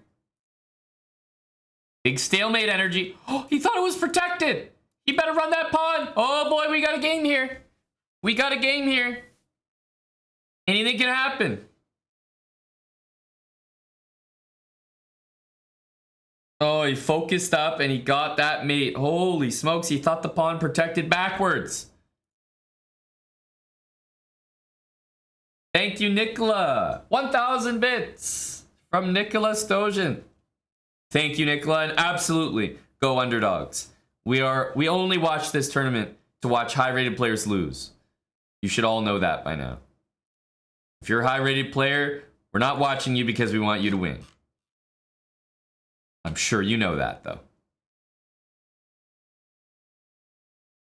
Oh, Wild Hacks is starting 0 for 2, and a guy rated 107 is starting 1 out of 2. So I just want to let you know that, you know, anything is possible. That's why it's important to join these events.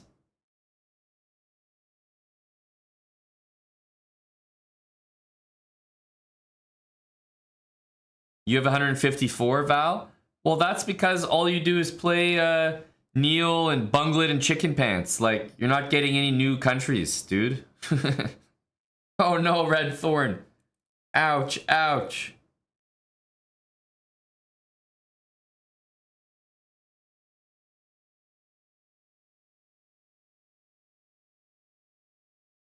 Hey, I like the habit of castling, even if it costs you a piece there.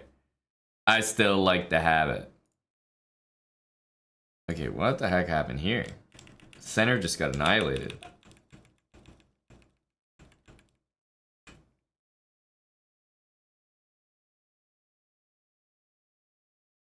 I don't know, Val. I think 154 is good for sure, but there's some sweaties in the chat that are claiming big numbers.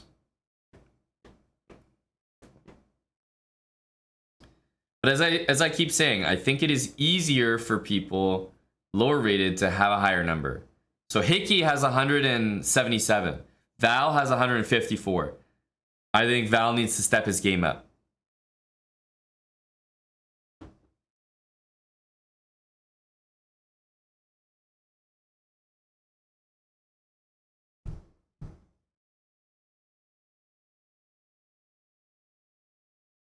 What's your passport score, Realty Money? Is it like 7 on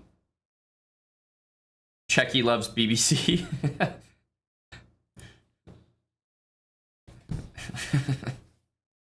Because all you do is play SLOWBRAH account, KNVB account, and maybe check Manarov account.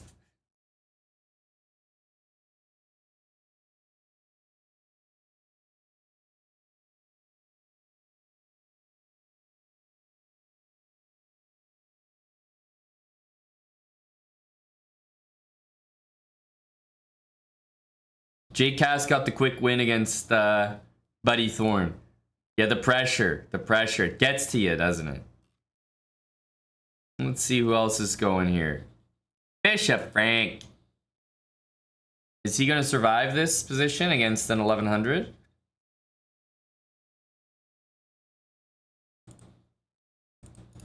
I think he will survive depending on what the next move is. If it's not this, then I think white wins.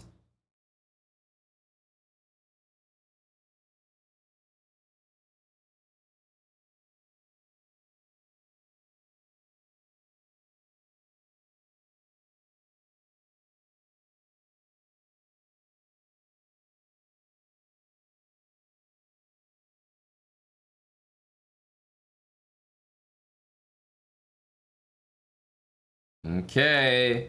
Opportunities now.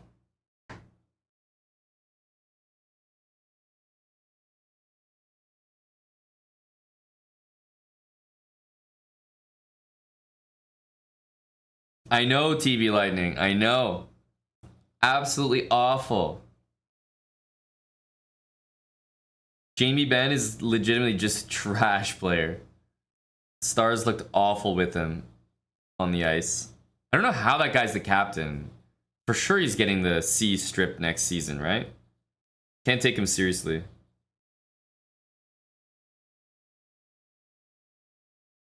Barkov and Ben need to be stripped of captaincy.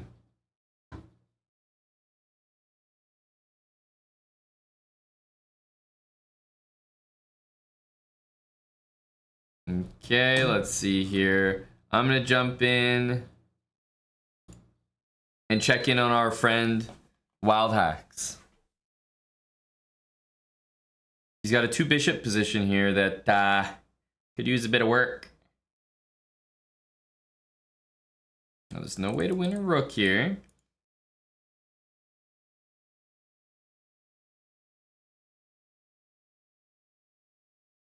Yeah, very solid stuff from John. Yeah, I don't think I know that one either, Tim. What's the line? Beats me, buddy.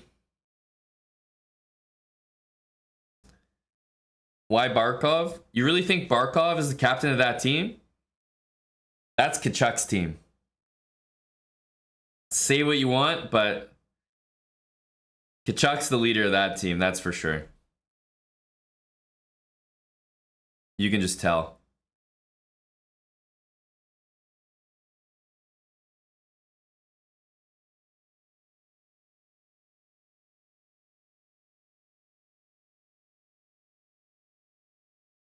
Oh, Wild Hacks Is Wild Hacks disconnecting here? Is John O'Mate too gonna score the upset with 3 seconds against Big Hacks?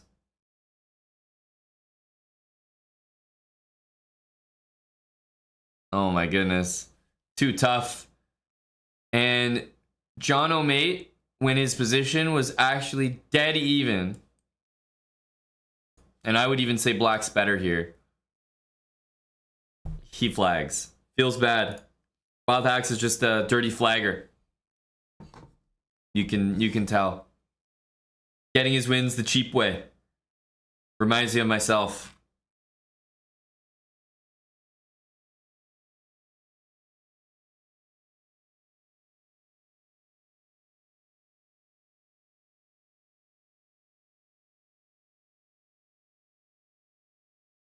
Unstricken. Oh, he's about to get stricken, that's for sure. Nitsid Prime battling here still. I mean, he's up a rook, but damn if this isn't a little tricky. Ooh, I was gonna say that.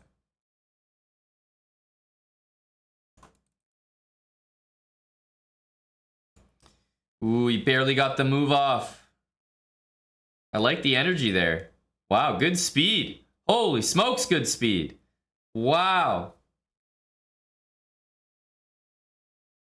Great speed right there. Oh! Walks into one. Oof, really good try.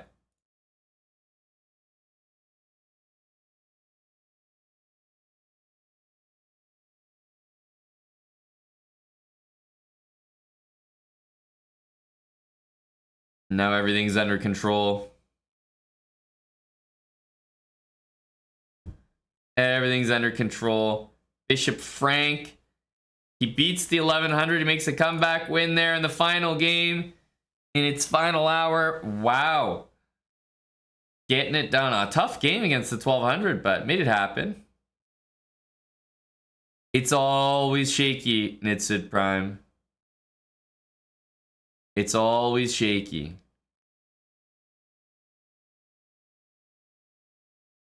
It's never easy in these tournaments. Mr. Sir.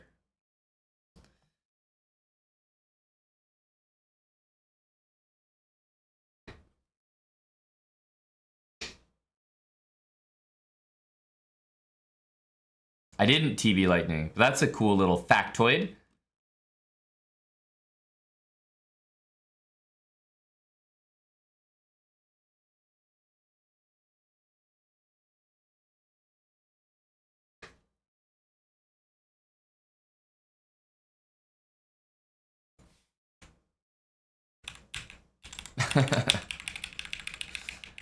This reminds me of like a bug house position. I agree with that mentality, Venus. I think that's the best mentality to have, honestly. Big Bandizi is up against, honestly, something that's always tough. Like, what Black played G5 there. White is just worse. Always tough to handle the hippo.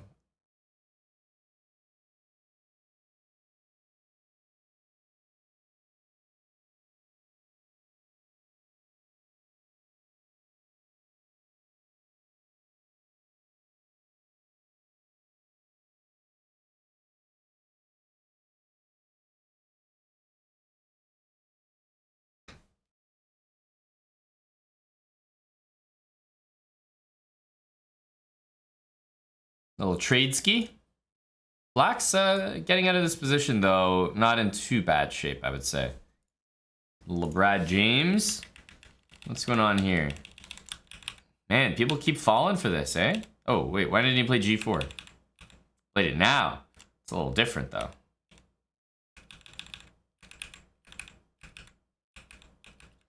Man, this is still a game. A lot of weaknesses here. That move is super strong, though.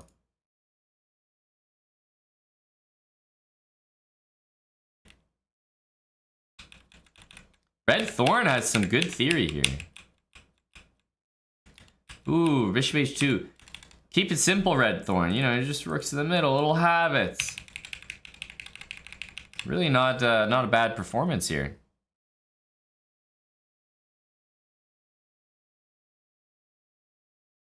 Hey, Joe Cool. I'm happy to do my part, which I'm sure was not that much in retrospect. All you, Joe. Welcome back, 23 months.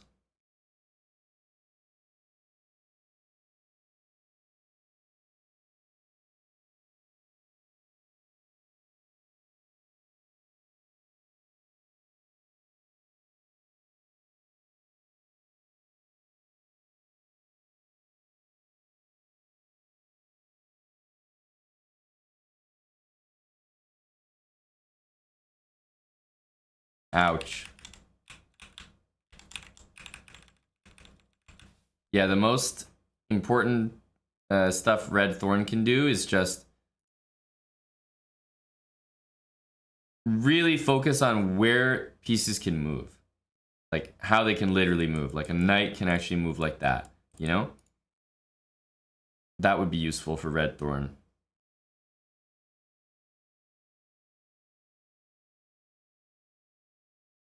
Best variant in real life, it's Bughouse, I would say.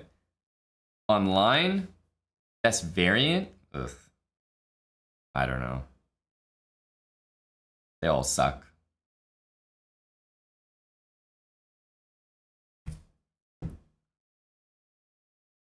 Huh. Yeah, I don't really know online. But in person, definitely Bughouse. Ooh, Tommy. Bishop F. Yeah, I was ready to sing the praises for Tommy Shelby there.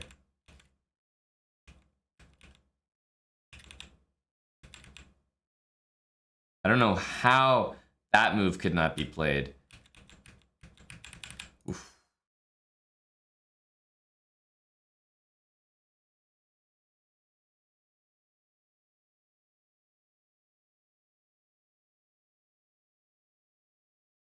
It's honestly pretty good by Tommy.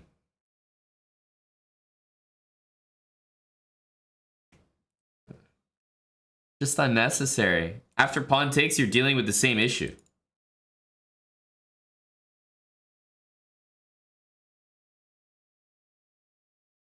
$960. I don't really care for 960. I mean, I don't hate it, so maybe it's the best, but I definitely don't enjoy it.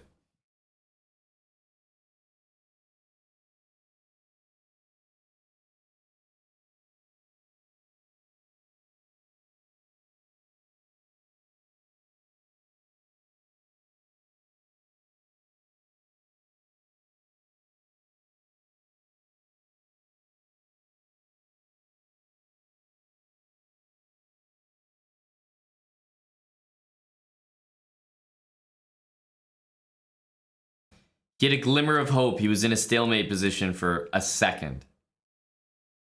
Tommy offered a draw, which was promptly declined. I wonder. I wonder. Man, I tell you, Nitsid Prime, why is he always in these battles? Oh my goodness, Rook C8 was missed. Nitsid Prime is always in these crazy games.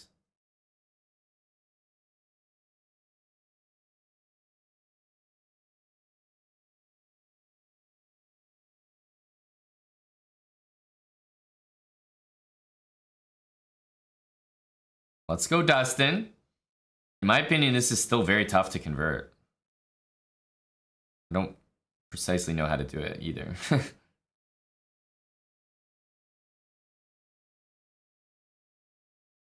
Ooh, that was a mistake, though.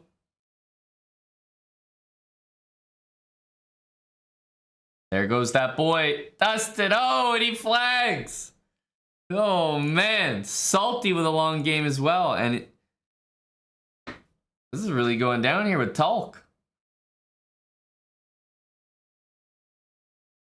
I tell you, the habits are about to come in. They're necessary here. What the hell was this game?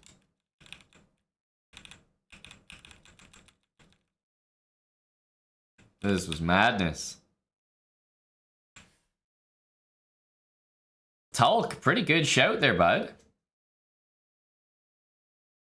Salty wins on time. Couple more games still ongoing. Alex is just should be crushing here. And in this one, I would think that white's done enough. Not yet, though. That's a big move. Wow, that's a very good move. Oh, oh, there was still hope there. Dang, got a queen. And I think that'll be the end of the round.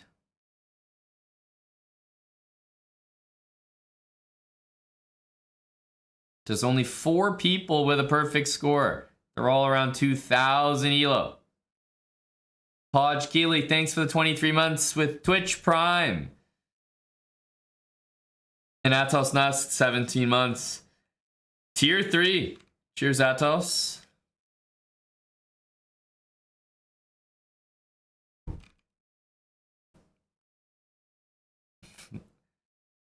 Who are we looking at here?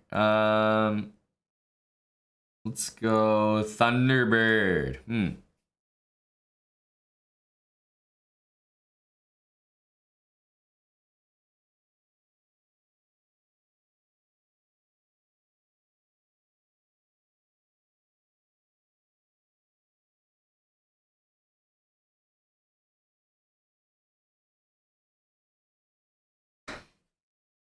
You can join our SLOWBRAH club there, 10 Cramling Tuesday. You have to be in that club to join this tournament anyway. Get some food on the way. You talking about because he's not in the club, Lolly?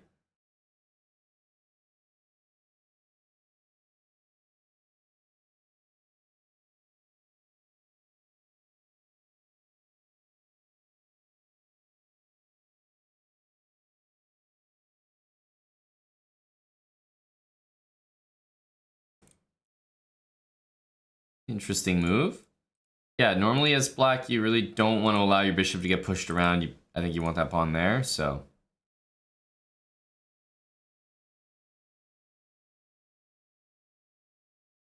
You got matched up with the 100 rated guy and he's not there?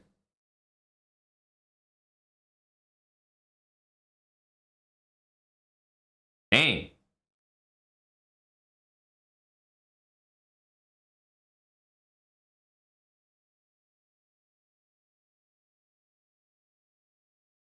Red Thorn, do you know you have a game on right now, buddy?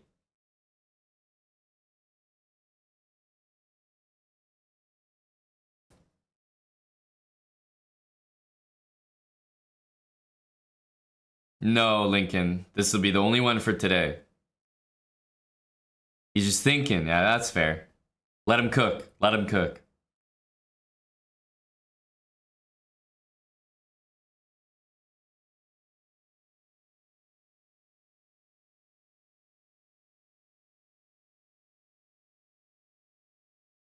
Wow, wait a minute. He's a Chad. He's giving odds.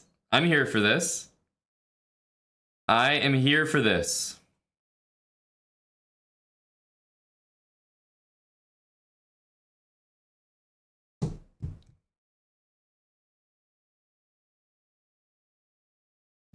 You're out already, Goblin? Ooh, opportunity maybe to go there? Uh-huh. I think he might have forgot that this happened. It happened like a few moves ago. Yeah, I think he forgot. I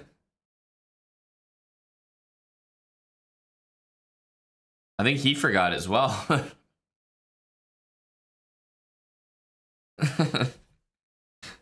Nobody knows. Nobody knows what they're doing.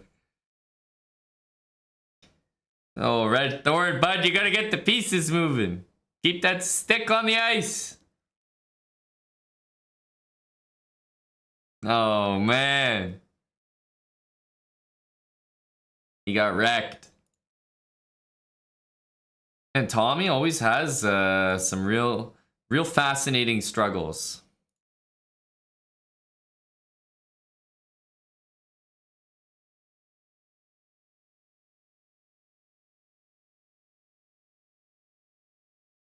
There you go, Mike. Oh, Yami Red just resubbed today. Let's see him in action. Oh, he's killing it. He is killing it.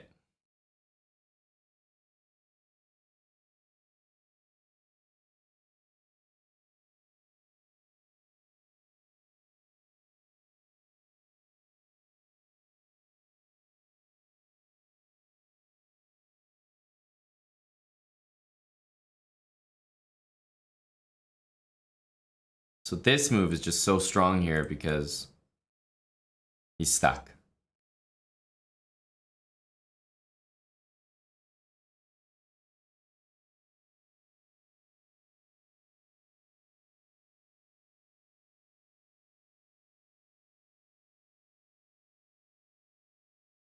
That's right, Hate Watcher Harry. He hasn't forgotten, Mike. Remember I said, Hate Watcher Harry, that Mike would be placed in a low priority queue. Remember? And that's a worse fate to endure.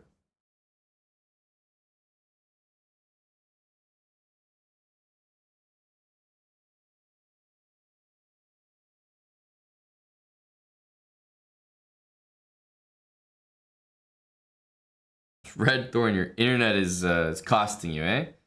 Ooh, is Black gonna sneak this pawn in? No, he's going the slow way. It's not good enough. Yeah, there we go, Adam Heartlover. Go, ladies. Go, Red Thorn. You got a clean one in there. Well, it makes sense. Nitsid Prime, I wasn't watching, so obviously that's when you would have a good game.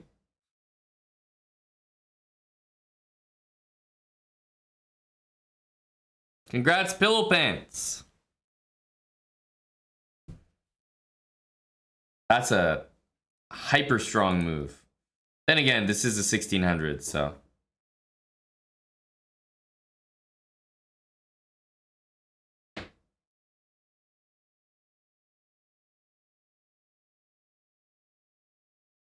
Oh no, just reminding you there, Harry. Just reminding you.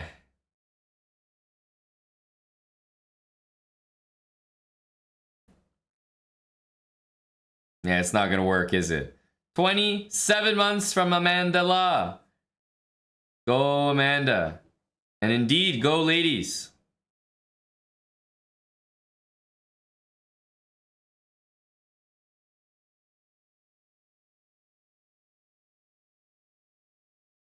This is a big matchup at the top of the table, but looking pretty good for Philidor Soul, I'm not gonna lie.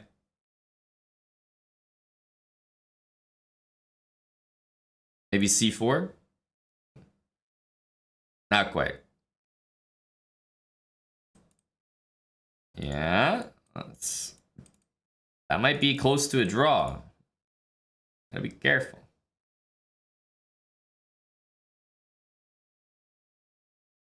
Suddenly it's like, it's probably winning, but it's not so easy. That rook should probably be down here, and then you just start running the other pawn. He wins on time. But yeah, it was actually starting to look tricky there.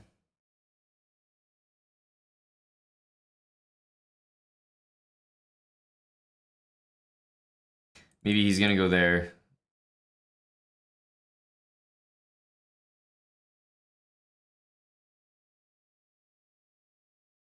Ooh, this looks like a spicy one. You never know in these games who's gonna win. It's literally a 50-50. Keylocks, nice dub.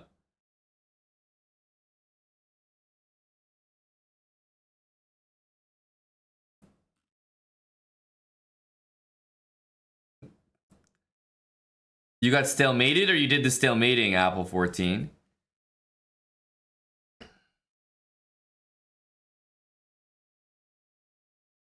Who are you talking about, Tommy? Your Florida chess buddy? This guy?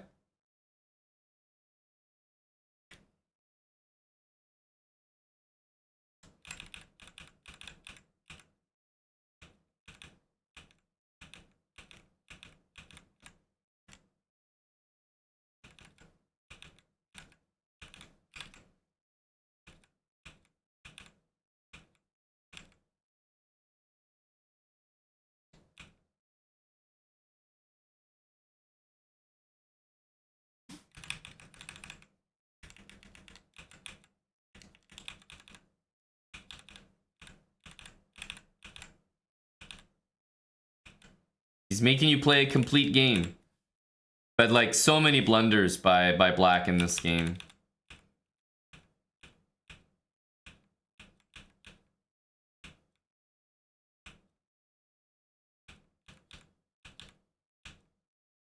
Oh. No, but Tommy, come on, buddy. You're doing it to yourself. That was all you, bud. There were lots of blunders in there. For both sides, obviously. But that one was all you.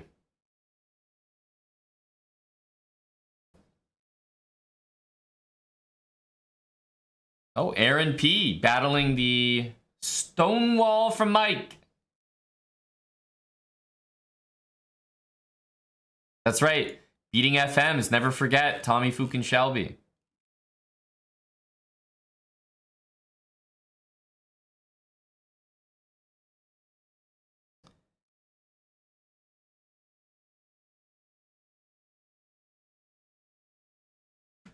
Where is... Oh, here he is. Red Thorn. Oh, lots of hanging stuff. Lots of hanging stuff for Red Thorn.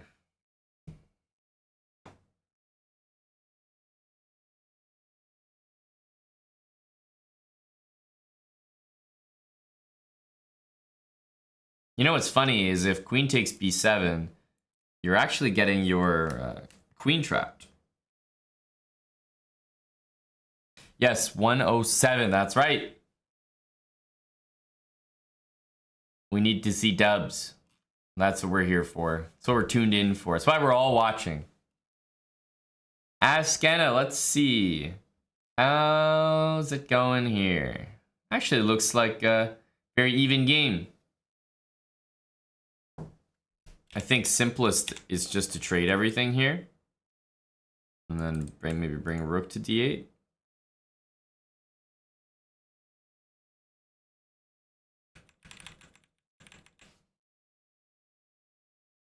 Oof, that move hurts. Now I think Black is getting hurt. That's right, Venus. That's correct. Ouch. Ouch. Pillow Pants and R. Hudson in a heated matchup here.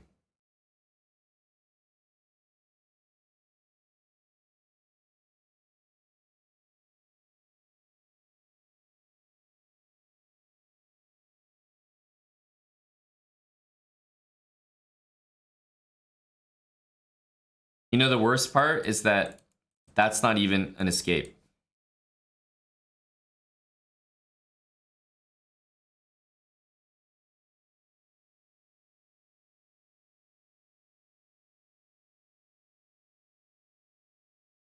It definitely is, John. It definitely is.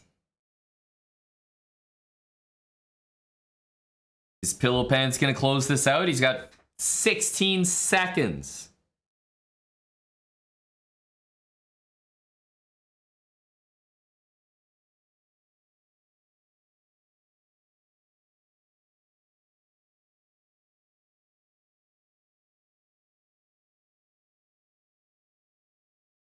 Yeah, that's the right idea, I think. That's the right idea from our Hudson. Even though that pawn's rolling for white, Black's position has improved tremendously. Oh no! Oh no! Oh no! Oh no! Oh no!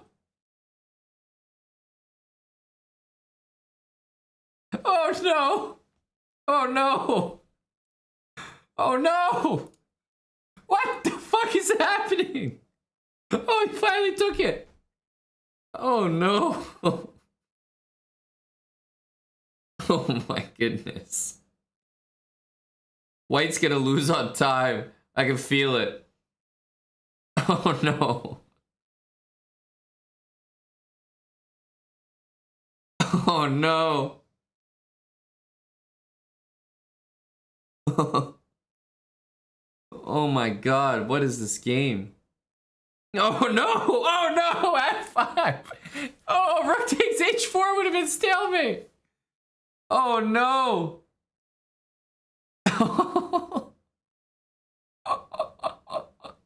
Oh no! Oh, don't take the bishop! Oh no! Holy fuck, he did it. He actually did it. Wow. That was just ridiculous. Pillow Pants actually pulled it off.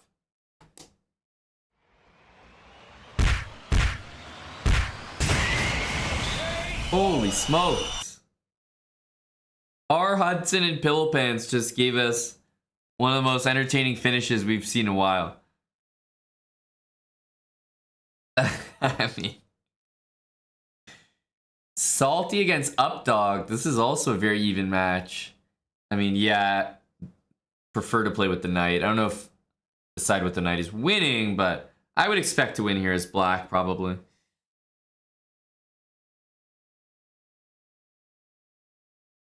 Moose Manny, thanks for the prime for 5 months. That was crazy. Congrats to Pillow Pants, though. You gotta say congrats.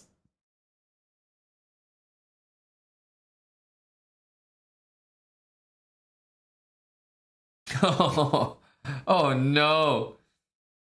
Oh no. Salty pretty much mated himself in the middle of the board, so he has to lose the knight there. Ooh, Philidor Soul is dead here.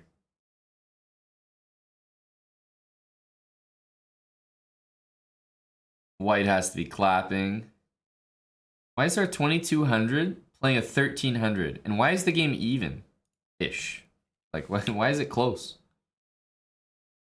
Jesus, what a good game. Okay, we tune in and it's not close anymore. Got it.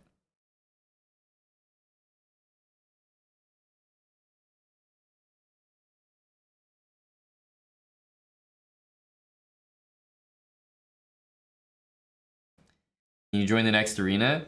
Well, you can join our SLOWBRAH club, and you can make sure that you have 30 Blitz games played on your account, and then you'll be able to join the next one, yes.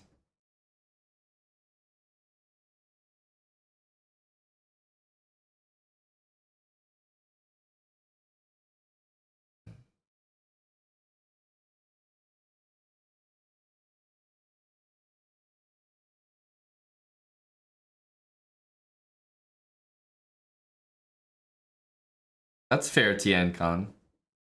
That's fair. Nobody has a perfect score this event. It's very even.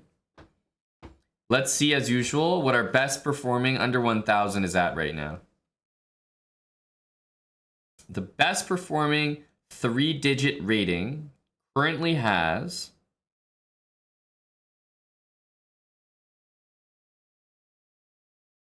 3 points. 3 points. And there's a few of them. Not a lot, but a few. Keylocks is one of them.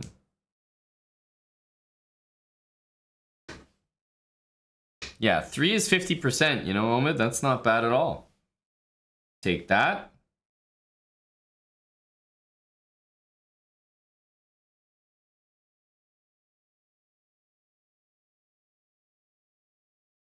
Is that your opponent right now? I don't care where you're from.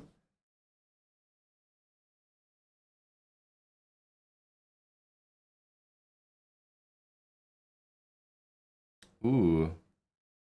The 900 here is getting hit with some theory.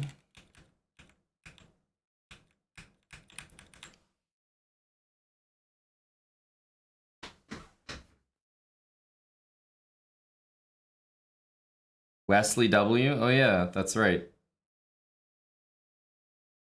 We forgot about this for a sec. Briefly just check.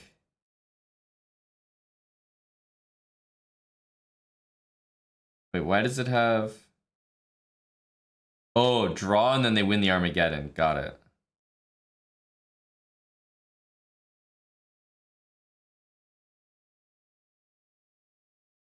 So Mamajarov and Aryan drew. And then Mamajarov won the Armageddon.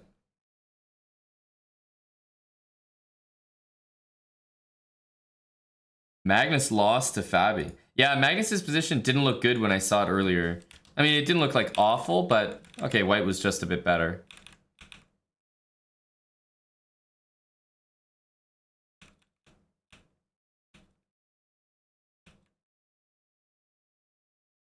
Yeah. Yeah.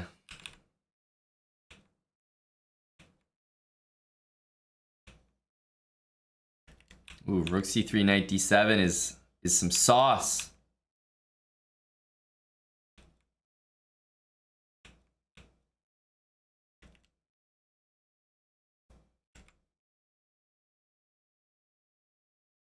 Nasty.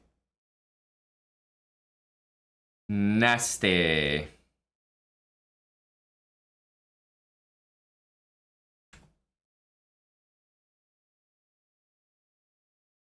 And Alireza lost to Gukesh. Alireza lost after playing a brilliant move. Bishop G5. This is actually a brilliant looking move, you know? Like, I can understand why this move would get a brilliancy. Finally, one that I agree with. But damn, how you gonna play brilliancy and lose? It's because your opponent played another brilliancy. Wait a minute, how's that getting a brilliancy? I guess because it's hanging this, but I mean, that's like a basic move, I guess.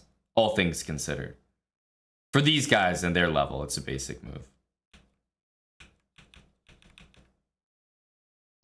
Dang, the brilliancies are going crazy in that game. And then 3 matches were drawn. Icky lost. These guys had a crazy game too. What the hell? The brilliancy is all over the place.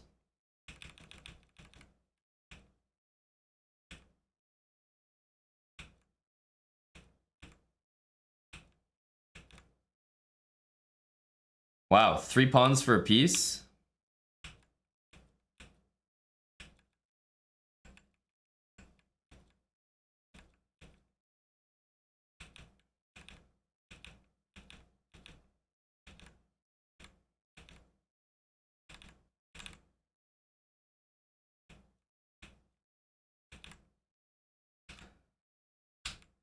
Huh, this is impressive.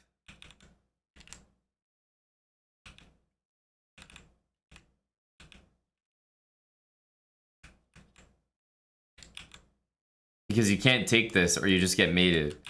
That's nasty. That's nasty. Mamajar beat our buddy Tari. Oof. Not the Stonewall. Oh, it was G4.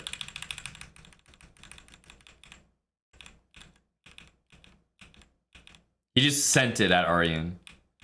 He just sent it.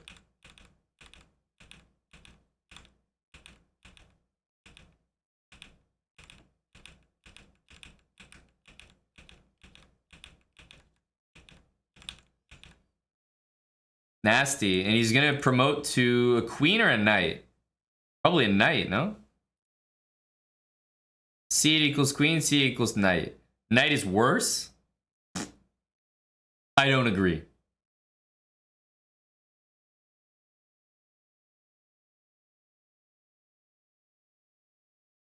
And this game is currently ongoing. This is the Armageddon game.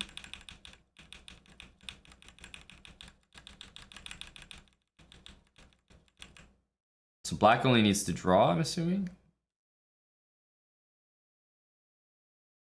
Feels bad for Buddy Aryan. Kelox, you're killing it, man. What do you mean 4-0? You have 4 points, right?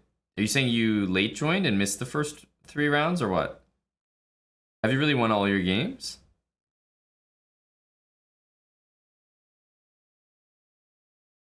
Holy smokes. 968 and you've won every single game. Beast.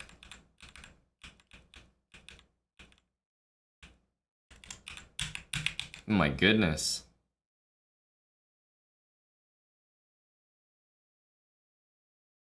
What's happening in these games here? R. Hudson. Oh. Oh. R. Hudson. Claiming the dub there. Now this is actually tougher to win than you might think. Cannot put your king there or it's very easy. Yeah.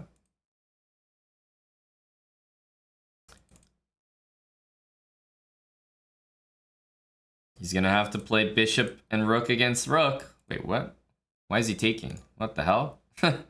Huh? What'd he do that for? Oh no, he literally made it himself! Tien Khan! Oh my god!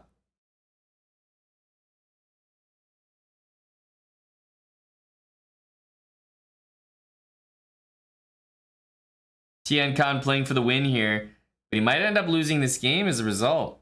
I don't like h5 though. I think Tien Khan is gonna find a way here. Yeah, white is letting the... What the hell was that?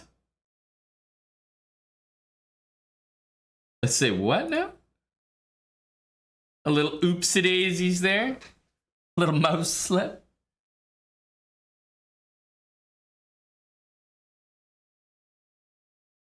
Dang. A little slippy there.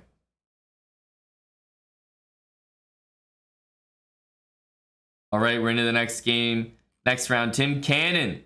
Definitely having a good event there, Tim. Keep it up.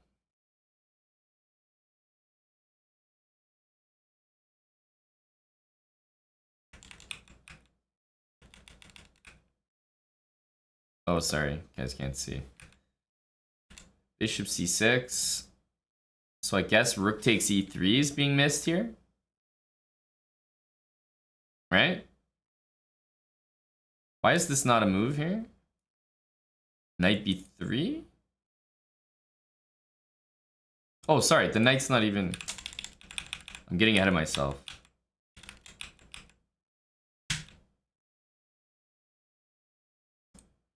Yeah. Oof. Kiri just won. Nasty blunder. Nasty blunder. All right, we're back here. Timmy Bear 21, thanks for the 23 months. Timmy Bear.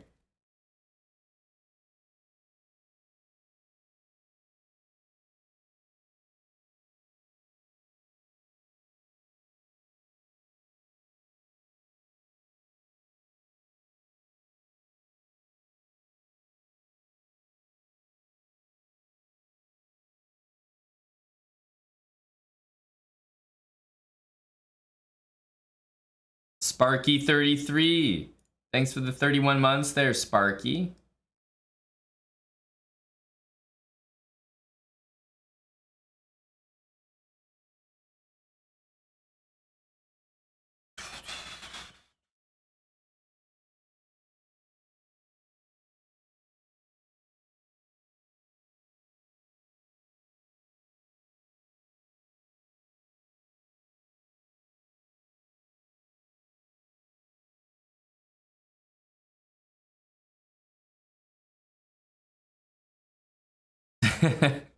Yeah, that's right, Hitbo. Sorry about that. Not much we can do.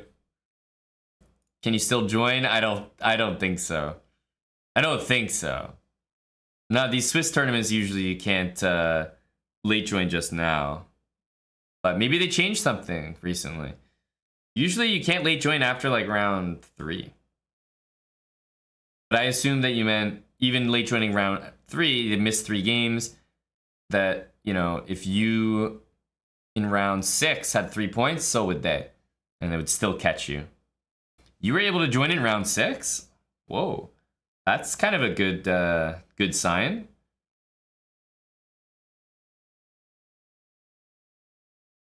Usually you can't late join at all. That's okay, Red Thorn. Yeah, I get him next time.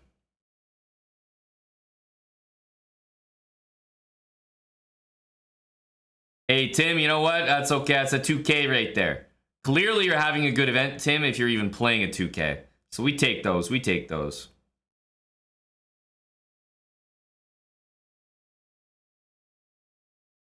Bam Deezy and Tommy Fukin Shelby, huh? Very nice finesse by Tommy.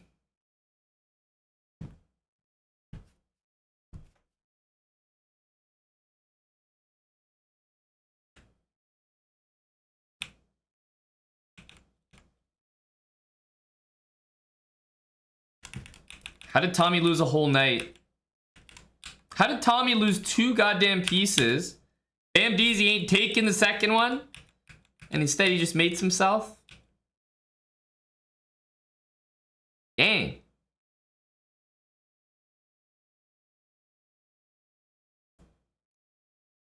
Pieces and Pawns. Thank you for the quick Cinco. 5 gifted from Pieces and Pawns. And I think we're exactly there.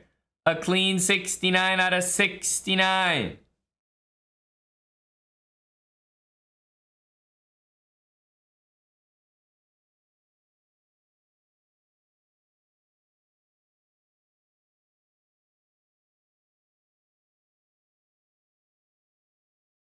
Thanks very much, Pieces and Pawns. We need a new sub goal is what we need.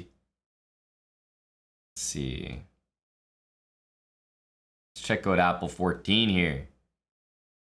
This is a battle. Very even match here. Well, it was a very even match here. Until this move literally forced the knight to move to the only square on the board. The only safe square.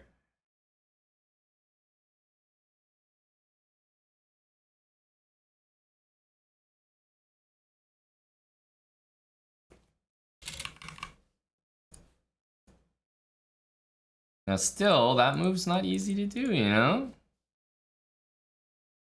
Mm-hmm. Yeah, Apple's collecting some pawns there.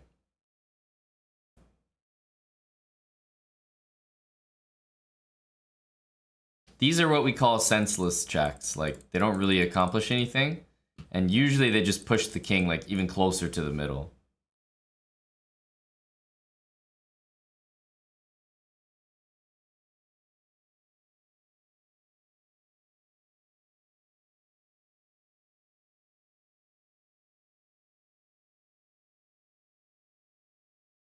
Okay. Here. Wait, what?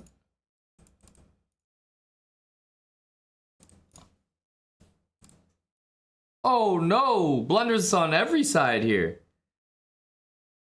Okay. Wait, what? I don't even know what's happening. Who's playing for the win now? I guess technically black? Irish Ballistic, thanks for the prime for a couple months. Welcome back, Irish.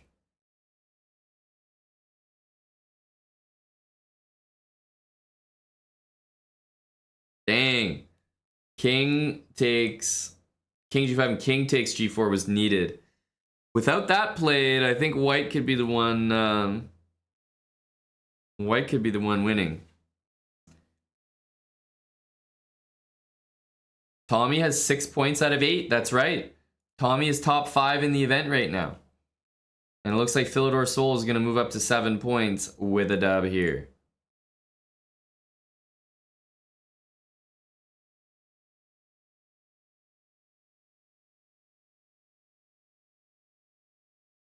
Okay, so can White win this? That's the question. Honestly, I think White will win. Like, it's not that it is winning, but White's up on time, and I think it's very tough to defend if you don't have a lot of experience doing it.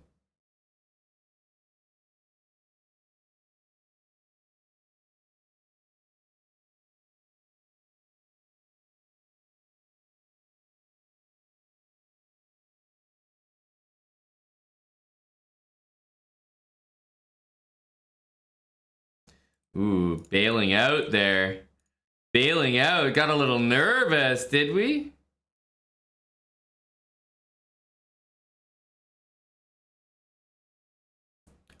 Ooh, he's trying to get that stalemate. Go, Mike. I don't know if it's gonna be enough, buddy.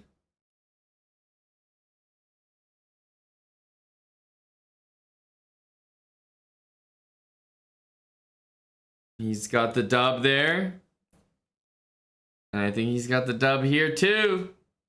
Everybody wins.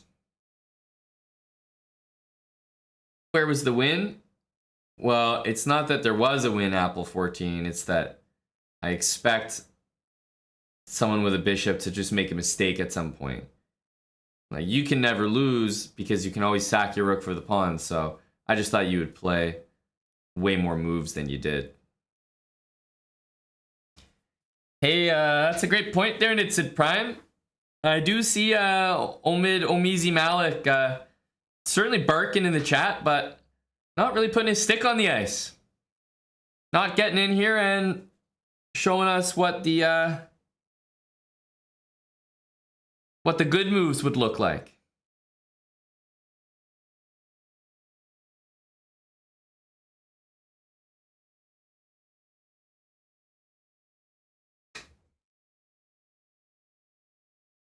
Good morning, Aiden. Thank you, brah, for checking in with us here. We're doing our Untitled Tuesday, Underdog Titled Tuesday tournament a little earlier than usual. Tommy's playing a 1950, big game. We're into the last 3 rounds.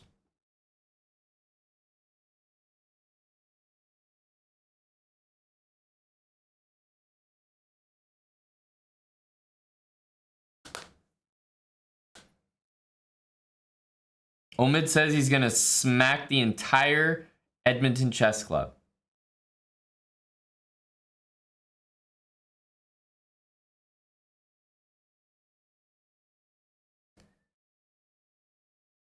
Well, it might bankrupt me, Boris. I've been against the Vegas team the entire way.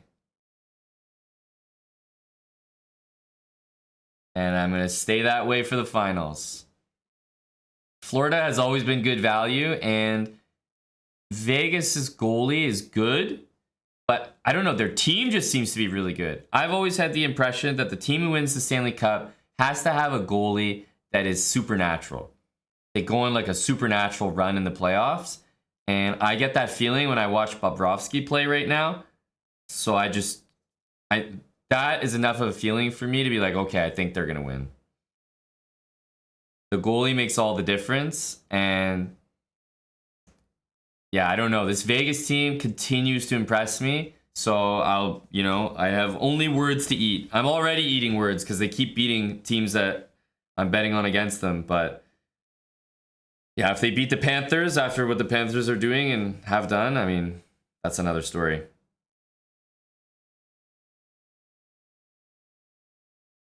So I'm just very starstruck by the Bobrovsky performance, that even if I bet on Florida and I lose, I feel good doing that.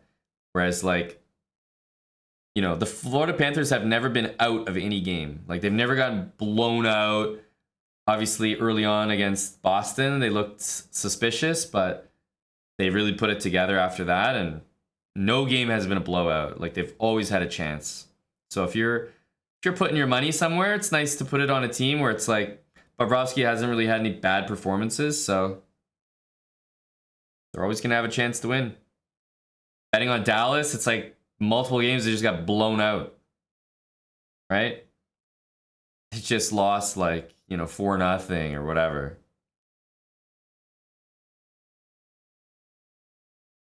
So I just think a team is going to have a God mode goalie and win it, and I don't think Vegas has a God mode goalie.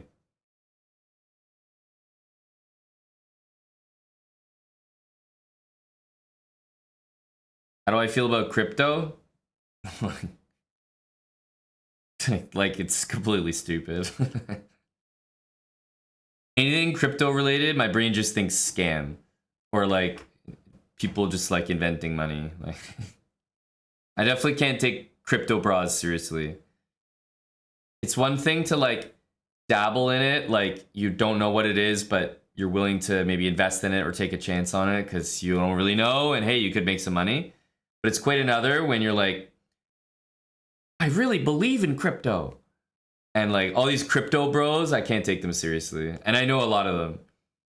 Crypto and NFT bros are like, I can't take any of them seriously.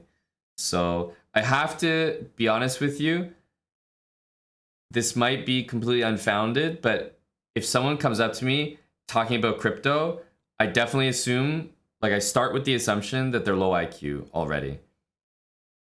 It's like, that's just how that's how I operate. I absolutely cannot take crypto bros or NFT bros seriously. So if they start speaking crypto to me, I just already assume you're stupid. And then it's like, it's up to the interaction to prove otherwise. And it's not often the case that it does.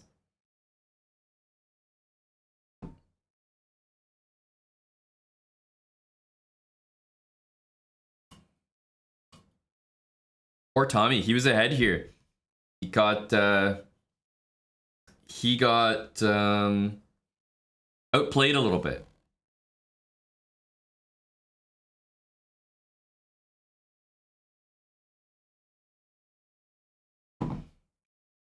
What an open mindset. Well, it's like, you know, if you speak to like somebody who's a convicted felon or, you know, formerly, you're going to be a little more on your toes, right? Like someone who's committed a crime before, you're going to be more on your toes against them. And it's fair because, you know, they've done something to make you believe that. And it's like, people just do these like crazy crypto scams. I don't hear a lot of good press, and I don't speak to a lot of smart people that talk crypto. So if every interaction that I've had with crypto and NFT is like scammy, sketchy, like just generally not smart people, then that's going to be my default stance. And I'm very open to being proved wrong or proved the opposite, but it just hasn't happened yet. So I eagerly await the day it does.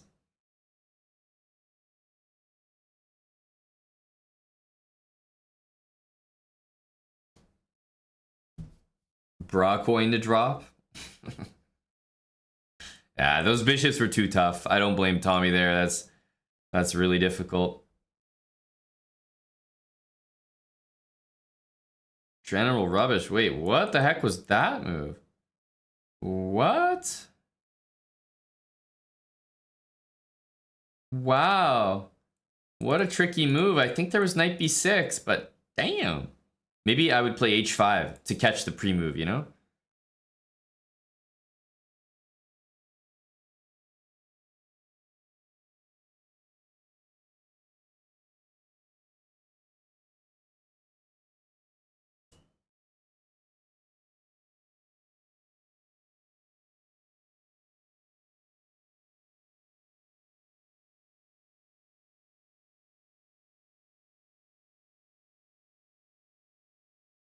$2,200 pulls it off. Yes, he does.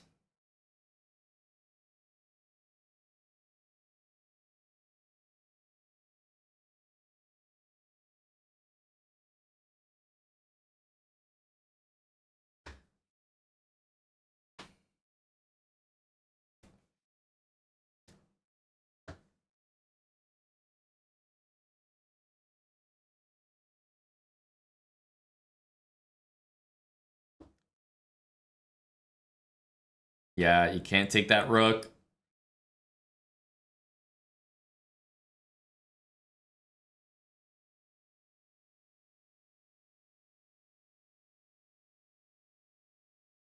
Oh my goodness, white won on time. Unreal. A victory.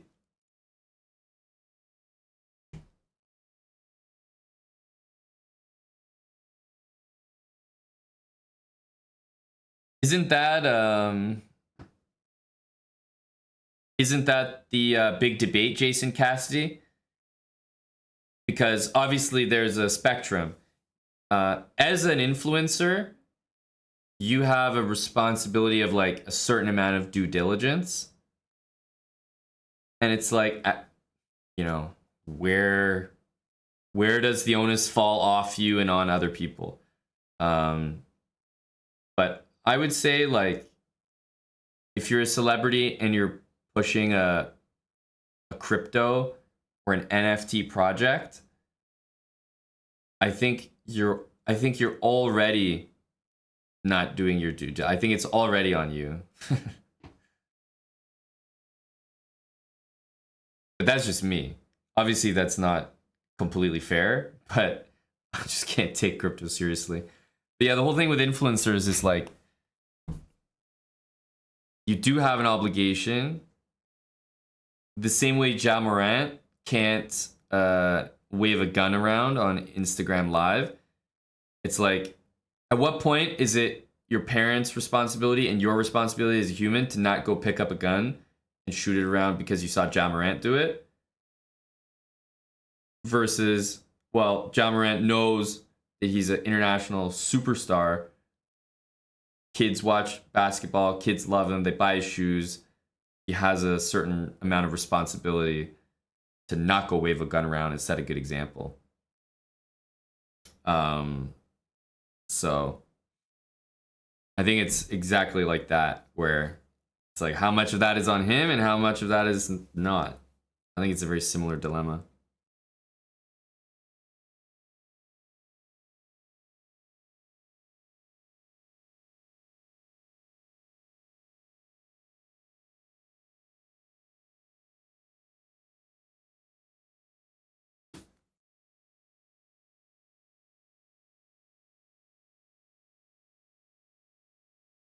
Two more rounds in this tournament. This one and one more.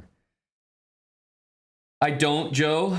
Those are definitely, you know, there's definitely way better feeling I get with BTC and Bitcoin and Ethereum, like official Bitcoin, like the actual Bitcoin currency. But no, I still don't dabble with in them. No, I still don't really care for them. But yes, I feel a lot better about them.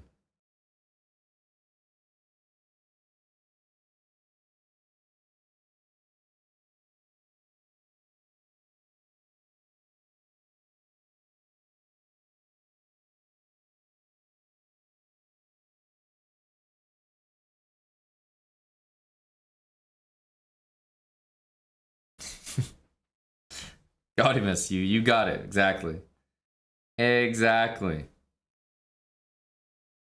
Apologies for riling the chat up. Well, it's no point in apologizing. I think, you know, crypto question is going to get people chatting. That's obvious.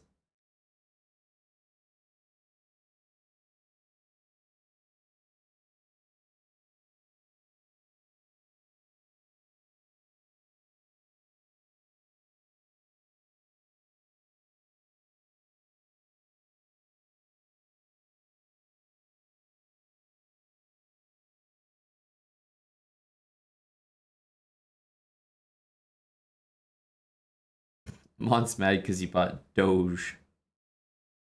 No, I haven't done anything that stupid yet. At least not with my money. Based on some of my chess games, you'd think it was possible.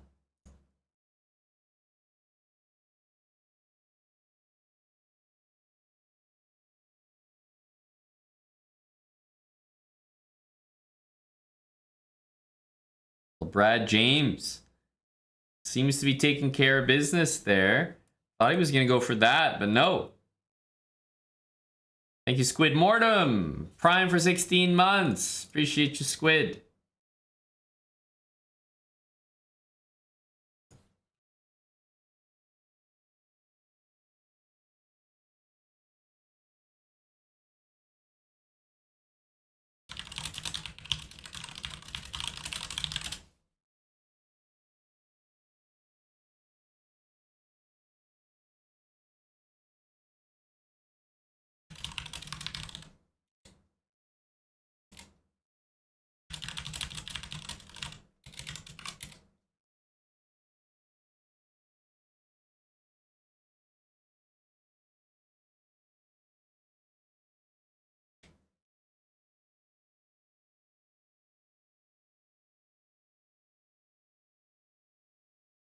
It's a good question, Joe. I would probably say at different points in my life, I had a different answer, you know?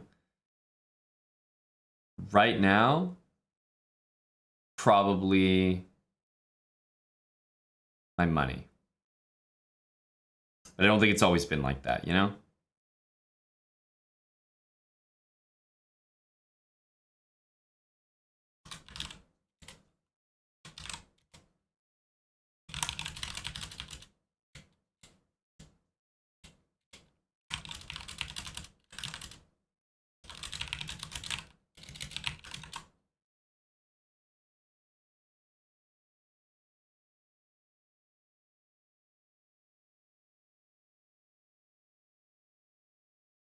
Let's see here. Nitsid Prime still fighting. We have to make sure we pay attention to these standings here. It looks like there's a clear winner right now. So this is now a very important match for the guy with the white pieces. He needs to win.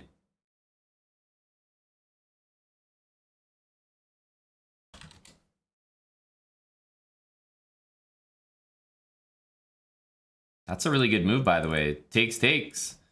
Not that easy, and now the knight's escaping. White wins these. I think white wins these. Ooh, that move was key. Keep that strong knight. Okay, white's still doing well here.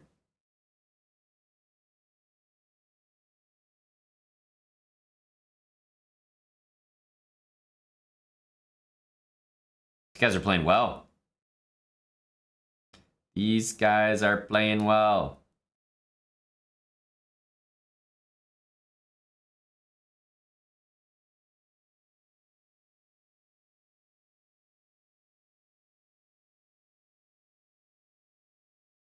He can't get there. That's the problem. He might not notice this. Ooh, he noticed now. Could have taken that. Didn't bite. 1 second. Living just barely. Ooh.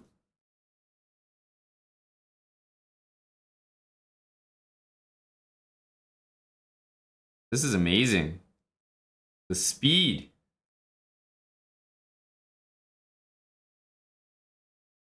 Oof, he can't move the rook. Knight d5, what a great pre-move. Wow. Now, can white win this? It is winning. Can he win it?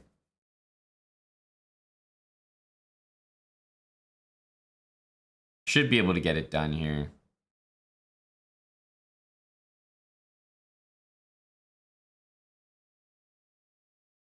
Oh my god. Why would you pre-move with 30 seconds? You idiot. Why would you pre-move with 30 seconds? You dummy. You deserve everything that's happening to you.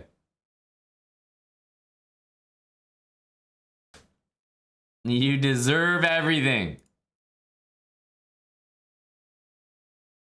Pre-moving with 30 seconds is just ridiculous. All right, these are the standings before the final round here. Here they are. So 8.5. Draw secures something. Are they playing each other by any chance? No, they're not. They must have already played. Tommy's still in the hunt here. For sure for a top 5 finish. You'd have to get really lucky for a podium, but top 5, Tommy's in the hunt. And who's our top performing 3-digit ELO? It's got to be Keylocks, right? Guy was on a tear earlier, unless he started losing everything. Ooh, Glezzy, 4.5. I think it's him. Wow, this is where they all are. 4.5 points. Keylocks must have taken some L's here. He didn't win another game after that. Glezzy, Apple 14, and Zero Llama 95. These are the under 1,000 warriors.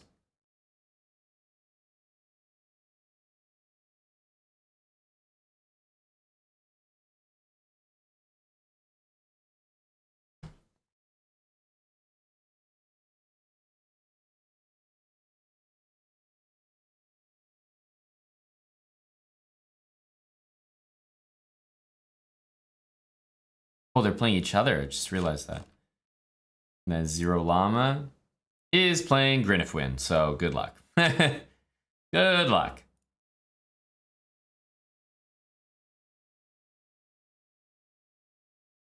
All right, so this is the first place game, and oh, this is a massacre.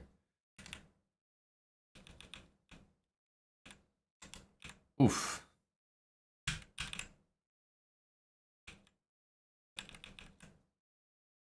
Hang on a sec. The pieces are being repelled here. This is still a game.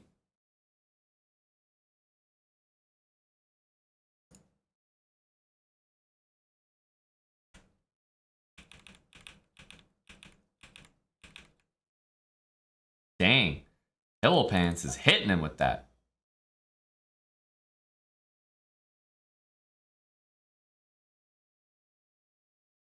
Okay, Grinifwin has already won the game. So Zero Llama will probably not be our highest placing 900.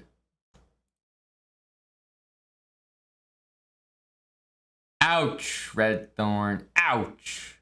Pillow Pants with another dub to end the tournament. And King Sack for the win is really impressing with the defense here.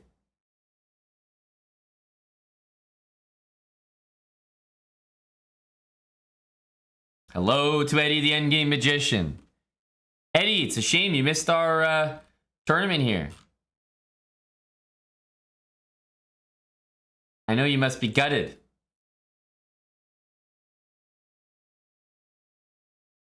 And yes, Eddie, that's exactly what it means. Bumpin'.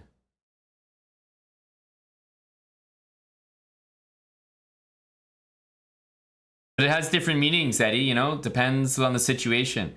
If I go to a club or I go to a spot and I come back and I say, you know what, Eddie? That place was bumping. Then you know it means like, you know, it was busy, it was lively, it was fun, good energy. But if I ask you, hey, you bumping that new song? You know, it's like, are you playing the song? Are you rocking that new song? Do you like it? And if you're Brando the Bully, and I say, you know, you bumping that new song, might mean something else. Has many different meanings.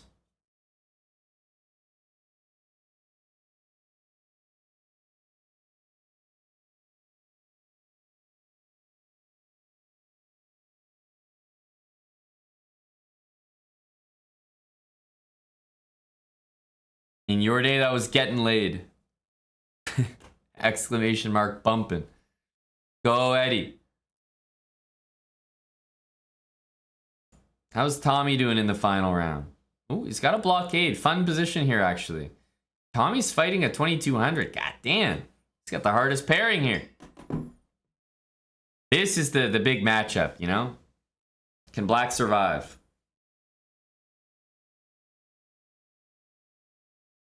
Huge miss. Glezzy in this position, quite literally after this move, or this move, would nearly have force mate. Instead, down a piece. Anyone can win this game.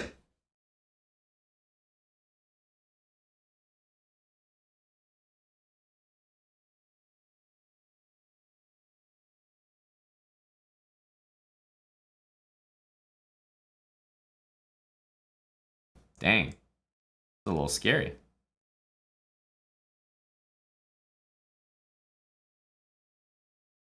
Well, it's done now, Red Thorn.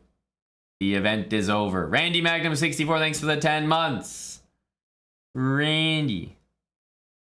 Yeah, not your best, Jason Cassidy. And we've seen your best, quite literally. By the way, this is like very tricky, yeah? There's some ideas here. Very tricky. How's Tommy doing against strong opposition? Hey, buddy. Hey, thanks a lot, bud. Cheers.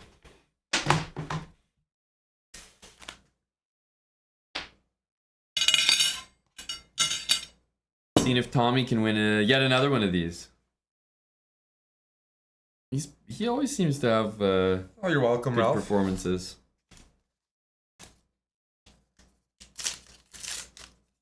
And Per Leader said they came here at 12, but everyone was in the house at 12. And they left. Liars. And they have to like pick it up in like Etobicoke. Like, so annoying. I'm gonna have to call them and try to get them delivered again. That's very disturbing. Yeah, I mean Alan is like right by the door. Yeah, literally. They didn't leave a note or anything like that they came, right? There's no way. No way.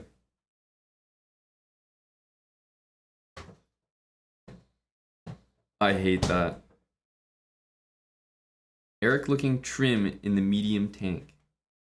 Maybe able to guess who said that.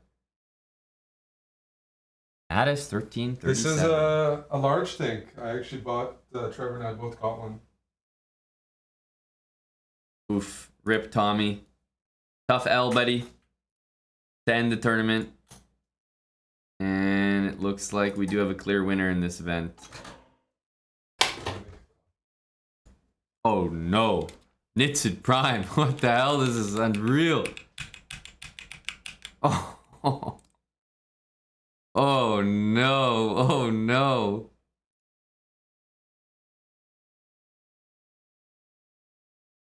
That's a crazy finish. Wow, he avoided stalemate? That's unbelievable. Unless, was he going for stalemate this whole time? Wow, how did he see that? That's crazy.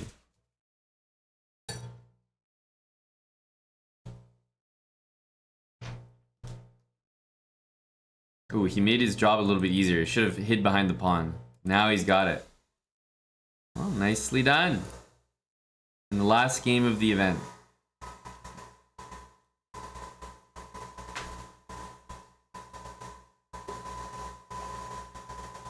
There we go. He did get the mate. And congratulations, Mike. Eleonora Kazan. Eleonora, congratulations. Clear first. Yes, go ladies. TN Con, General Rubbish. And how did the underdogs do? That's what we really care about. And try one of these? Please, yeah. Oh, this chicken, right? This is so great. Yeah, it's chicken. Nice sauce as well. Oh, yeah. It's good, eh? Oh, yeah. Fork. Hits the spot. Yeah, Keelox, you won 4 games in a row, and then would you lose, like, also 4 games in a row? I think so. Mike, strong performance. Way to go, bud. Leslie, I think it's you. You got the dub against Apple 14.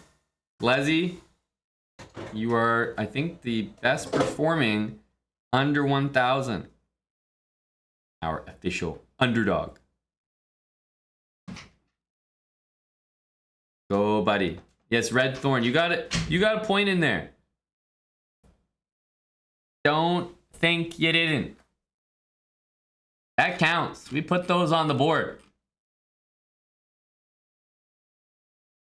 Well, no midnight because we have Title Tuesday in about an hour, right? The late Title Tuesday. So I'll definitely be here for that.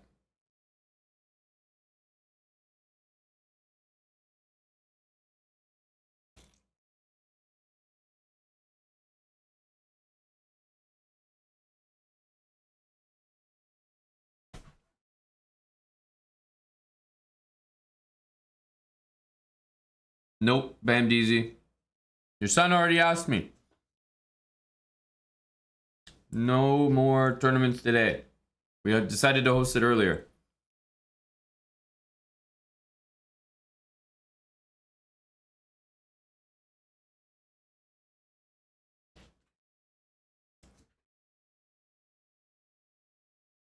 We need more passports. That's right. Passport hunting. No, I don't. I don't boxing train anymore. Hard to score as well as I do in Title Tuesday with all that boxing.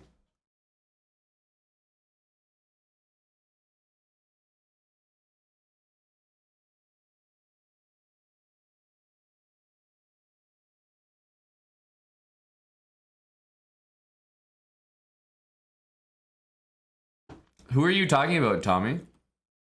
Are you talking about that same guy from earlier? Because I mean, didn't you just blunder like a bunch of things?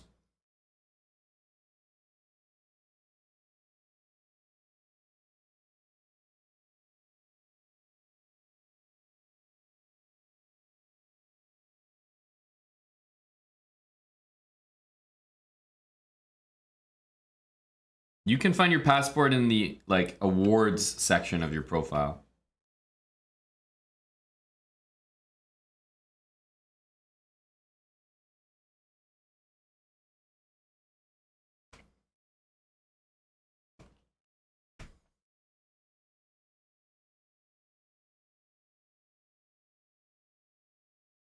Thanks for playing, guys. Always like to see people participate. We have Title Tuesday in about an hour.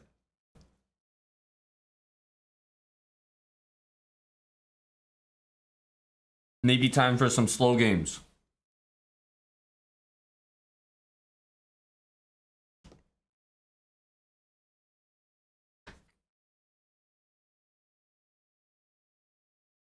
I need to eat my food though.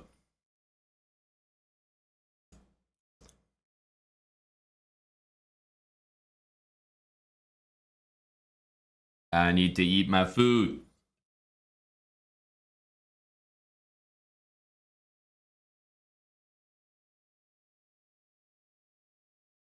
Thank you, Apple 14. They will definitely still be happening.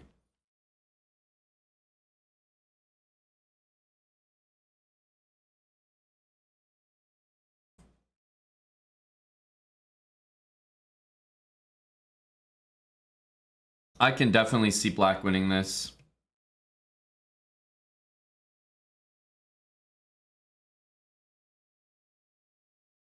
Let's go, Ted.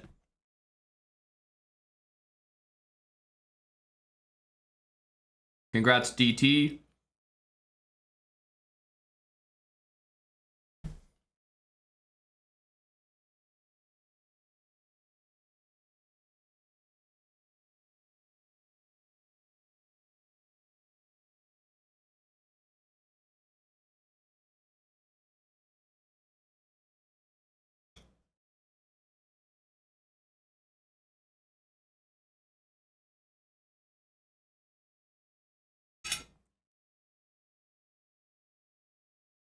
Totally just hung the bishop there. Oops.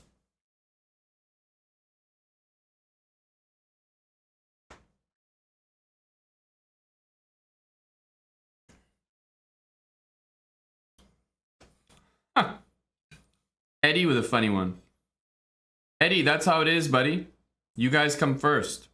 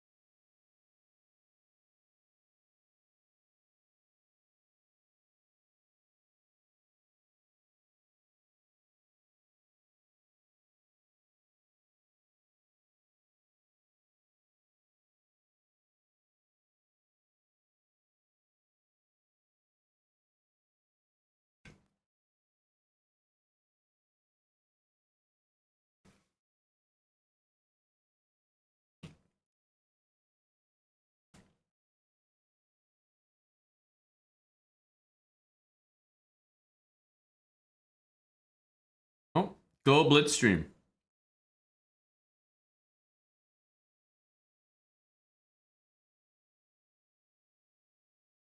See you, Venus.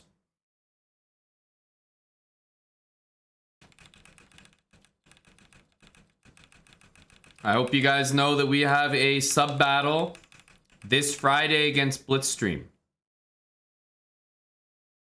This Friday, 2 p.m. Eastern. So I would show up at 1 p.m. Eastern if you would like a chance to play. And make sure you're already in our Discord.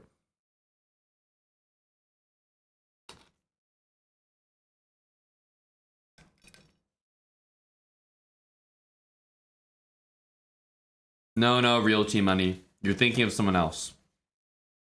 We actually do very well against him.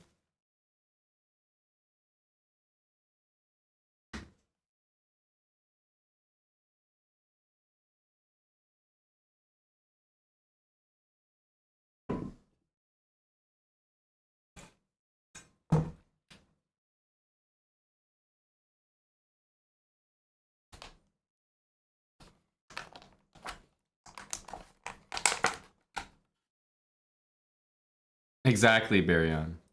Exactly.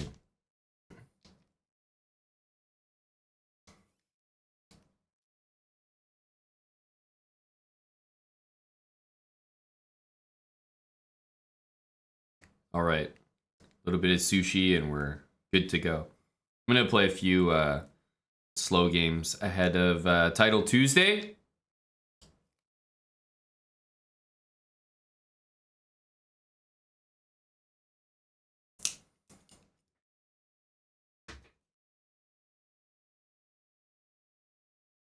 Some sushi for Eddie.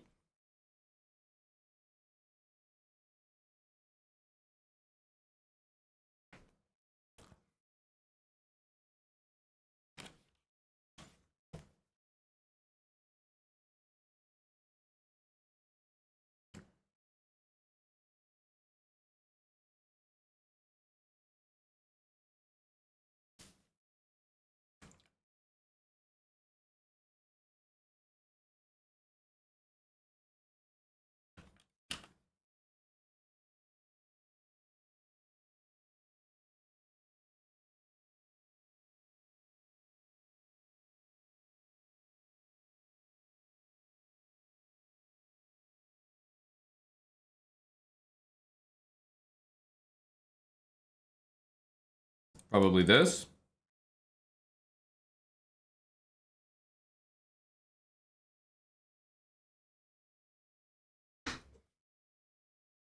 You're ordering some sushi?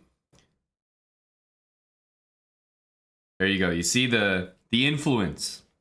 That's why they call me an influencer.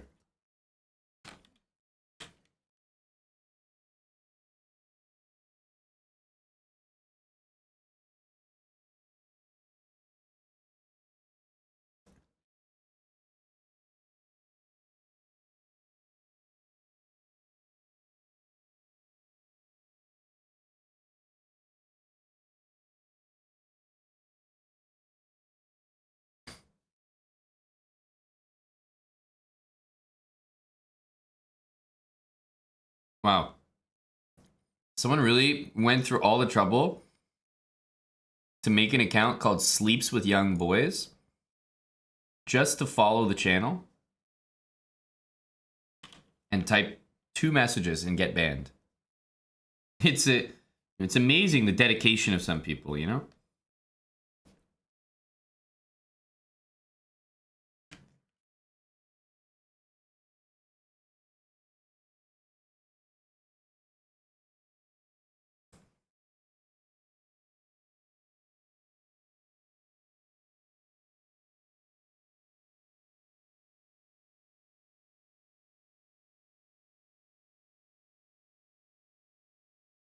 This has been a fairly convincing game.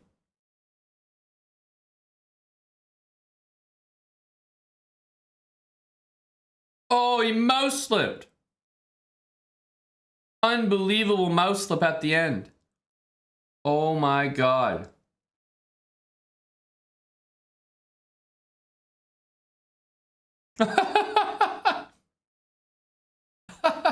What the hell? He still won.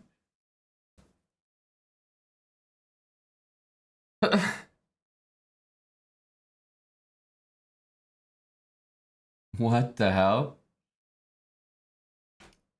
Okay, that's crazy.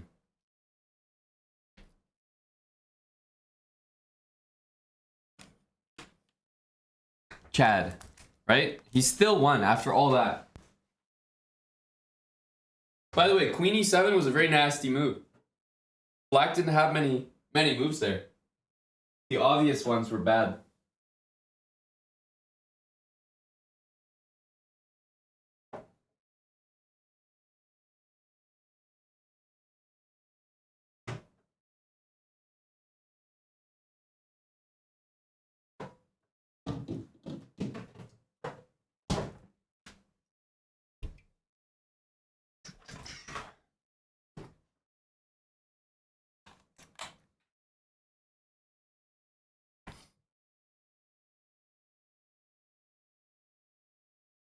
Mike Tyson mysteries, Salty. Mike Tyson mysteries.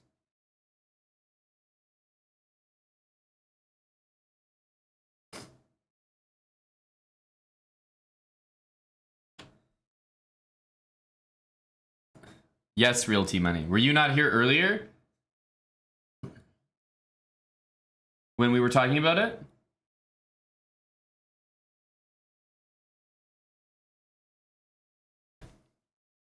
Oh, yeah, yeah. No, I was telling people, like, this is a great Netflix show.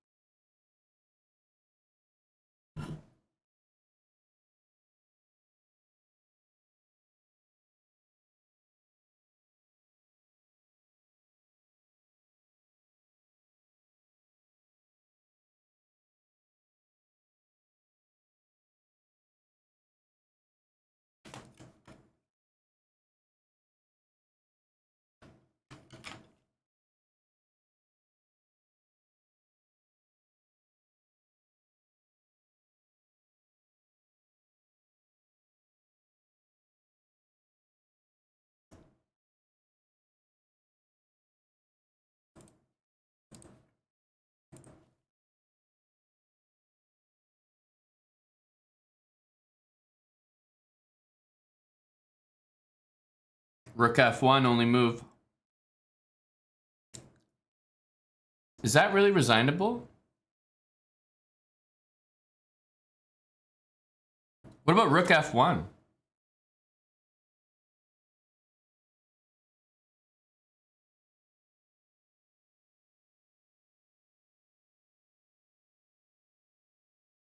No, but actually, what about Rook F1?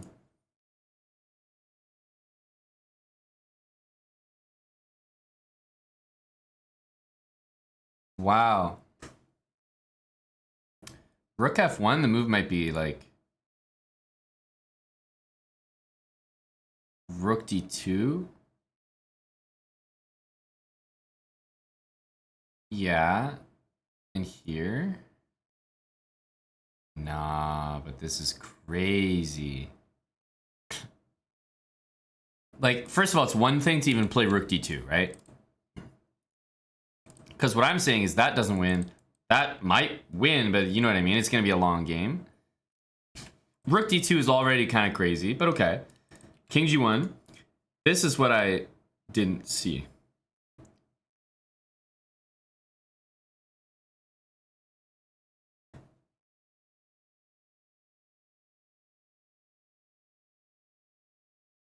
I mean... I mean, what do you want? This is nuts. My bad, I missed that. My bad, I missed it. That's right, John. Glezzy1, thanks for the Prime sub. New Prime from Glezzy. Literally our top finishing under 1,000. He is today's underdog. Exclamation mark underdog. Go Glezzy, and thanks for your Prime, dude. Congrats on the tournament success. Ouch, that's a... Woo-hoo. That's a spicy tactique. Hello to Chicken Pants.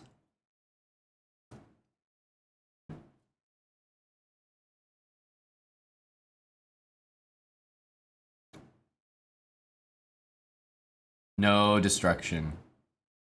I host it whenever the fuck I want. That's all that's happening. That's all that's occurring.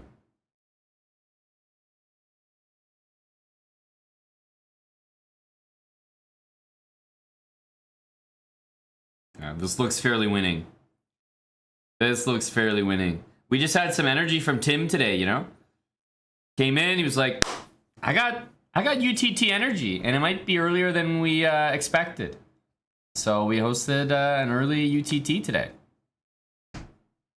That's correct, Destruction. That is correct.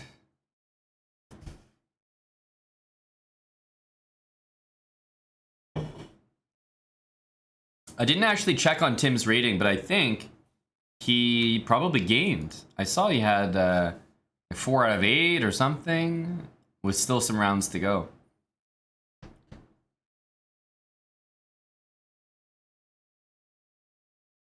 It must have been me, Wuchi Main. There's no other explanation. No other explanation. However, I will say the Heat winning, although it won me some money, it's just super annoying to bet on the finals because it's so lopsided. Like, it's crazy.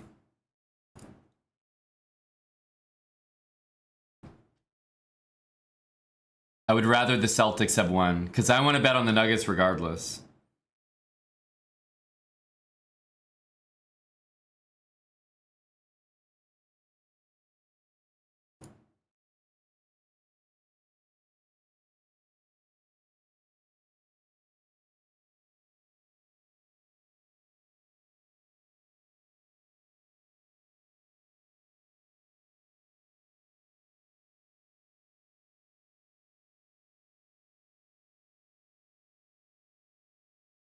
Yeah, the Heat are pretty good odds in the finals, I agree. But the odds can't convince me that the Nuggets are not gonna win. I believe in Big Yoke too much.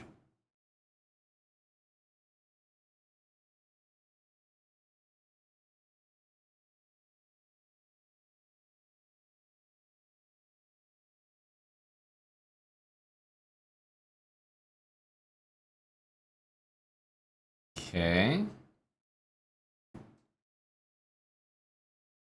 Ooh, don't like that move. F4.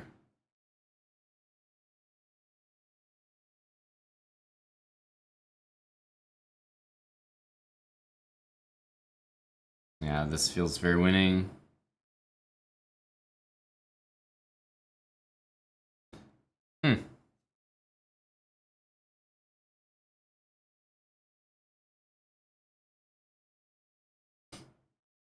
Black's going for the win. Blitzstream playing for the win.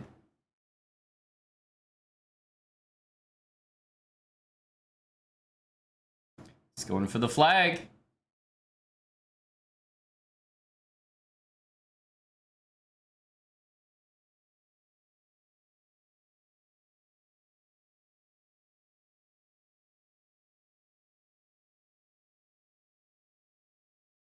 It's definitely some, like, a little bit of lag there.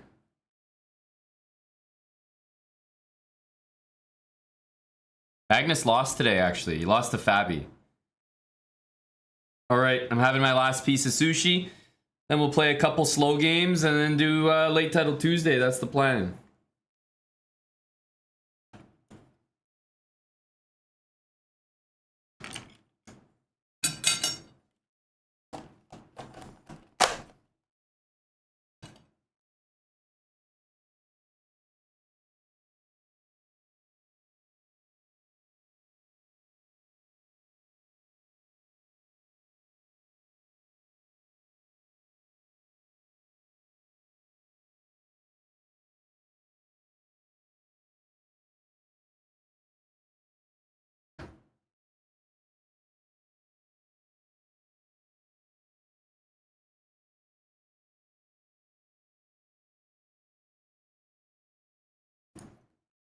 All right, let's change our title.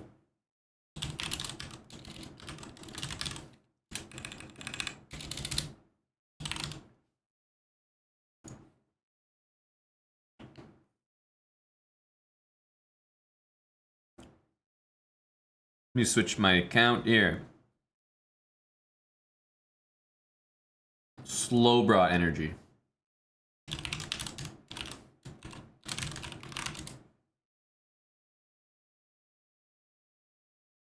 SLOWBRAH energy.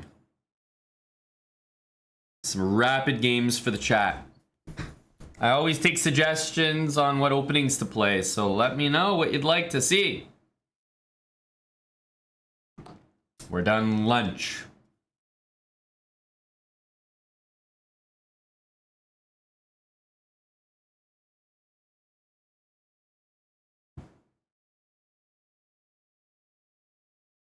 We're back. Gonna play some slow games before Title Tuesday here. Time control 15 minutes, 10-second increment. And willing to take opening suggestions. Hopefully you learn a thing or two. Vito the Monkey, thanks for the 11 months. Good luck us. Let's see what color we get.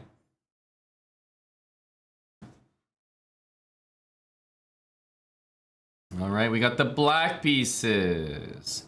E4, what do we like?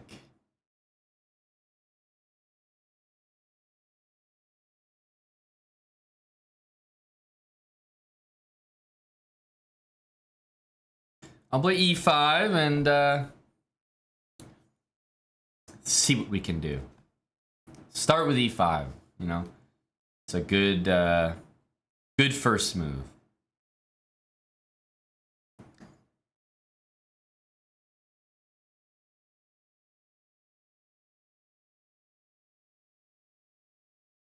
I think knight f6 is an unnecessary move. Okay, so of course we can play bishop c5, but knight f6, I think I'm gonna go with this one. Maybe we'll see the fried liver. I feel like playing against the fried liver is kind of instructive, but okay. Opponent just plays knight c3, which is fine. Now we can just play bishop c5 or bishop b4. I actually really like those setups where you just go bishop b4, you take, and you go h6, d6, you know, really, really simple. There's a reason, and this usually happens the other way around, but there's a reason why, I mean, let's be honest. This is like a storybook, you know, picturesque way to develop your pieces, but there's kind of a reason why it doesn't really happen this way. As white, you usually play d3 here. If you do want to play knight c3, play it after. But if you start with knight c3, then you always have to be at least conscious of knight takes e4. And what usually happens is you'll see that the other way around. Is that white will play knight c3, black will play bishop c5, and white takes on e5. And it's a very common idea to play d4 and fork the pieces. But obviously, it can happen the other way too. Knight c3, knight takes e4, and you know, knight takes e4, d5. Exact same idea. So if we take on e4 and they play bishop takes f7 to get rid of our castling privileges, it also kind of works out for us because even though we can't castle, we play d5 and we have the two bishops. So I'm going to play knight takes e4 here, which is just, I don't even, I guess I could call it a tactic. It doesn't really win any material, technically, but I think it's a pleasant continuation. We play d5, bishop takes, we just take with the queen. We're gonna have two bishops there. So knight takes e5 is a weird move because, first of all, you got two pieces hanging. This looks like a separate issue from these two pieces. So if I play knight takes, knight on e5, I'm still attacking two pieces. So I feel like we're not gonna rush and take one of these guys and let him do whatever he wants. I'm just gonna take that knight, and then you still got two pieces hanging. So we created some confusion in the middle of the board. He just needed to realize, oh, I'm up a piece right now. Let me just play bishop back. and recapture it. And then the material is even. But instead he goes knight takes e5, and I'm just feeling like after knight takes e5, he may continue to find himself in trouble here, but let's see. Let's see what he comes up with. Because knight takes c4 is a move, pawn takes e4, pawn takes c4. I have 3 different captures that I can do on the next move. And if bishop check, then we'll make sure to play c6 and keep 2 of his pieces attacked. Bishop takes d5, queen takes d5. Of course, I'm recapturing that free piece. And now I gave up 1 piece temporarily with knight e4, and I actually got one back on e5 and got one back on d5. So now I'm ahead a piece, which is kind of surprising, actually, considering where we started. This move is good, though. This one is a good move by him. I'm pretty attracted to the move bishop b4 check here, because if the king moves, that's obviously a good thing for us. If the bishop goes here, even a trade would be good. I'm ahead a piece, so any trades I'm a big fan of. And if knight c3, not only could I take it for more trades, but g2 is hanging. And if pawn to c3, then I'm looking at knight takes d3, which is a check, and the e4 knight would be hanging. So this just looks like a nice way to get developed here. I'll take any piece trade. I mean, I have 3 minor pieces. My opponent has 2. I'll trade any one of mine for any one of yours at any point in the game. Okay, so we can take it, but also queen takes g2. Looks like the way to go. It hits the rook on h1, and my opponent is missing a lot of the pieces that honestly he should have on the board. So instead of rushing with bishop takes knight, which I can always play, I think we'll play queen takes g2. We'll hit the rook, and now white will be forced, pretty much forced, to play rook f1.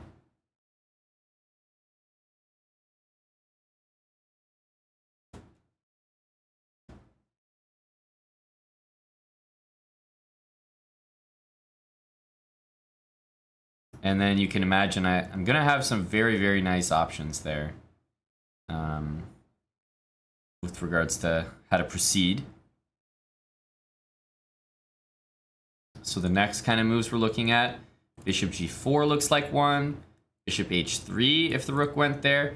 Instead, we see king to d2. Interesting. Now my attention is kind of focused on queen takes f2. It's focused on bishop to g4, and it's focused on knight to f3. Those are like the main moves I would start with. So queen takes f2, queen e2. I would love to move this knight somewhere, but it can't move at all. So this is the one I am not sure I actually like, because I don't really see a way to play after that.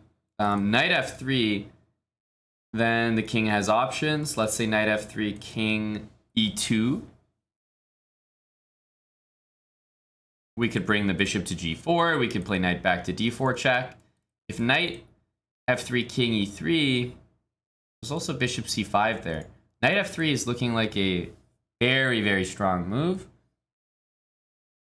And queen takes f2 doesn't compare to it. So the only other move I'm going to consider is bishop to g4 to hit the queen. Because if the queen moves and it does not have many squares, like queen f1, let's say it went to queen e1 though, again, I don't like the feeling of this queen coming to the e file and pinning the knight. That's what I've realized from calculating for a minute or two, is that when the queen goes here, pinning that knight, it's a threat. I have to deal with the threat. I don't have time. I don't have time. So I'm a big fan of knight to f3 check as a result. So we'll see where he moves, but both of these moves, I think bishop g4, bishop c5, something like that should be very strong.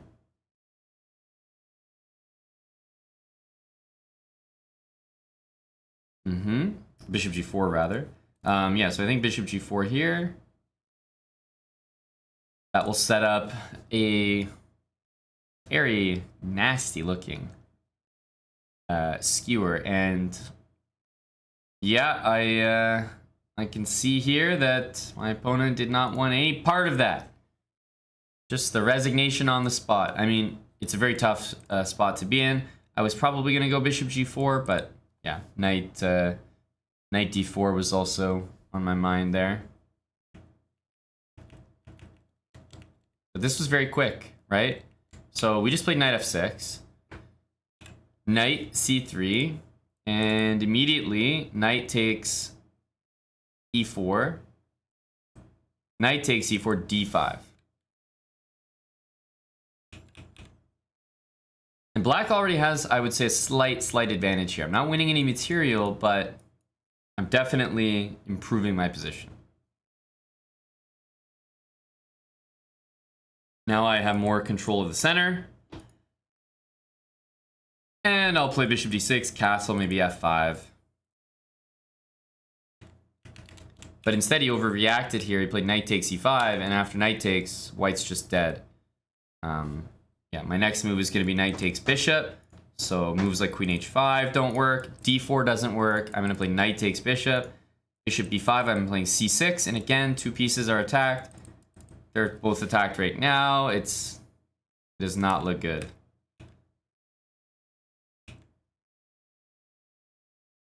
And then we just played bishop b4 because white's best move is probably this. And I was fine like to take and just castle. Not trying to do anything too crazy here, just take castle. My next move is probably bishop there, because guess what? I'd like to keep trading. Nice and simple.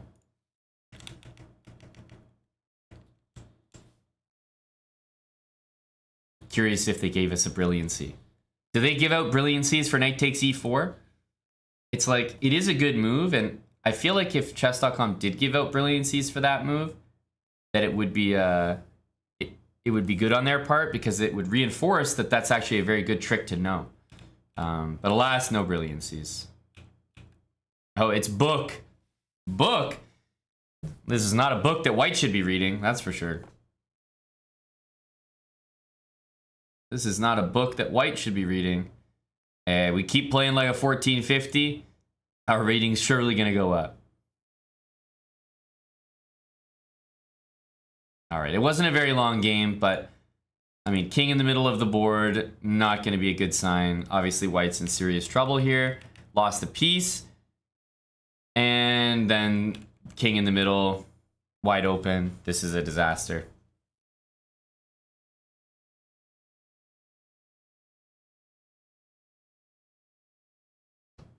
All right, let's get another one. Just getting warmed up here. His king was all over the place. He probably felt like he never got settled. Thank you, Pieces and Pawns, for another gifted sub to Maddie B. And let's get another game. Let's get another game. Let me know what you'd like to see me play. All right, we got the white pieces.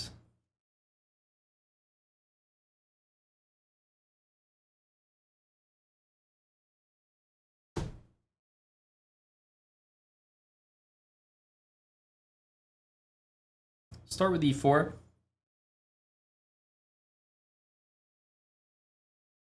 We'll see what we get.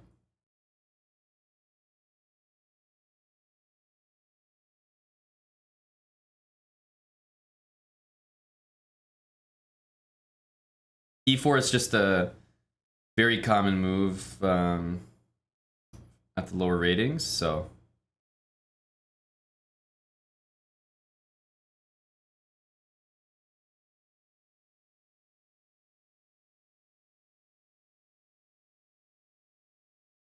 I think it was the right move to choose. We really stumped him here.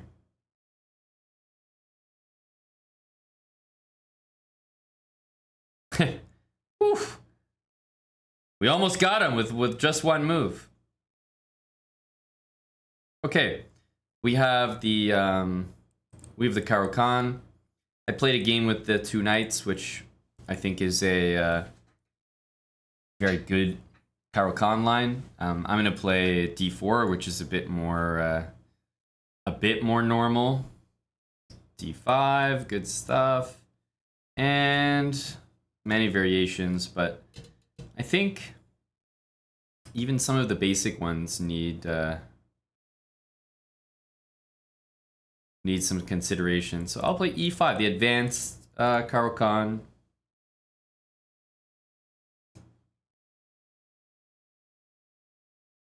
This is a very common one. You know, first kind of mistake that black could make is playing e6. Because then the best you can do is play c5 and knight c6. And if you did that, you would already be down a tempo on a French. Because why did your pawn go here and then here? So e6 would already be a mistake. Usually you want to get the bishop out. Instead, we see the move f6, which, you know, PSA to low-rated players. That's something you just never do. You just never do it. Okay, so there's a few things here. First thing is bishop d3. If the pawn takes, you know, there's queen h5 check.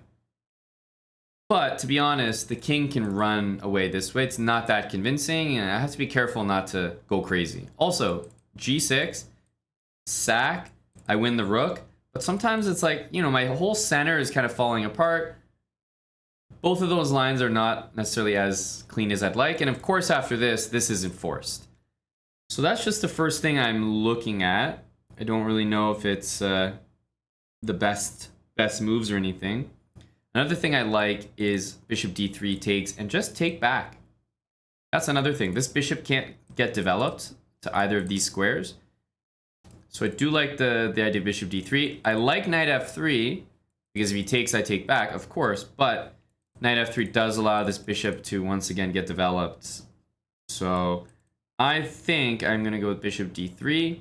But after this, I don't need to go queen h5 necessarily. It might be a great move, but I can also just take back on e5.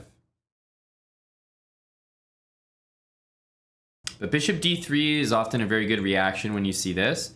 Because when you see this, queen h5 should be your first thought, and bishop d3 always sets up queen h5.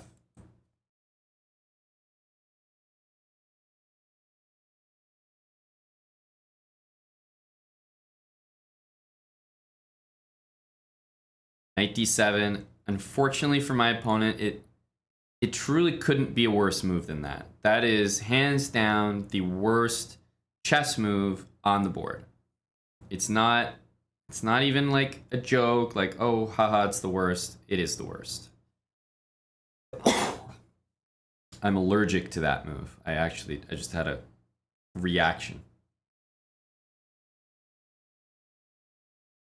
I don't even like looking at it.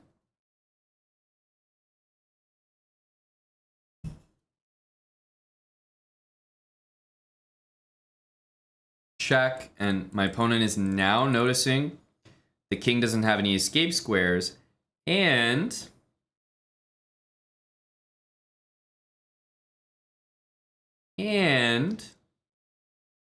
this is the only move. It's going to take some time to find it. And of course, when we have a great option like this, we will always take with the queen first to deliver a bishop checkmate. I mean, why the heck not? Why would we not play queen takes? This isn't even looking for better, like, you know, not playing the best move available. No, this is playing the best move available. And people need to learn. This is why you don't play f6. Quite literally, this will happen. You will lose games like this. You will get mated with a bishop. Ouch. Just one bishop is all I needed. The rest of his pieces are blocking the king in. And why did it happen? All because of f6, honestly. And this is why it's like there are those basic principles. Why do they exist? Because they prevent stuff like this. Why don't you see people who follow the habit series that I've created? Why don't they have positions that look like this? Well, people don't play f6. That's the thing. Never play it. Why do you think Ben Feingold even comes up with never play f6? It's not like you should never ever do it, but This is the fundamental. Like when you're starting out, you play f6, you're gonna get crushed like this. It's not a good feeling. Oh no, not 100% accuracy with a brilliancy. Oh Lord. Oh, not like this.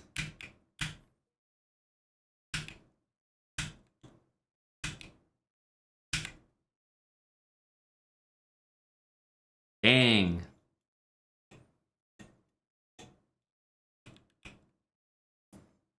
But this is the type of painful loss that you need to have at least once in your career, and then you're like, damn, I need to never do that again.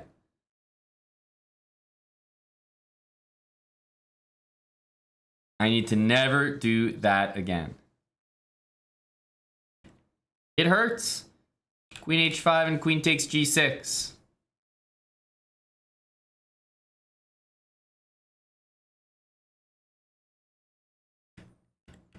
All right, so it might not look like much, but this is why I keep saying, like, work on the basic things in the opening. You don't need to learn opening theory, but here it's like if you knew you just weren't supposed to touch this pawn and your goal was to get your pieces developed, you might not play the best moves here. You might blunder in different ways, but at least you might play, you know, pawn here, knight, bishop here, whatever. And those are like not necessarily the best moves, but it'd still be better than what we just saw. So I know that seemed like just a crush, a stomp, whatever, but I think it's actually relatively informative for people. Like, why don't you play f6? Well, literally, this is the nightmare worst case scenario of f6. This is the reason you don't play it. Right here.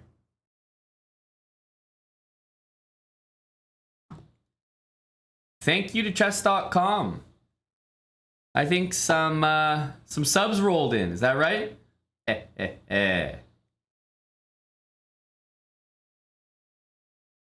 53 subs.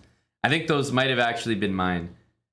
I usually say, you know, even if they were Eric's, then I'll claim them. Of course, I'll claim them because I'm the one streaming when they rolled in. But I think those were actually mine from a previous Chess Played Quick.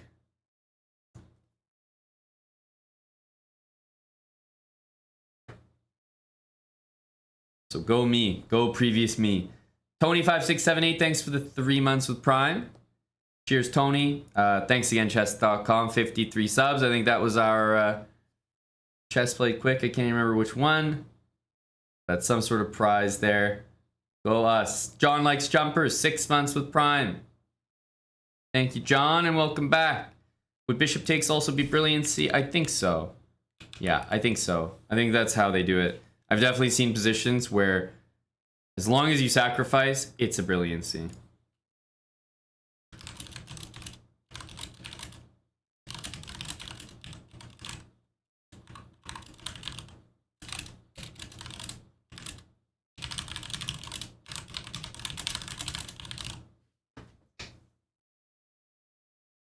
Hello, Eddie. All right, what do we have? I think we have time for one more before Title Tuesday, surely. Let's go for one more game. Let me know what you'd like to see.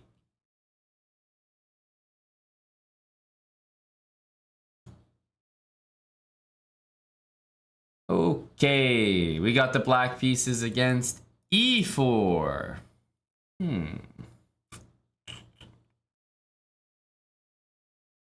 All right, I'll go c5. I'll go c5. Can't really, I know a lot of people have actually been interested in like King's Indian, but it just doesn't really work against e4.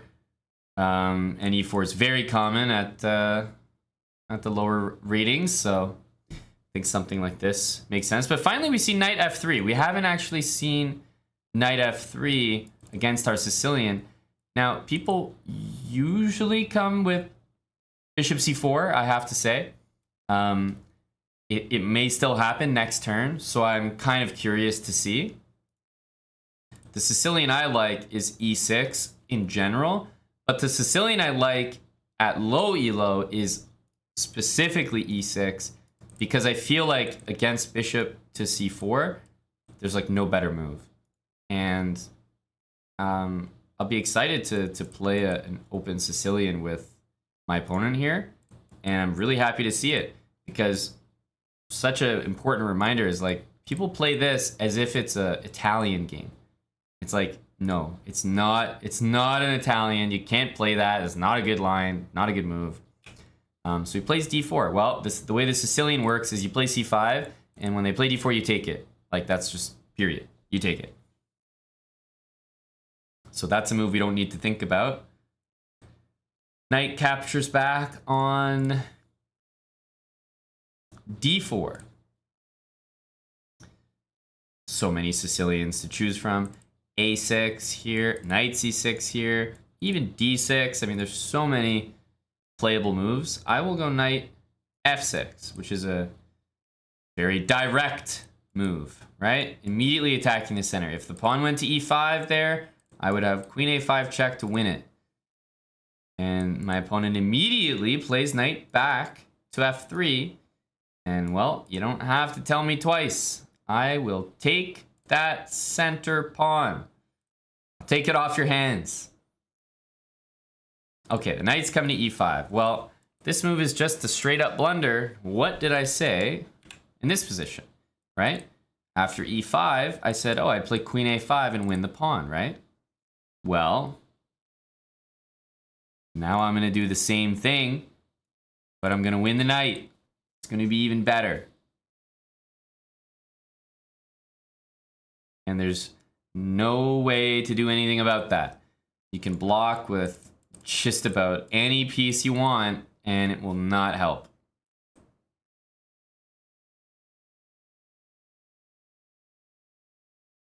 And it's like, you know, am I doing anything too crazy here? No, just literally attacked a center pawn, did not get defended, so I took it. My opponent moved the knight 1, 2, 3, 4 times in the opening so far. And then this is a common puzzle rush tactic. Get that queen out early, win the knight in the center of the board.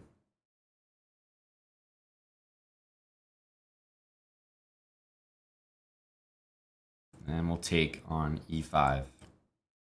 So now my opponent should be on the lookout for the e-file. So I'm hoping we don't see, I don't know, f3 or like, well, I suppose f4 just barely works. It's still, I know it might be an okay move here. It's still a very bad move. It's kind of fortunate for him that he's attacking my queen here, that he's not just lost. But I will say, like, his instinct to touch the f-pawn there and move it is reminiscent of the last game when black played f6. You just should not default to moving your f-pawn that early.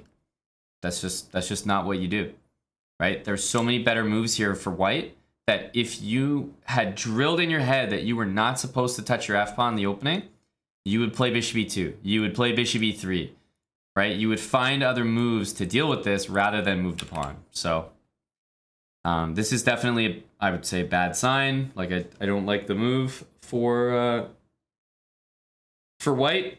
I think it shows that he's not really equipped to deal with the opening very well, because, yeah, moving the f-pawn should not be an instinct. That being said, we have a choice to make. Where do we put our queen? Well, queen c5 is obviously tempting because, you know, queen f2 could happen.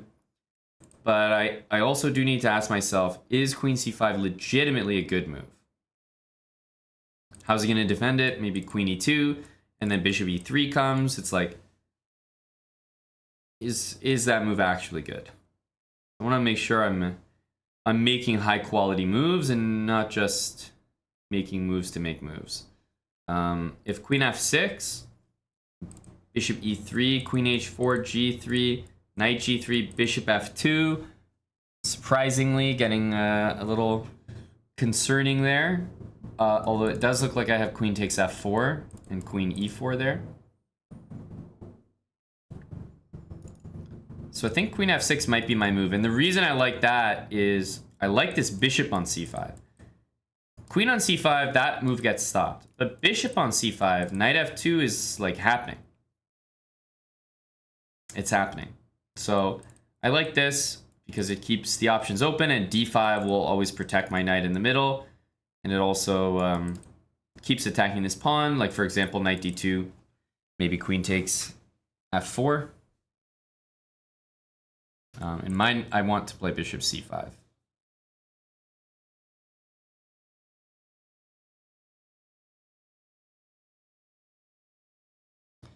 I'd like to see my opponent develop some pieces. Bishop d3, my idea is queen h4. I'm ahead a knight here, but I know about this tactic, and oh, you can just tell. The instincts are not there for my opponent. Just so many weak moves in the opening, and all pawn moves, and especially pawn moves on the king side. This is exactly the place you do not want to make weaknesses. That's exactly the place that white has. So queen h4 check.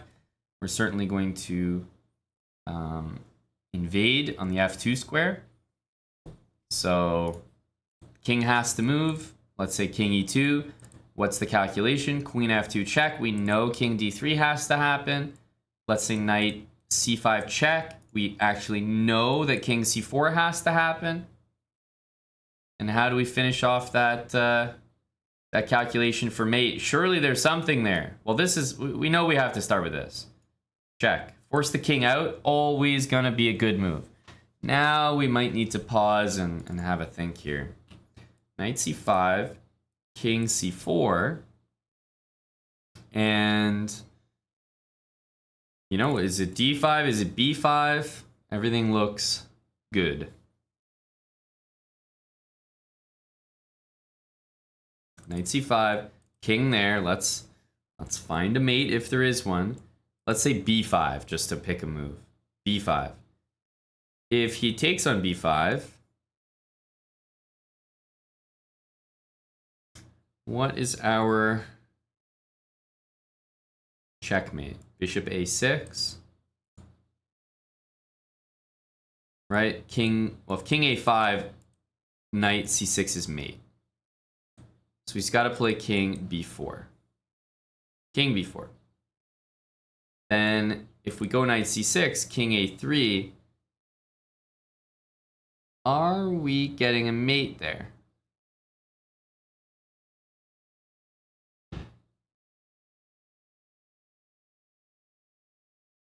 I'm actually not sure that we are.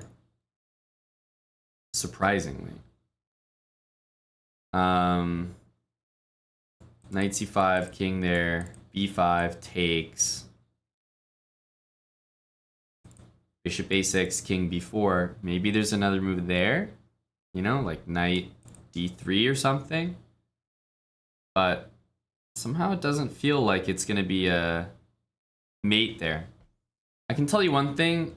The same reason that we played this, I'm definitely going to play this, because I know for a fact that bringing the king closer to me will always be a good thing.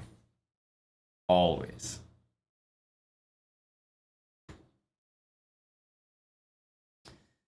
All right, so of course I like d5 a little bit better.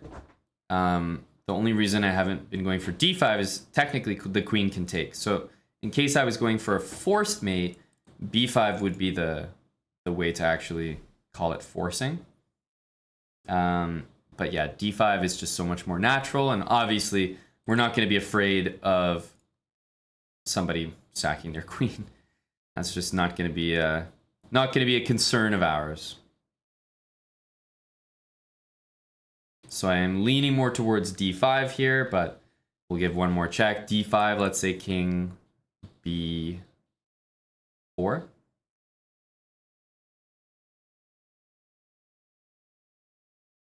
Probably a5. And if the king goes to a3, then we'll use the knight. And I think we have a forced mate there. So I do like d5 here. Our knight's also defended many, many times. There are two moves with the king. Both of them I can bring pieces into the attack. with tempo. So not that bothered. After king there, well, I think the simplest, if knight c6, king a3, I think there's a mate there, but it may have to come in the form of knight b3 check. You know, like king takes, knight a5, king there, bishop d7. It's a lot. I think a5 is the way to go, because after the king goes there, then I think all we need to do is move this knight and go for a4 mate. So a5 definitely looks like the move. Again, not even going to bother calculating this, because if the king is coming towards me, he's for sure going towards checkmate. There's no question about that. That's been the case with every single king move thus far. It's gotten closer and closer to mate every time he's gone forward. King a3 does walk into mate, I believe. And instead of letting, like, if I move this knight literally anywhere, there's going to be pawn to b4, right? And then I'm probably still going to checkmate the king. But you'd have to agree, you know, knight d3, b4, pawn takes king b3. It's not necessarily there no matter what. So the only move that stops b4 and is still a check is knight b3, which looks like the dumbest move, because the king can just take it. But then a4, and we've actually opened up our bishop, and every piece on the board covers some squares. So knight to b3. The only other option after this is that our opponent plays king a4, which of course is completely possible. Bishop d7 would be the follow-up. And again, if he takes the knight, a4 still exists. And if he brings his bishop to b5, then we can take it. We can bring our queen in, and there will be mates there. And in this one, this is why we brought the pawn up. When you see how each piece here kind of controls something, and then his pieces cover the rest. So a4 is just a mate.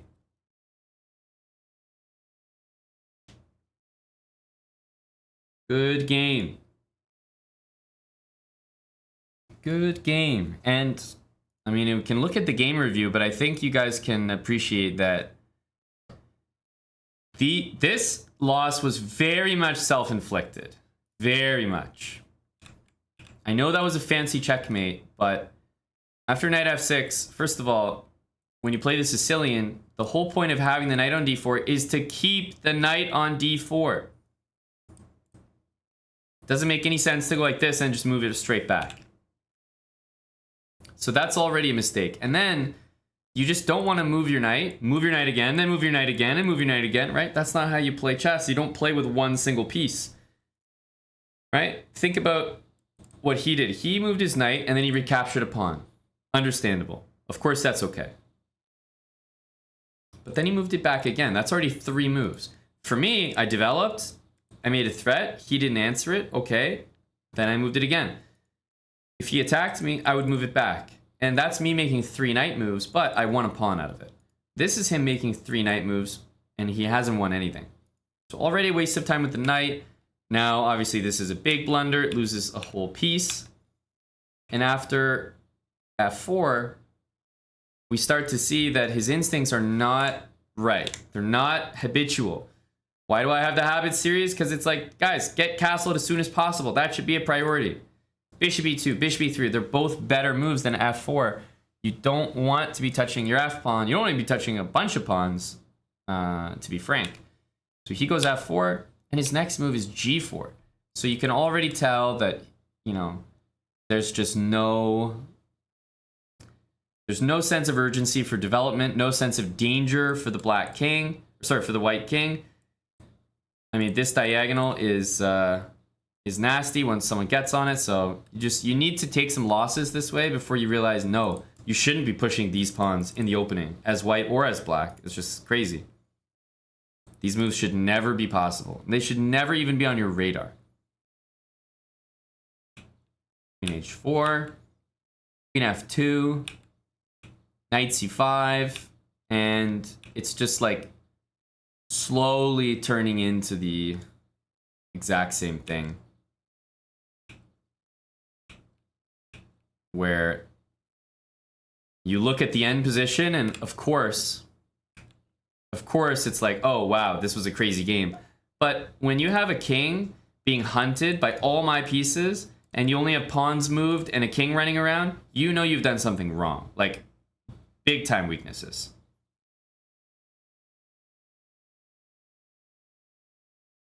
We keep playing like a 1450. Well, GG to my opponent, but, you know, I think that people watching need to be noticing a pattern about how I'm winning these games against 500, 600 so easily. People do not castle. They bring their queen out too early.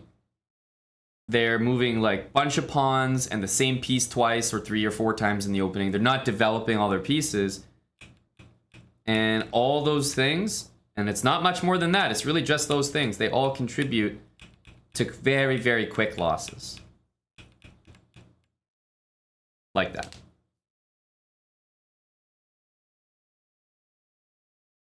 So it's one thing to say all that and be like, oh yeah, I see how those players are losing. But think about how it applies to your own games. And keep those things in mind. That's how 500s and 600s lose quickly. If you're losing in 10 moves, less than 15 moves, no matter what color you are, no matter who you're playing, it means you've probably done some of the things I just said. You've probably done them wrong. You shouldn't be playing that way in your games. All right, I'm gonna take a super quick break, but we have Title Tuesday, right? It starts in 4 minutes, so don't go anywhere. That'll be all the slow chess for now. We're back to quick chess. It's my turn to get back in Title Tuesday. You guys played your underdog Title Tuesday. Now it's my turn again to improve on my earlier score. So it starts in a couple minutes. I need a quick break. That's all the slow chess for today. Let's see if we can get a good score. Stay with us, guys. Don't go anywhere. I'll be right back.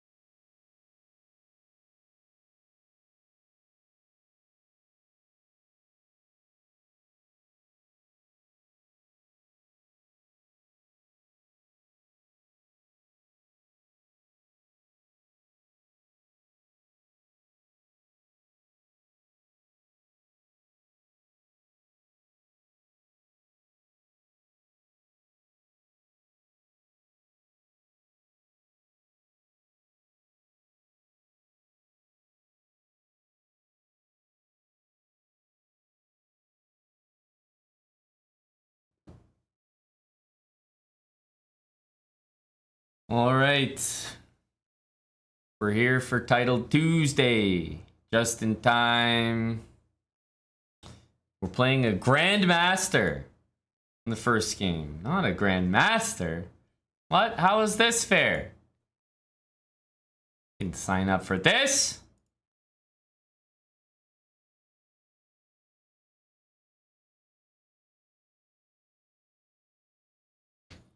I didn't sign up for this.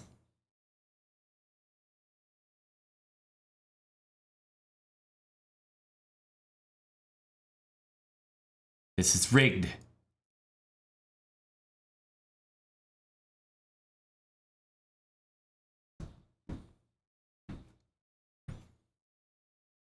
I'm not enjoying this. Yeah, guess what? He wants a knight on d5.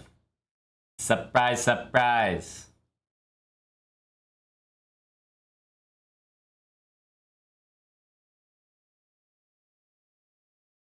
We're gonna have to play against that. He wants to go here, here. He wants to take the knight. He wants to play knight d5. So I really have to be on this square early. Like, I have to be ready to deal with it. So probably rook d8.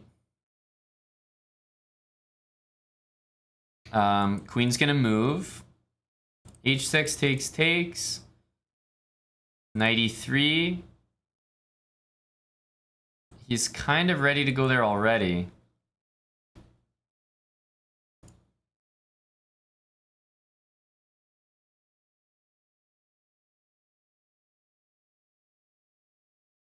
And then I think knight e7.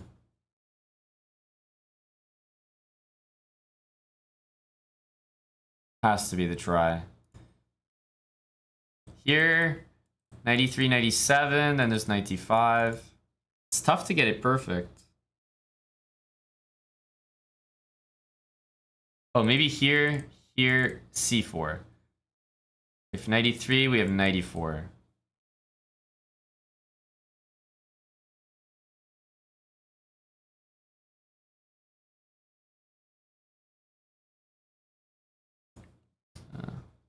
I don't think there's a way to do it perfectly.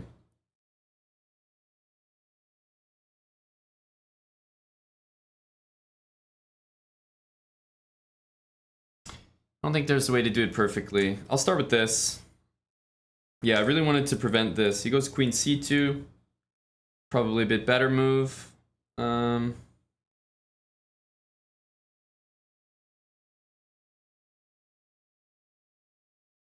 Yeah, I don't think I can prevent this idea. I mean, it's not the absolute end of the world if it happens, but it would be nice. Nice to prevent.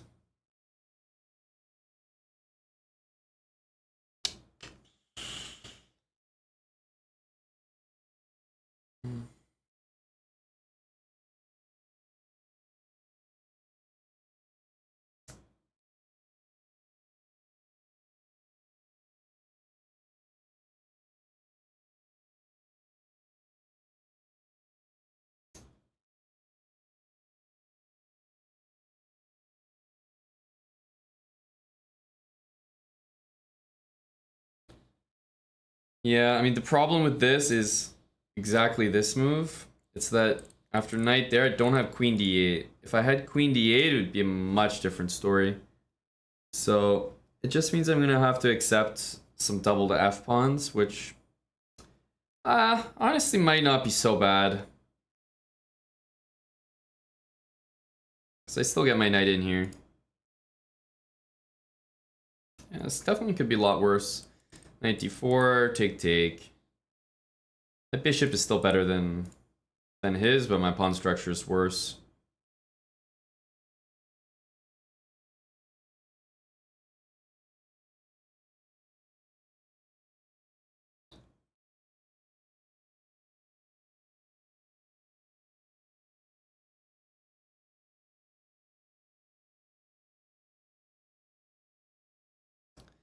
Yeah, there's definitely increment on this.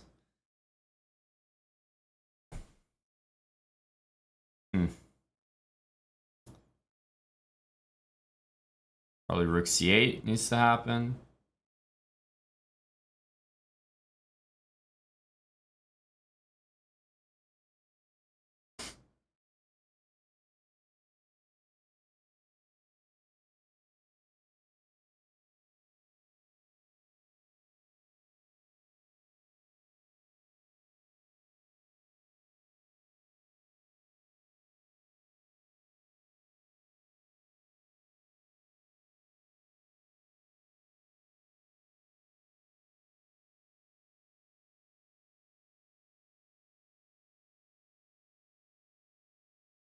If I went here, I don't know, he has bishop h3. It's all very annoying with queen h5. I don't want to play knight against bishop. That's the one thing.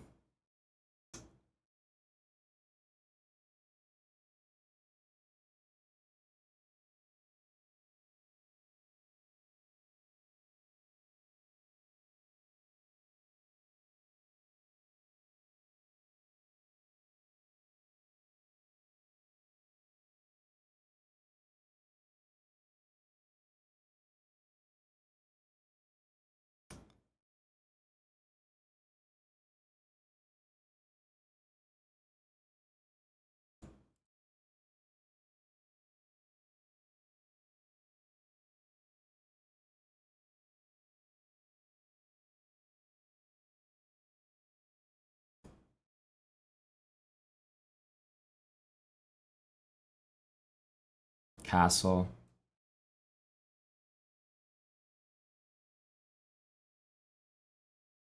All very suspicious stuff.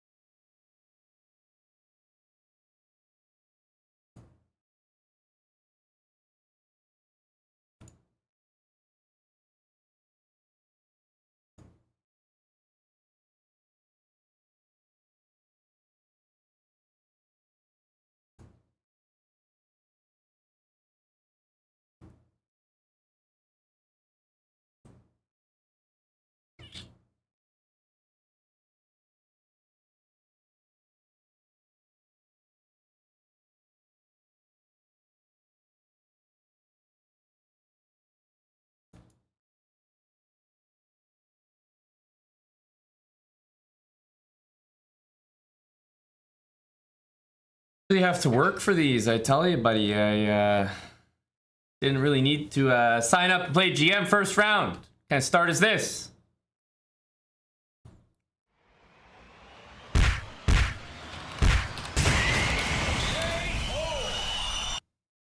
This is gonna work too hard for these round 1 wins.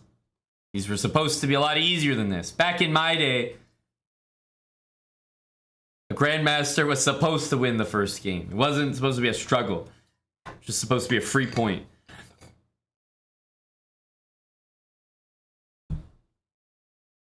Back in my day.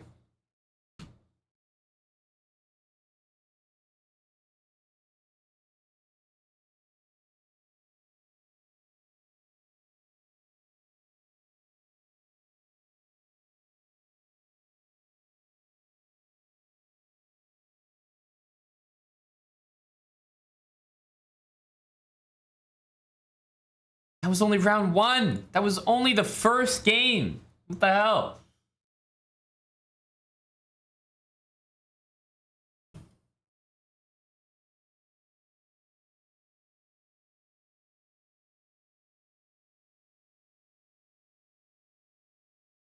It's too difficult these days.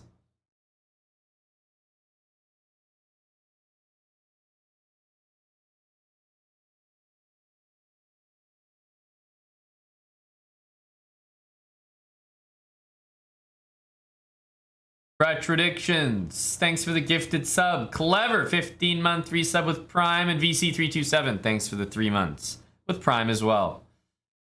All right. Oh, geez.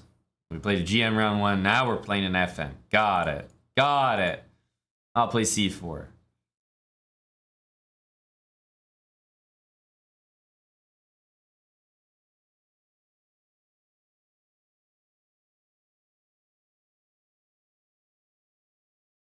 Okay.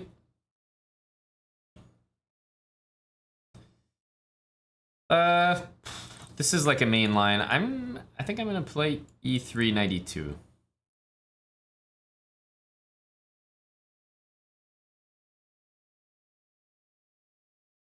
And bishop E7, F4. D4 is still a move, but this looks like more fun.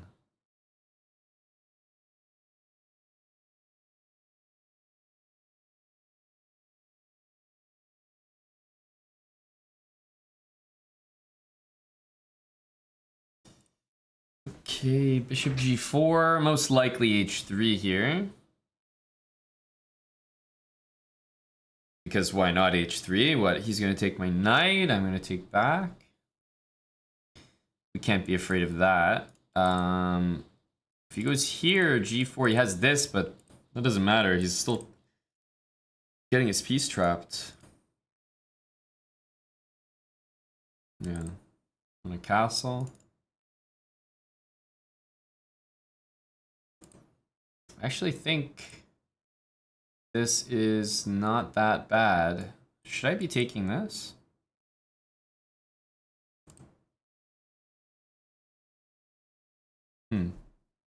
No, I probably need my light squared bishop. I don't really mind the king walk. I mean, he has to play bishop h4, I think. Otherwise, I don't really get it. But king f1, I mean, I'm relatively safe on a light square here, I think.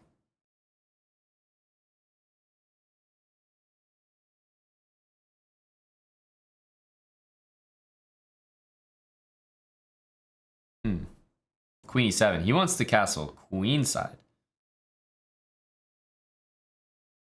I think.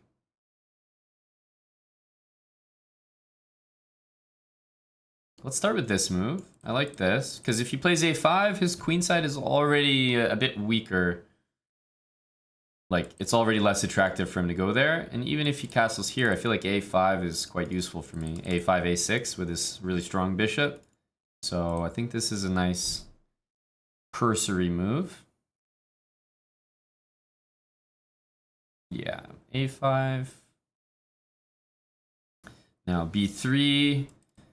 Again, a4, b3 are very common moves as soon as you see a knight there. b3, I mean, he has knight b4, so bishop a3 is never a killer move, but still annoying, I feel.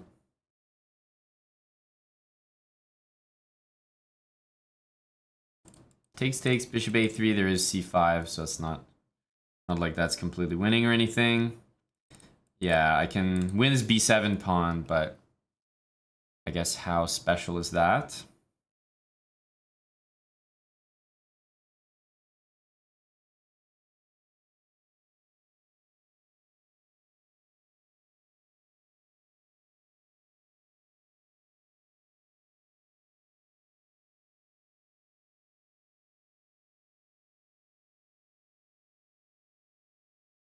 I'll take it.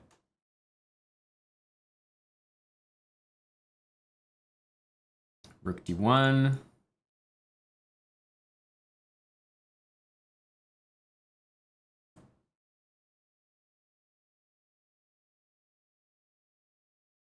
Rook g1. Play c6, I can grab it.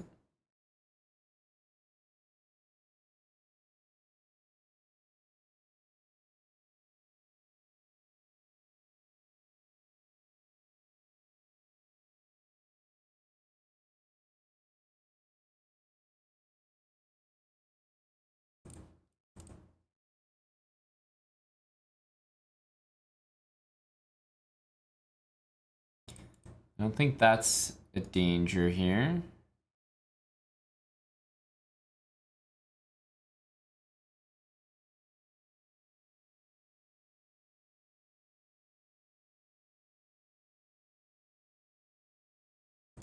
Go rook here next.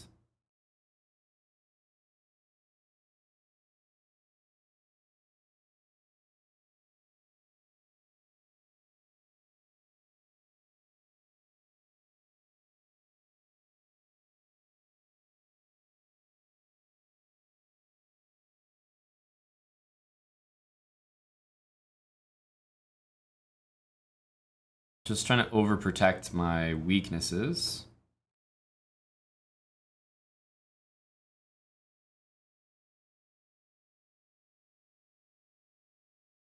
This one will leave with bishop there.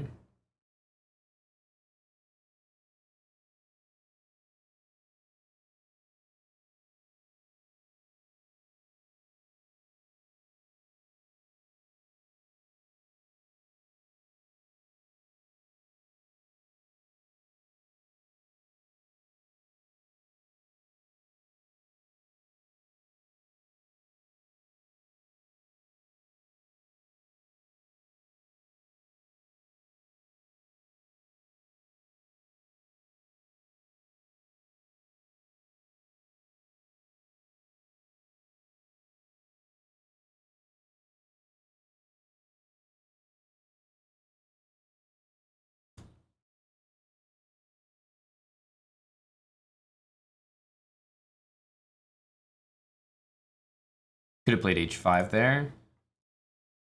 Doing it now when it's more suspicious.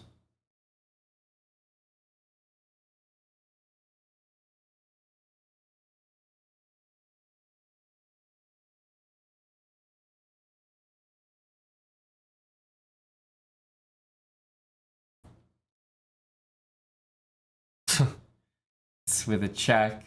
It's ridiculous.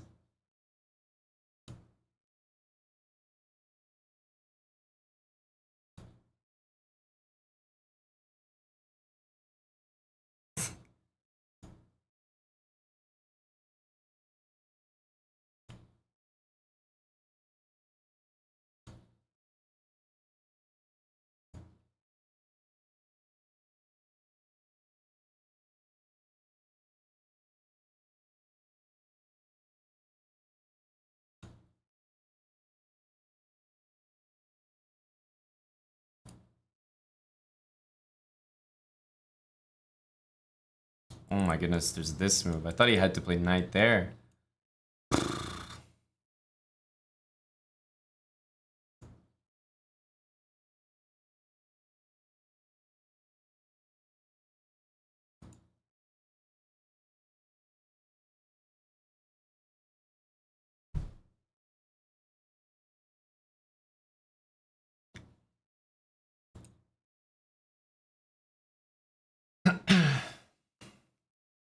That was a really unlucky conversion. Like, I sort of assumed I'd play rook g6 on whatever he was doing.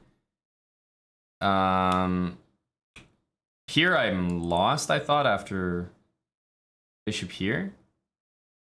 I don't know what. I didn't really have a good move there. I had no idea what we were really gonna do. He just forgot the queen. I'm very happy with my game here. Thought this was like a masterpiece. So here, I knew I would have to put up with some trouble.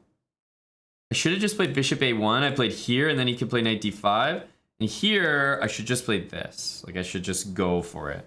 Because even if he takes this, I could take back with the knight, and we get our h5 move in. So that was silly not to have done that. And now I can move my knight.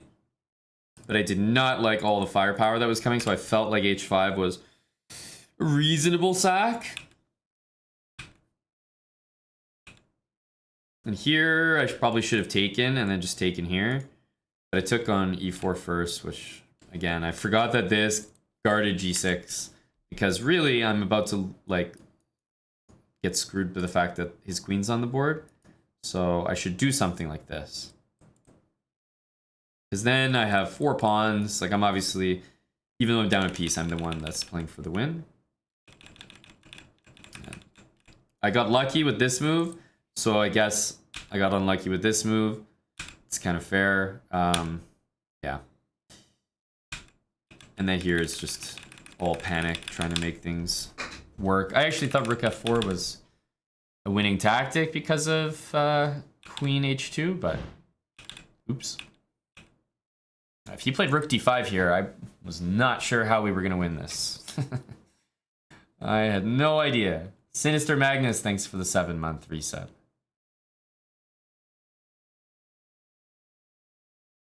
Thank you, Sinister Magnus. Let's update our title there. Man, these wins are hard to come by. Not sure if this is a good or a bad sign, because we're already having, like, stressful and bad games in round 2. But you could also say we're coming out on the good side of it, so maybe a good thing as well. Pawn got all the way to f7 and can't get further. Oh my god. All right. Next one.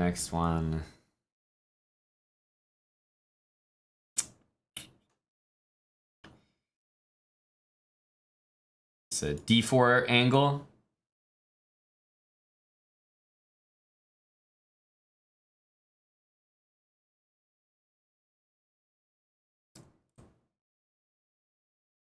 c6.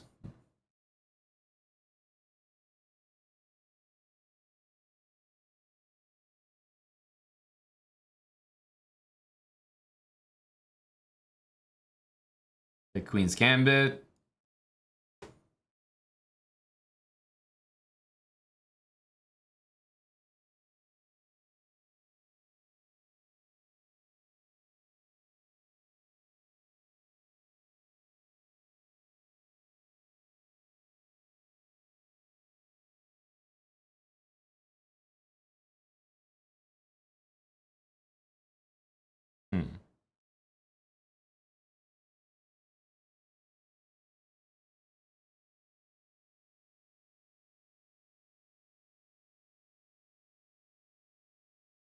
A6.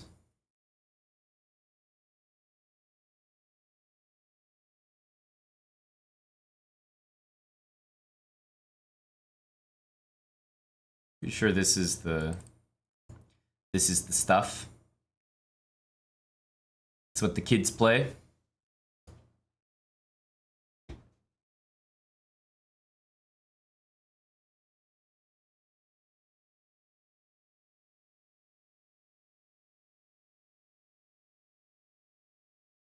Castle next. I think a3, the bishop is gonna retreat this way. You might be asking why the bishop go here if after a3 it's gonna come back, but it's specifically because against that I could not play bishop b2, and I did want to.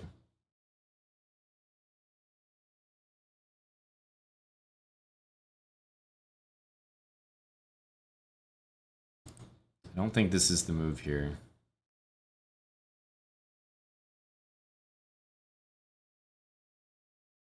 But I'm gonna play it anyway. I think pawn takes is the one, but I'll take with a bishop.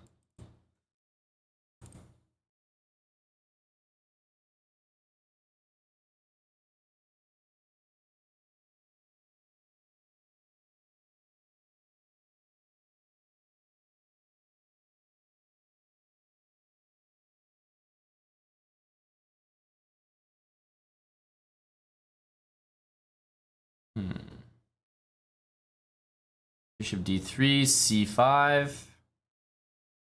How do we do stuff there?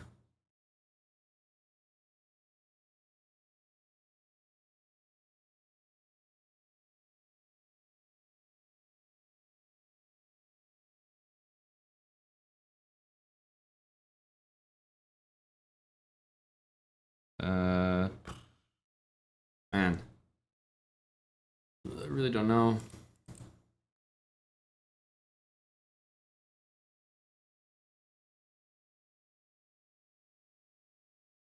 Guess I'll go to e2.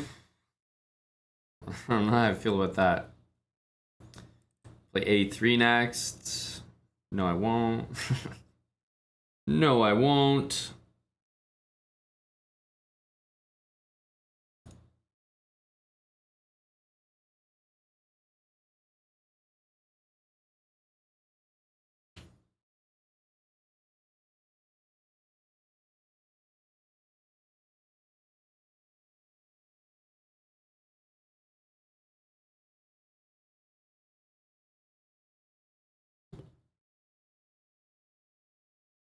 Supremely frustrating.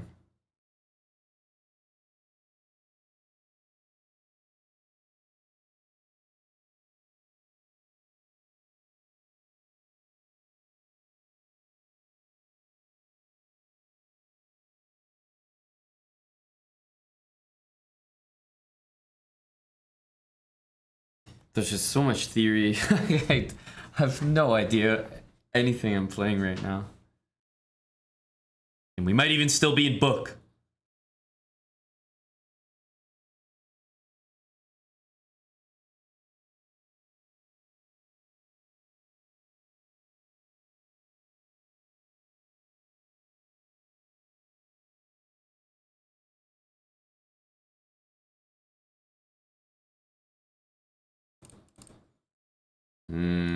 A3 is looking juicy. A3 be looking juicy.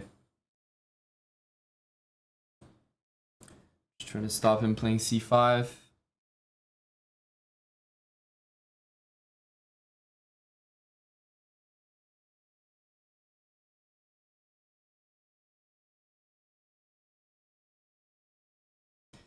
think that's important.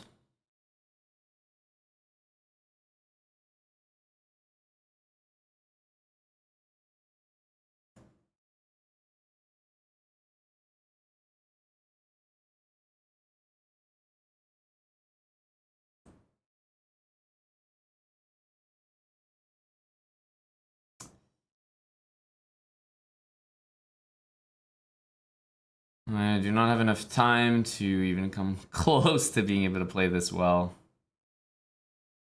Like, of course, we should easily just clamp down, yada, yada, yada.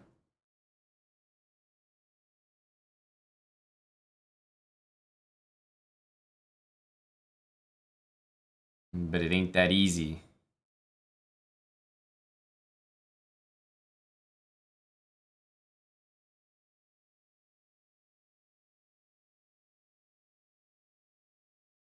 I mean, this move is quite nasty.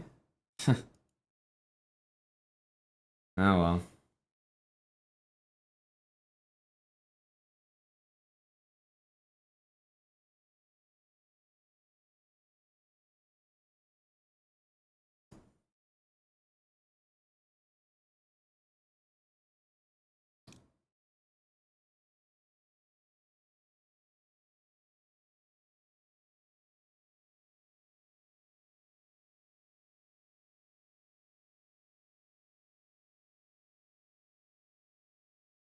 Maybe this.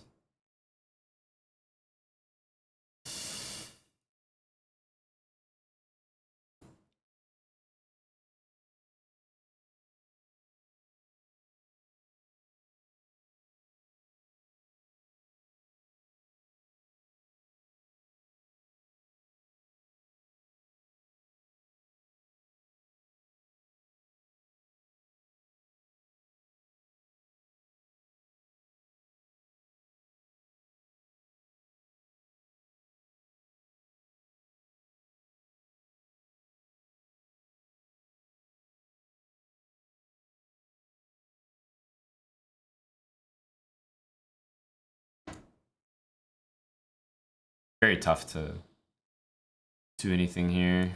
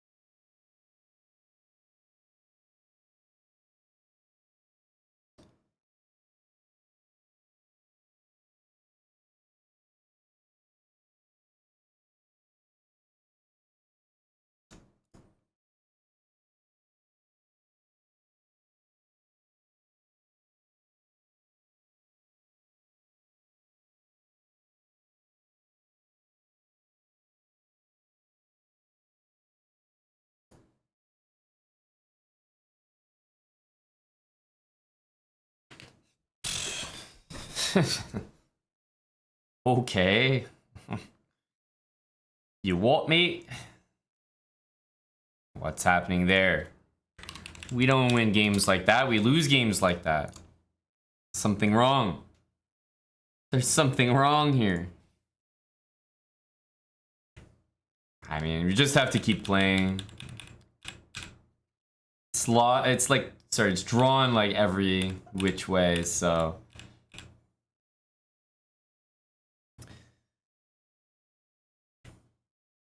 This is just so annoying. Our position here is like overwhelming. Overwhelming. So, very disappointed to have gotten pretty much nothing from it.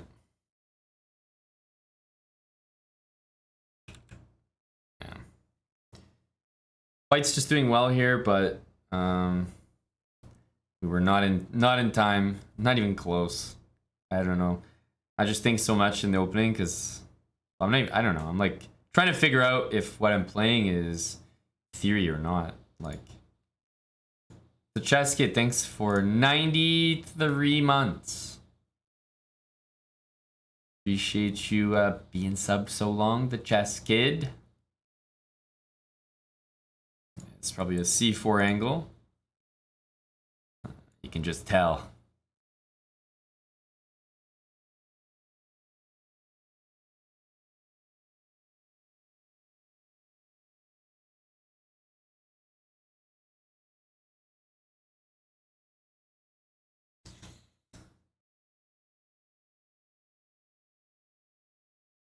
Yeah, no bishop g4, no bishop moves at all, basically, is what I'm being told.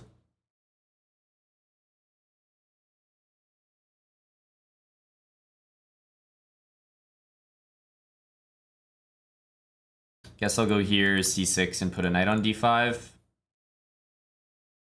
It's not my favorite position, but try to make it work.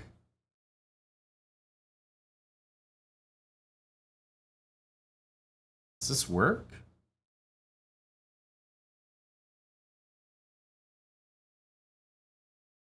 Why do I feel like this does not work?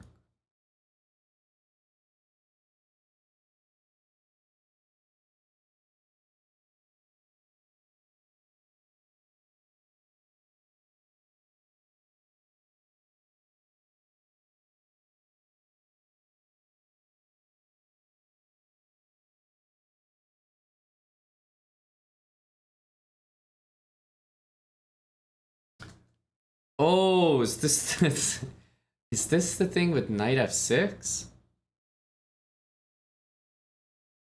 Bishop here, knight f6, takes, bishop c2, and I don't have f5 anymore. Why does this seem familiar? Okay, so this should be losing.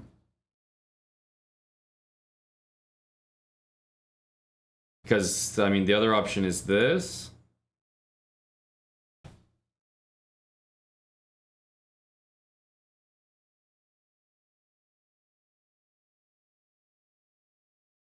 So we have to play f6.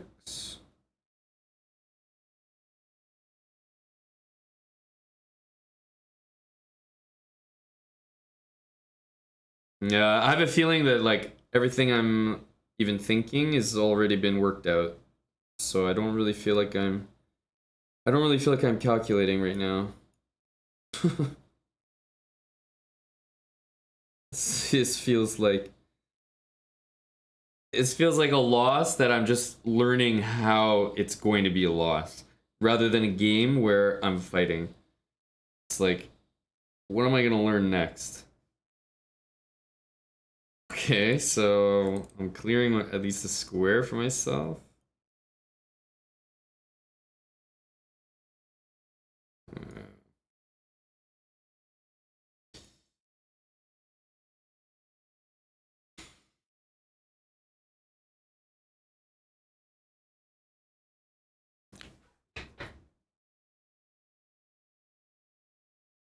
Bishop f5, knight e7.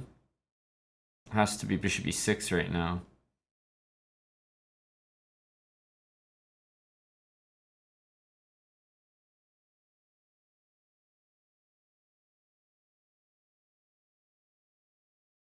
Two pieces and a rook.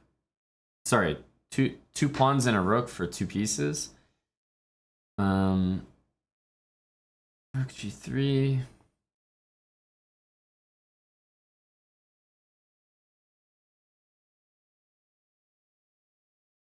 Yeah.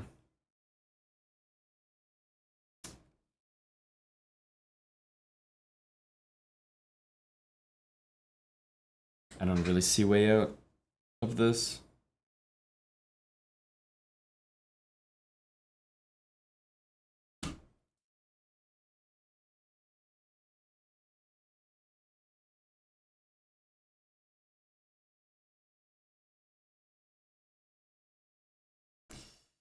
Yeah, it's just me. I actually am not sure why he played rook e1. I thought rook g3 was winning, but rook e1 is better because may as well make the threat and then play rook g3. The position is +5, like, it's lost here. But I know it's lost. It felt lost.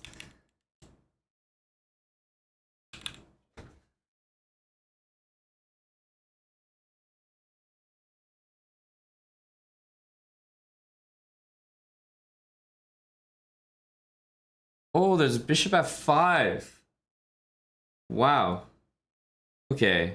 For some reason I thought knight f6 was winning here, but it's not winning. But I definitely convinced myself that it was winning. Because obviously, I have no fucking idea what's going on here. So I'm assuming he does. I mean, this is just...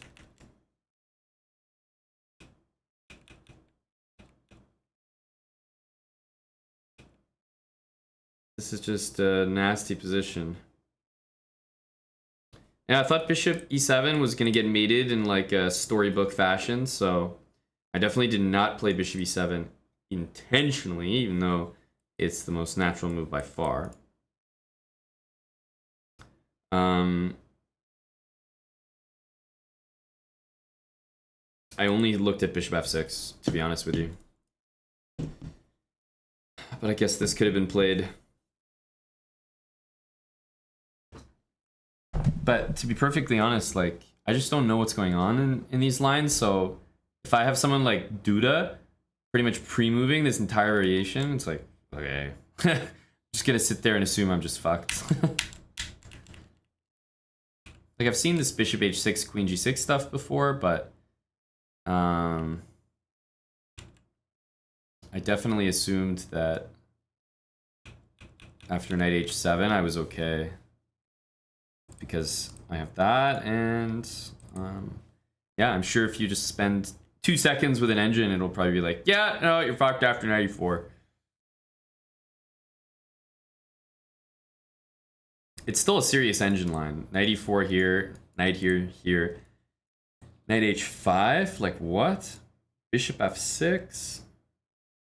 It's like, I don't even know what's happening here. Knight g5, like hello? What is this? What is this variation? And of course black has to find the only move bishop takes d4 here.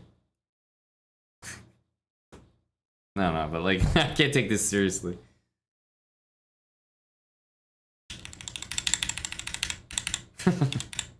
But I do think that like knight here is such a simple plan that it's very easy to just check with an engine. Like, wait a minute, after this, am I threatening bishop takes h6? He probably knows the answer is yes. So he sees this and he's like, yeah, I know the engine likes white here, so I'm gonna go for it.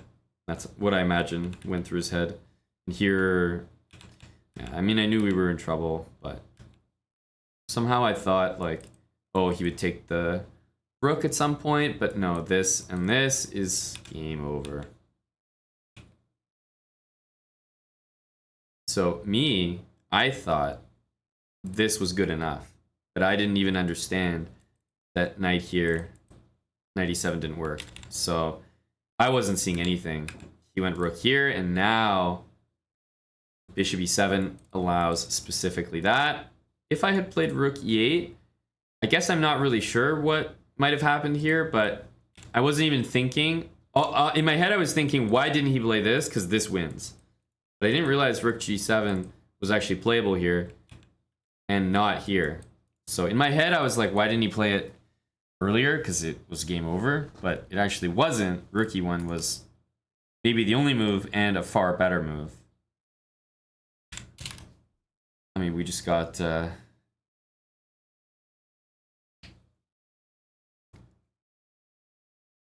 destroyed. Destroyed.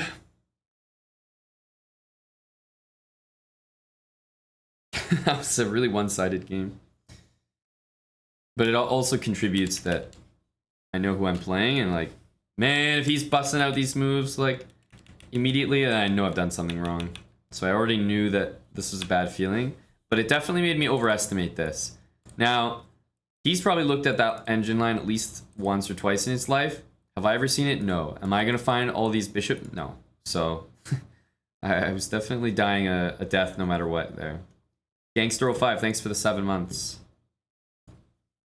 Holy smokes, that was nasty. All right, well, I'm retiring the French.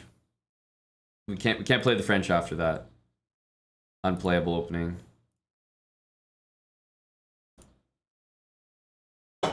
Holy smokes.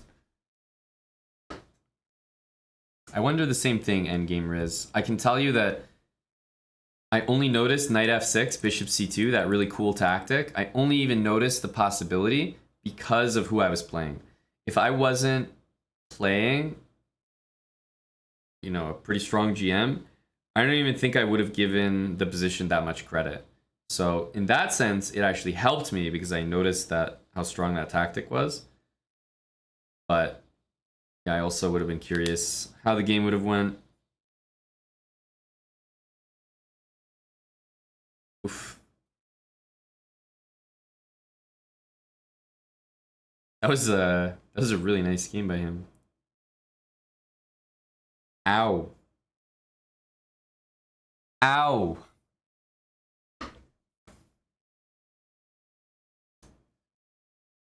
Hello, Pink Floyd. I can't take you seriously, Pink Floyd. You're only here when your team wins. You're never here when they lose. Congrats on your victory, bud. That's right, go Panthers, you know it.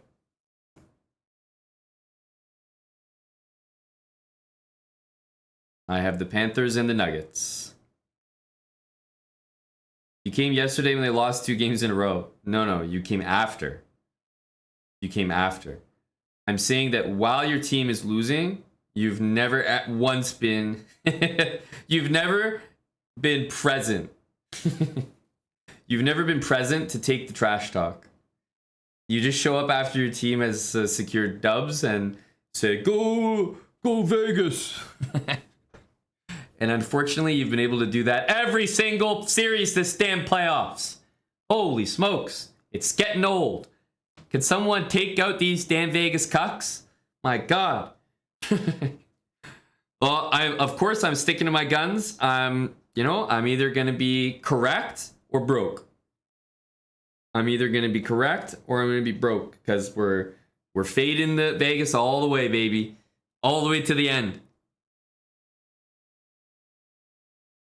That's right, 6 wicket. I always, whenever I think of this feeling, I think, of course, of Luca, right? Luca and Devin Booker.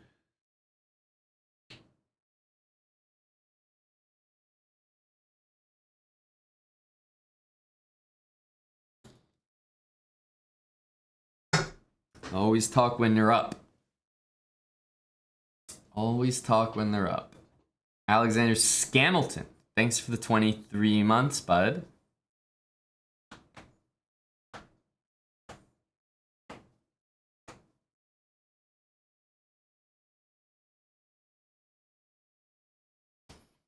Probably shouldn't talk when you're down. Well, it means a lot more if you do. And, of course, the point is not to talk when you're down, but if it's a competitive game going back and forth, trash talk means a lot more than waiting until you've already won the game and then trash talking, you know?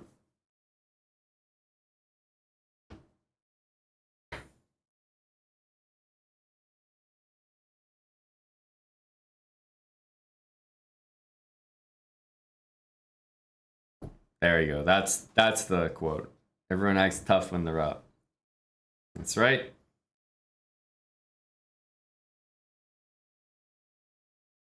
Suns in 4.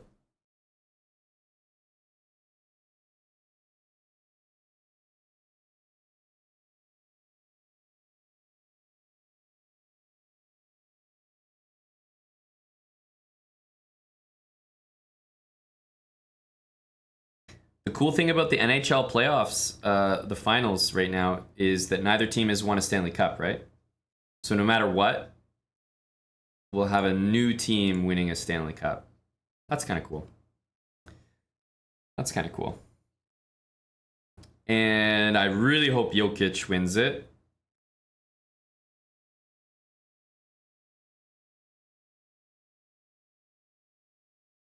Florida has one? Really? Well, I'm pretty sure everyone's talking about how they haven't won one and that it would be their first time. So unless I read the wrong article, I'm pretty sure they haven't.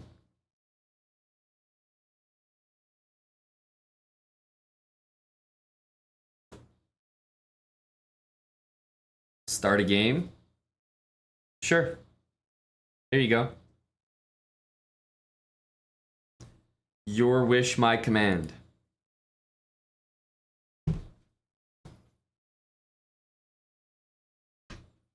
Anything else I can do for you, buddy?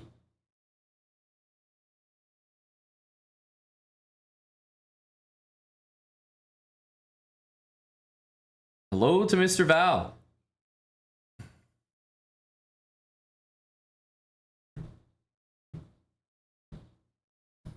A win would be nice. All right, Captain Micmac. Jeez. Everyone's so demanding right now. Play a game. Win a game. It's like, relax. Fine. I'll win. I guess I'll go win. Choosing to win.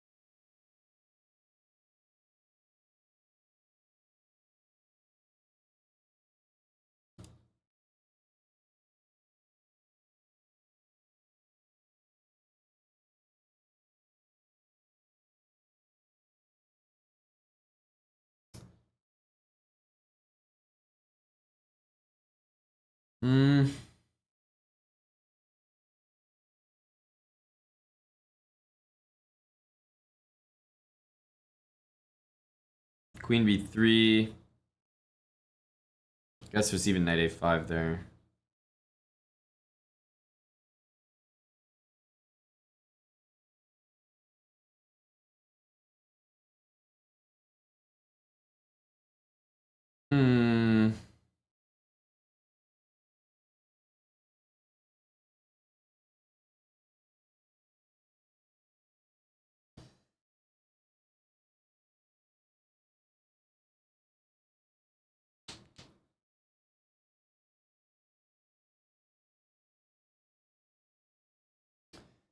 I don't know.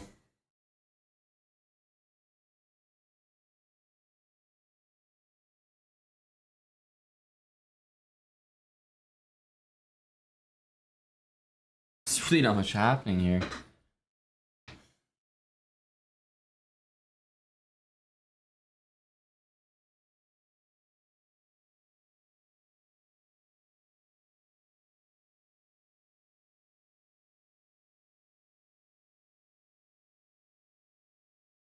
Okay. Go here.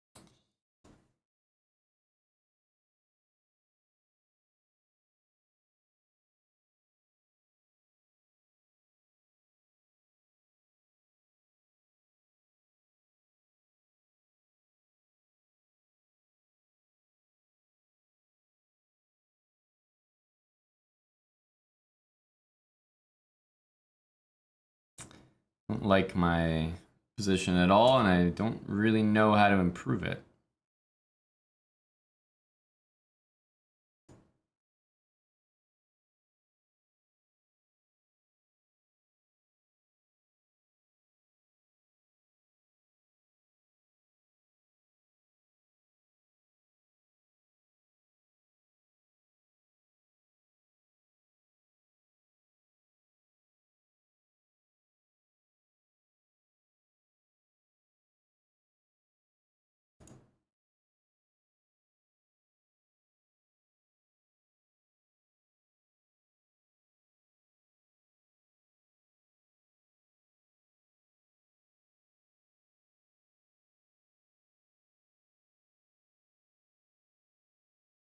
Knight c5 next.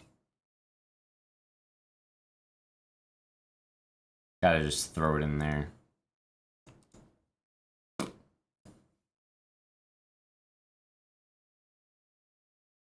Maybe not the best timing.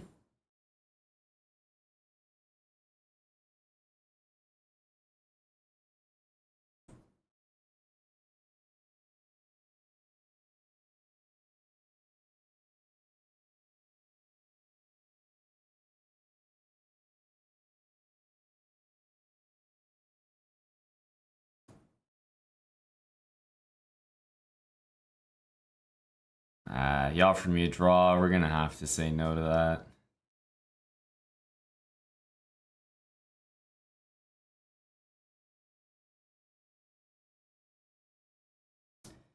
We're gonna have to say no to that.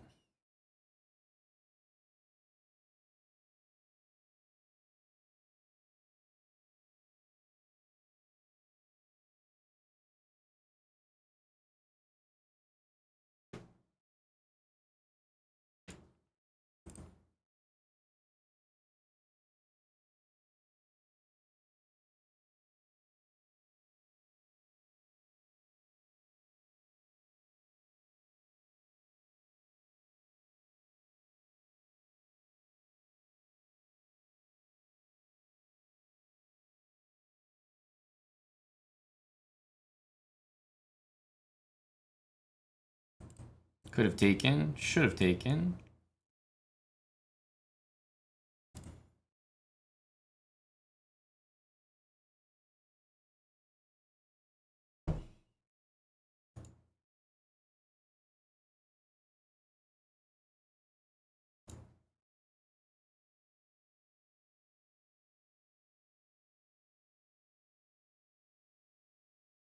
I have this guy. Just to be careful here.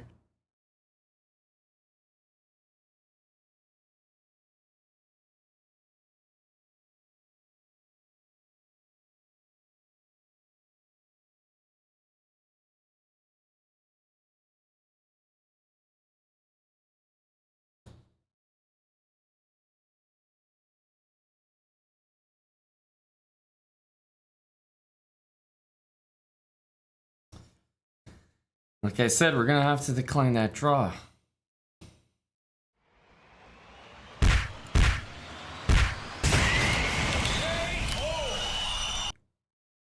It's like, I gotta say no to that, my guy. I have to say no. Dude, I hate my openings. Like, position I'm getting from the openings, somehow I don't like them. Because I know that I should be in a good position. But it's not the type of good position where it becomes a great position. It's like I like my game, but I know that he has a bunch of easy moves coming, and I don't like how it feels like it's trending closer and closer to equal.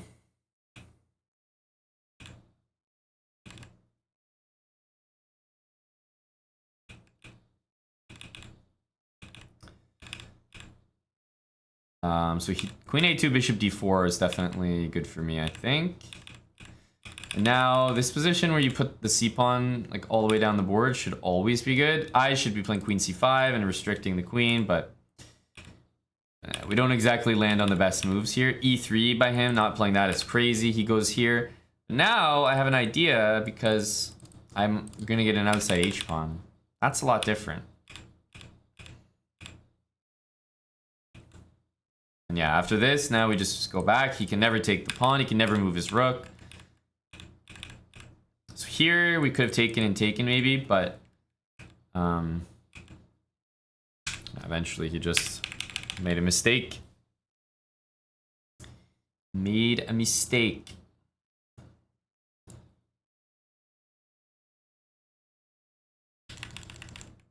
Wait, go Eric. Go Eric. That's a win, right? That's a win. Eric just won. That should be 4.5 for the chief. He was the last game of the round. Oof. Mr. Rasulov. Okay, c4 maybe. Okay, it'll just be more d4 stuff. Knight c3.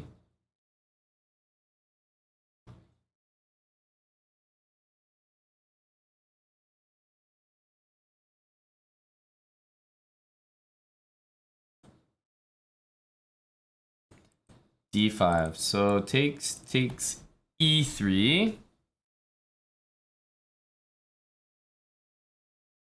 Yeah, but I think we take. This one is surely bishop g5. I mean, I don't know, but just gonna assume c5 e3.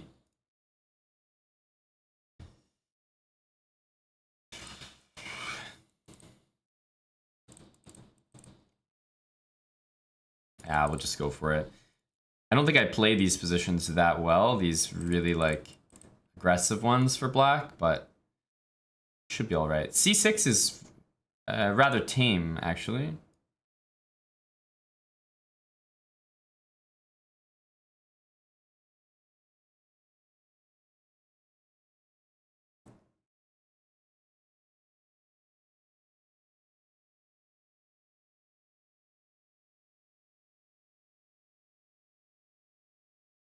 g3.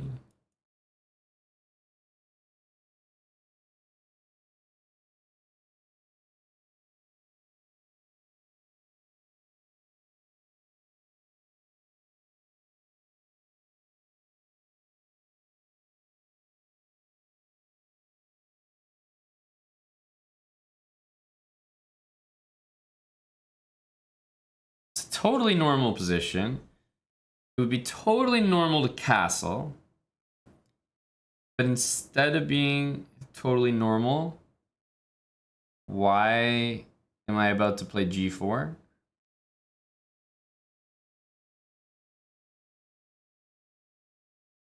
Why am I like this?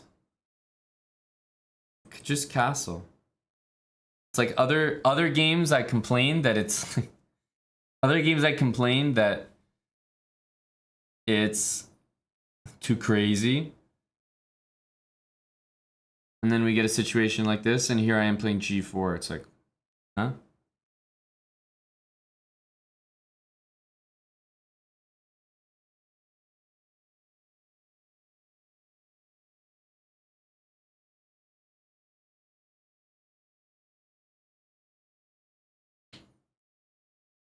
Yeah, so I guess I have to play long castle.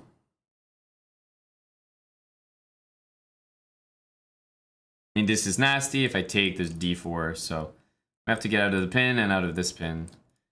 And I would never castle that way after doing this, so the point is to go rook g1.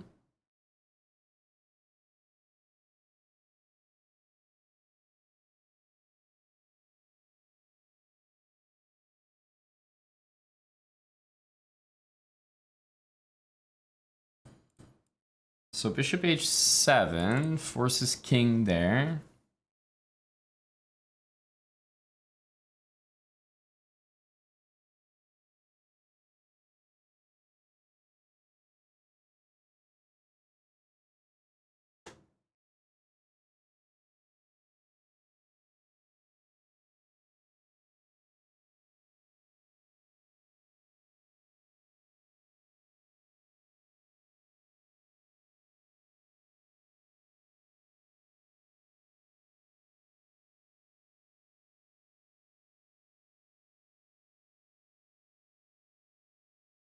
Some kind of knight f7 next.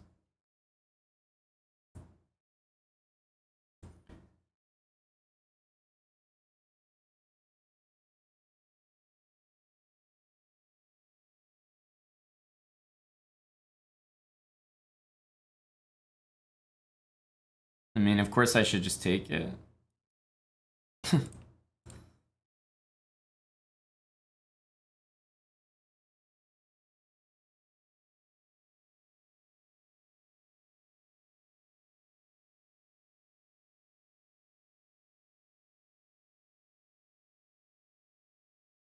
I don't like that my king's exposed for some check.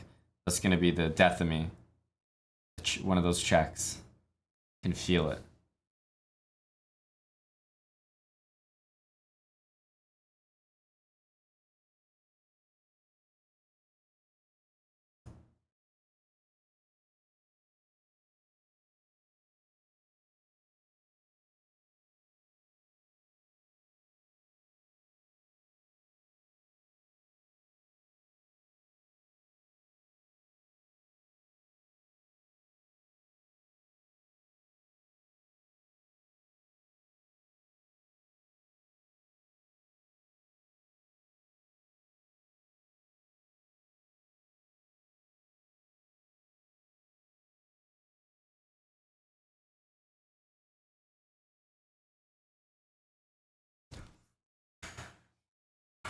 Oof.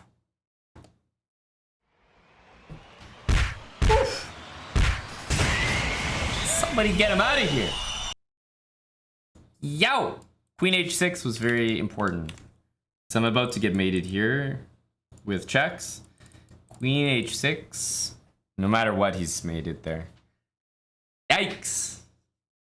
Yikes! Yeah, this is what I'm saying. Why am I like this? You know? Castle. Plus 0.5, plus 0.6, you know? I'm fine to castle. G4. Minus 0.3, you know? Why do I do it?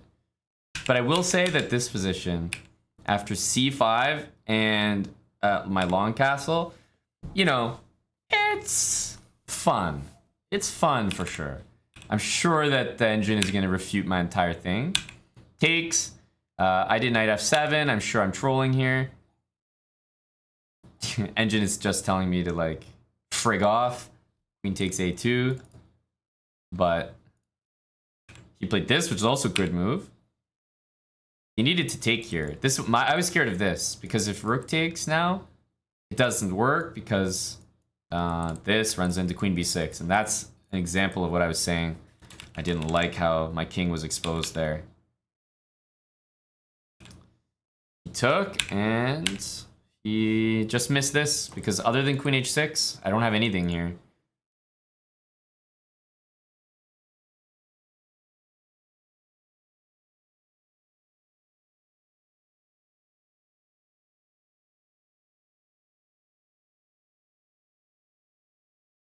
Jeez Louise. Thanks RJW for gifting a sub. As Maniac. Cheers, buddy, for the 5 gifted subs.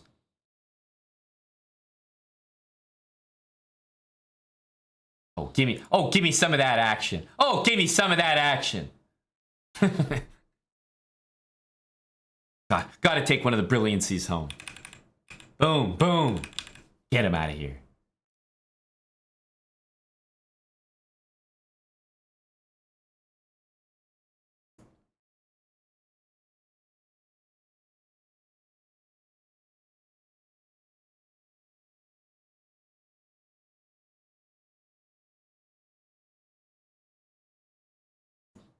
That was a nice one. Trust me, we don't have many nice ones. Years go by without one of those.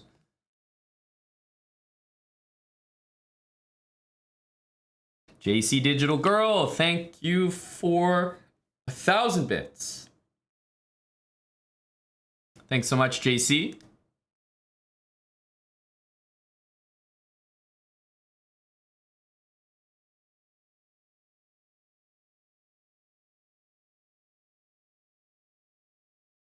Well, if we're getting fed 3,000s, the next matchup probably won't be too kind to us either.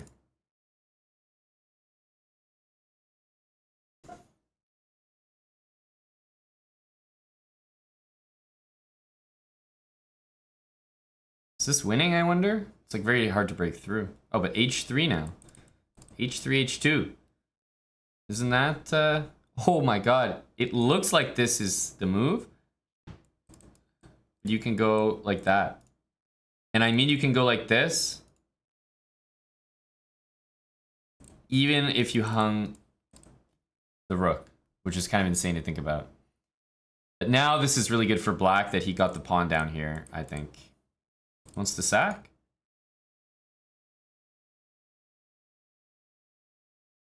Rook H1. Black has to go here or here. No way you can let the rook in. Then I think it's over. Yeah, I think this is done. He's got a sack. Here. Now this rook f7. Ouch. Man, this game is nasty. He's keeping the bishop.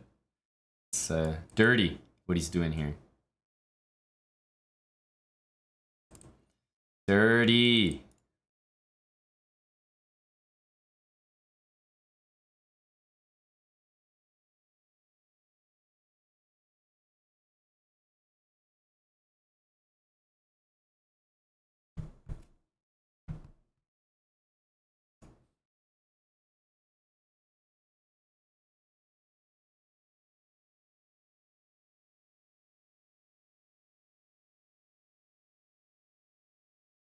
Okay.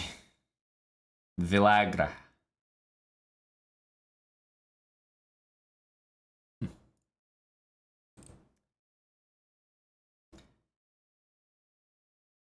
Last game was too stressful.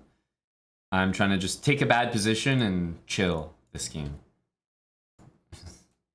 I ain't trying to work too hard. Is this theory? No, this is just bad.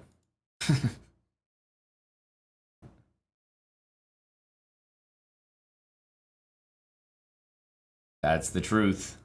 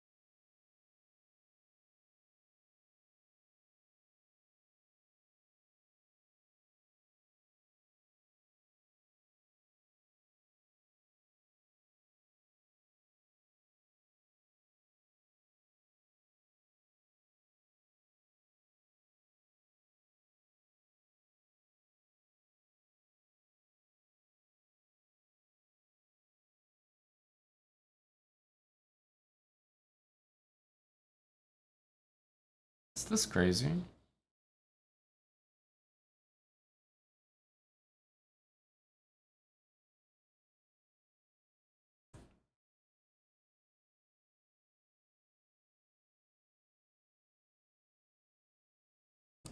I think we should have taken first.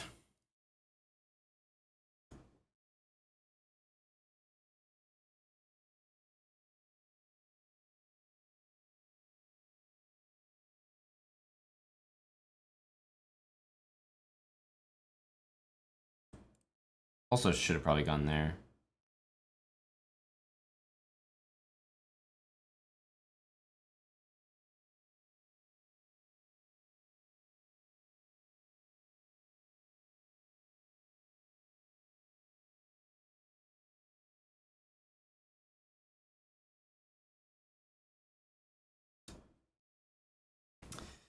Oh well. Didn't really have enough time to think of a good plan there.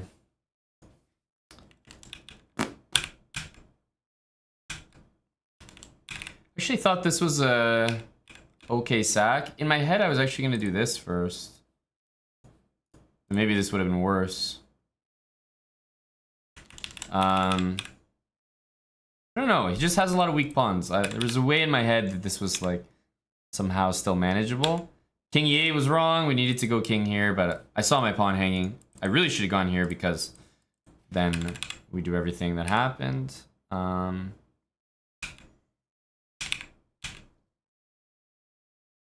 This is just a really good move though.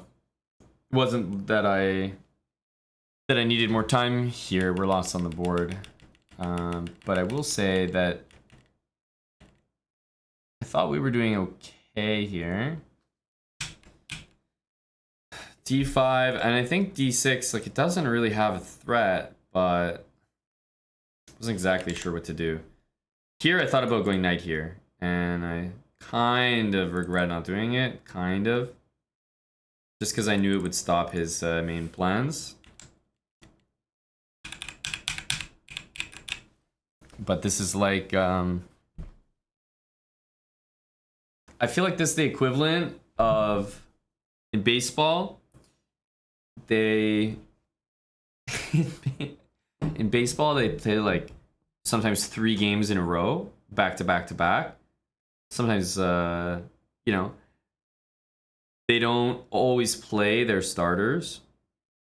Okay, sometimes they do this in basketball too, in the playoffs. So this game, I was absolutely not playing my starters. This is a game, it's like, if I get the win, I get the win. I'll be impressed. But, you know, I'm tired after last game. Just gonna play the bench. Gonna play the bench openings. And, you know, we'll see what they can do. We can get if we can steal a win, we steal a win. But just gonna play the bench and look forward to next game. Yeah, we'll have our starting openings rested for next game. And we'll get the win there. So it was ultimately just a coaching decision. Front office decision, you know. So yeah, if we were able to get the win, we were able to get the win, but just want to make sure my guys are rested up for the important next round. Very important next round. This is round 8, which is a far more impactful round than round 7. Round 7 is kind of meh. Round 8, you want to be winning before you go into that break, get that locker room confidence. So this was a really important loss for the team, just to get those starters rested, and we'll be coming in to the next game, looking to pick up the W. So, look, the fans are questioning the coaching decision right now, but the way I see it, these guys just have never coached the game at the highest level the way I have. So that's fine. You know, we'll see next round. All of a sudden, everyone might be a big fan of the decision. You know, so we'll pay attention. We'll stay tuned.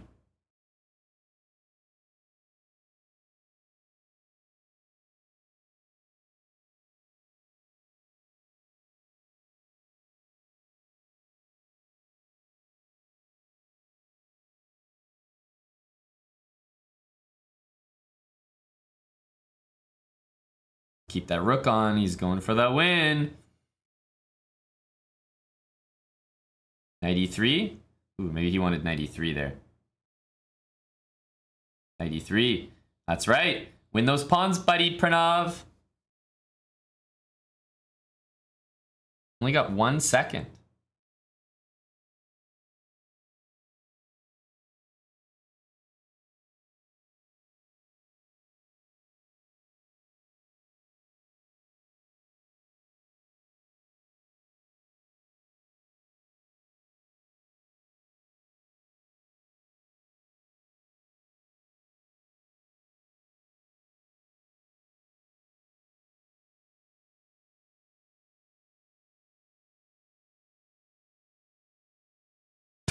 He hung the rook.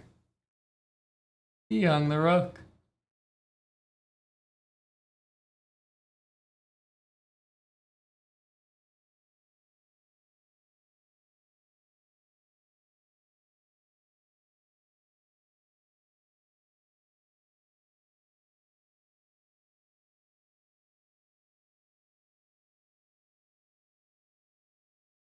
I think Pranav's gonna find a way to win this. I really do.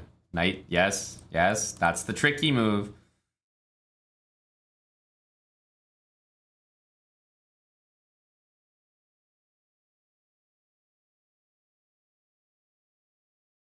Rook A4? No.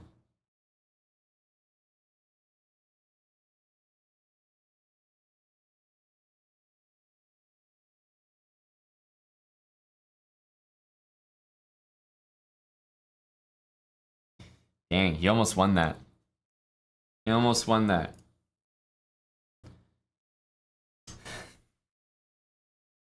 All right. Well, luckily we have the starting openings rested. Took a day off last time, feeling great. I'm just gonna go out here and catch this dub. I think you'll notice that because my players are rested, that we're just faster than our competition. We got that edge, our pep in our step, you know? You can really tell. We got our best openings on the pitch here.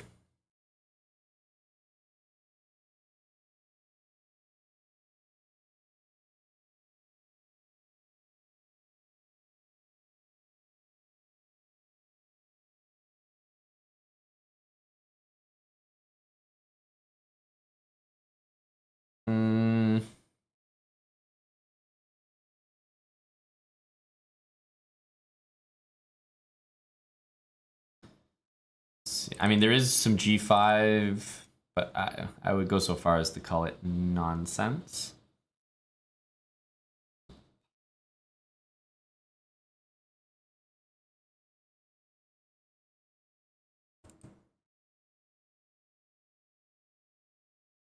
I think I would go so far as to call that nonsense.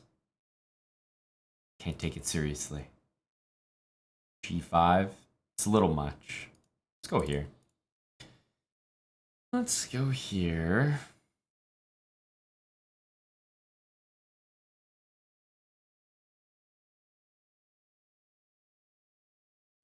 Gotta take this if he castles, no doubt about it. Can't let the knight jump around. My bishop would look stupid there.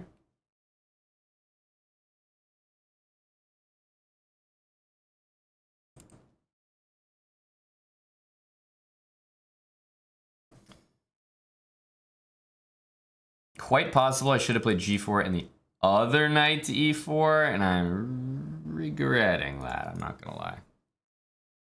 Because at the end of the day, after I take a bishop, do I want my knight here or do I want my knight there? The answer is easy. The answer is easy.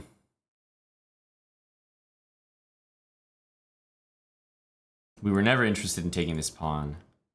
But yeah, I would much rather play that. So definitely a misstep there.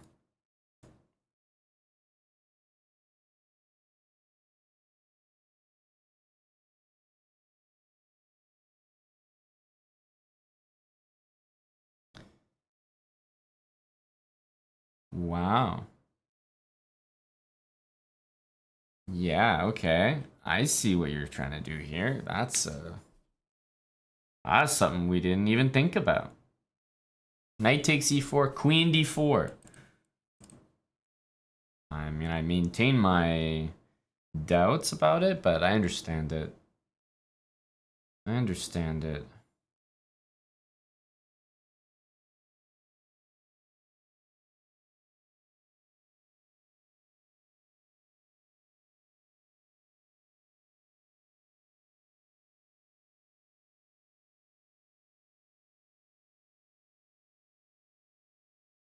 Queen c7 at the end. No.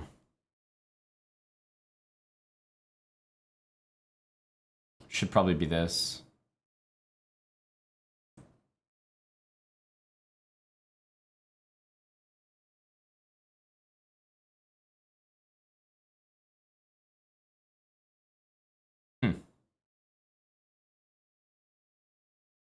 Mistake. Just toss it up, but we're gonna lose it anyway. Obviously, if we see g3, we're probably happy.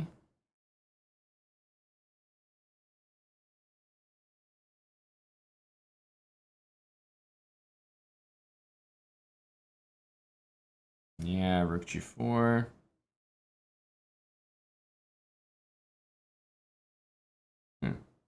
Not expected.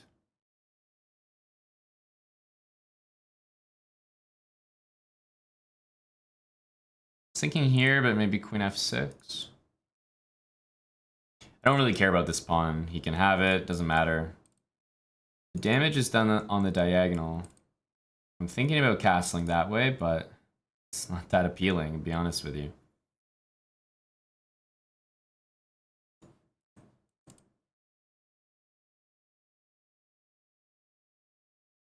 Okay, so now it's clear we're not castling at all.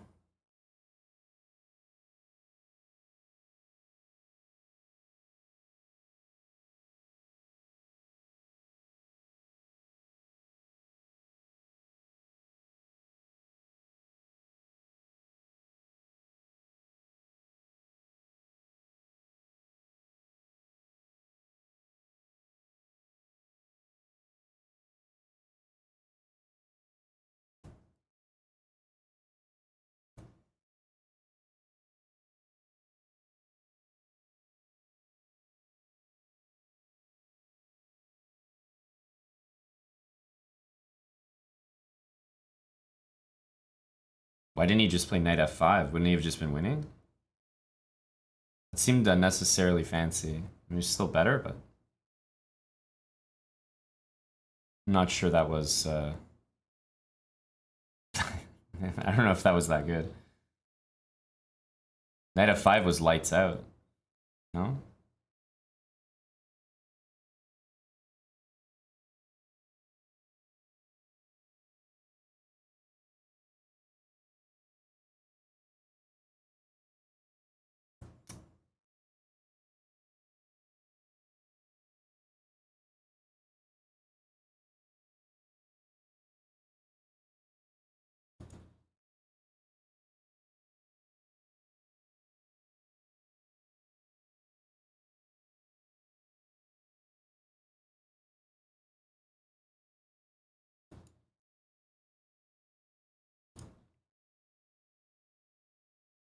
I don't have enough time for this, unfortunately.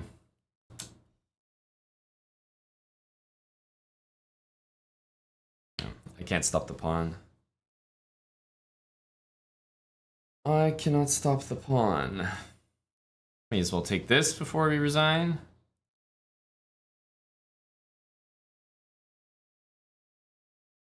Alright. What happened here? Honestly, I take it back to 94.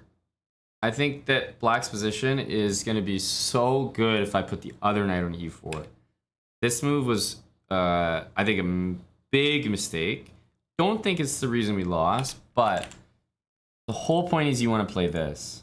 Your knight on c5 is way better than on f6. So what do I want to take the bishop with? This knight.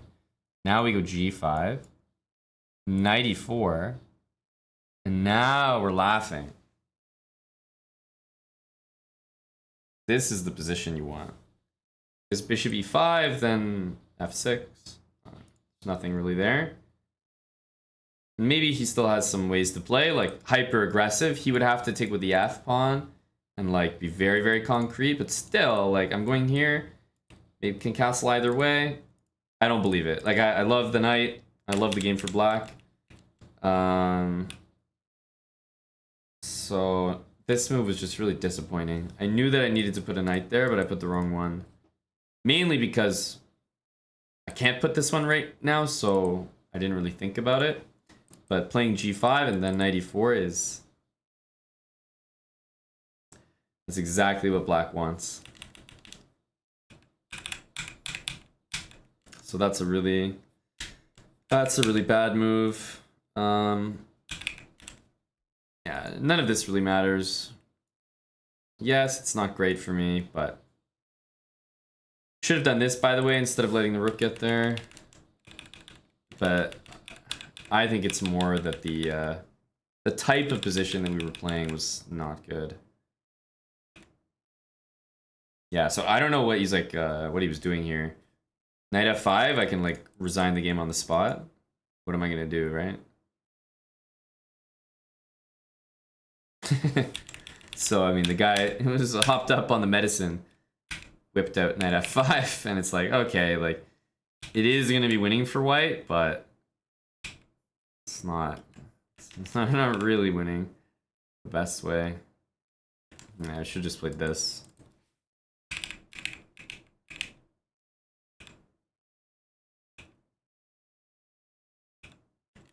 And then rook here, and then maybe, I don't know.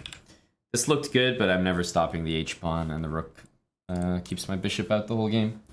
Thanks, Pennyways, for the 9-month prime. Oof.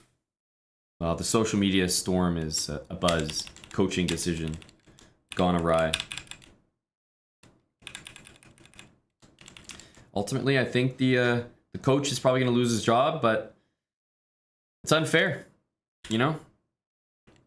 The players have to execute on the pitch, and we didn't see any of that. No execution from the players. Coach is going to be the scapegoat. Understandable.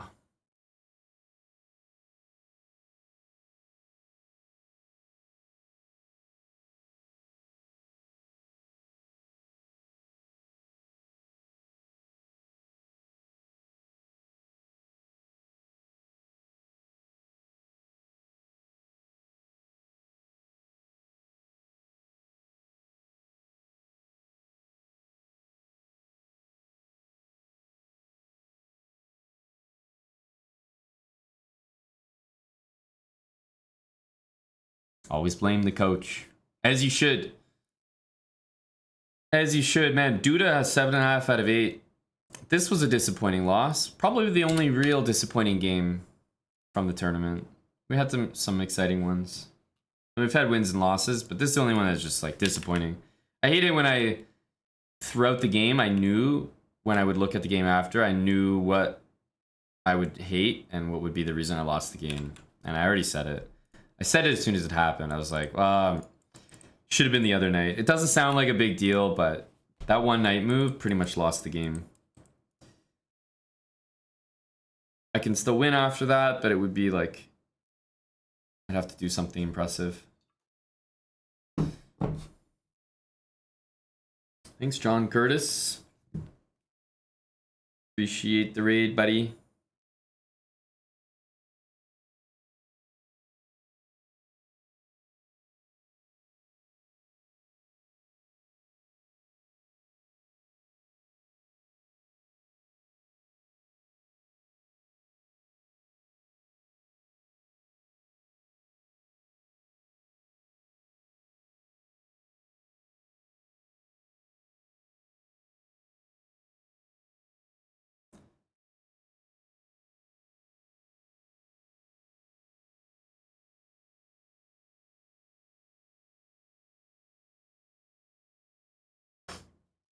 Thanks there, John. Just playing Title Tuesday. Had a little disappointing loss just now, where I sort of brought the wrong knight to e4.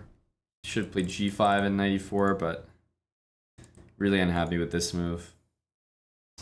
Black needs a knight on c5 just permanently here. That's how you do it.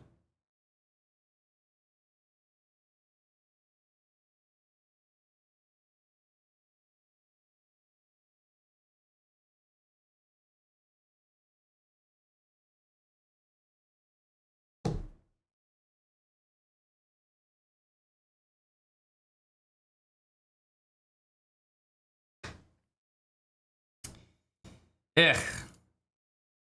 This is the most disheartening round to lose. So we have to channel our energy into Mr. Pranav. He's got 7 out of 8. I swear these are getting weaker and weaker.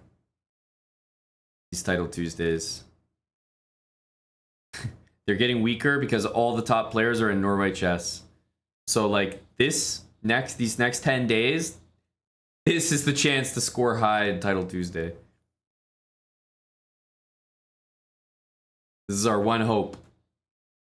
We should definitely have 6 out of 8 here, I think. It's disappointing not to. To only have 5 points, because, I mean, this is it once again. Like, having 5 points out of 8 is such a classic for me. And I can get there in so many ways. I had 4 out of 5. I had 5 out of 6, didn't I? Yeah, I had 5 out of 6. And it's like, to end up at 5 out of 8, I could have also been like 0 out of 3. So there's so many ways to get there. But once you're there, no one really cares how you got there. It's like you're at the same score.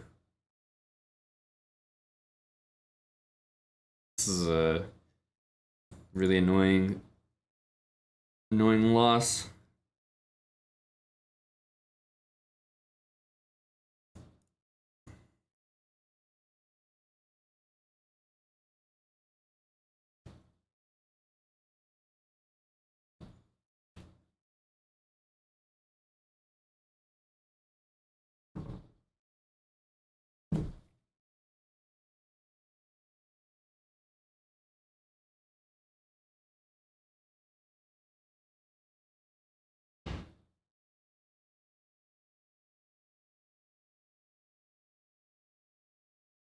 These breaks always feel longer.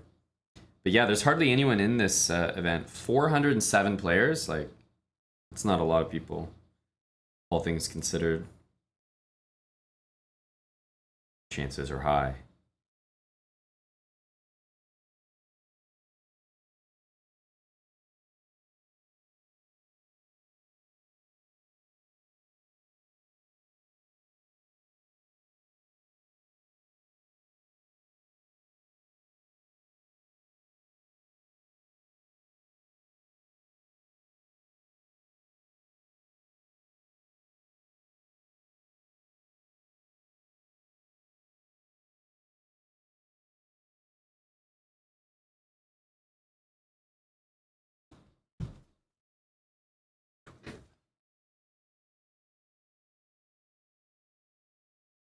I'm trying to think if I've ever played Tani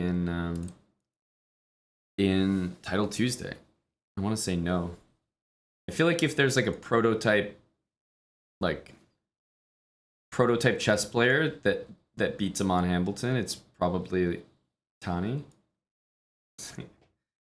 So fast, very strong, very tactical.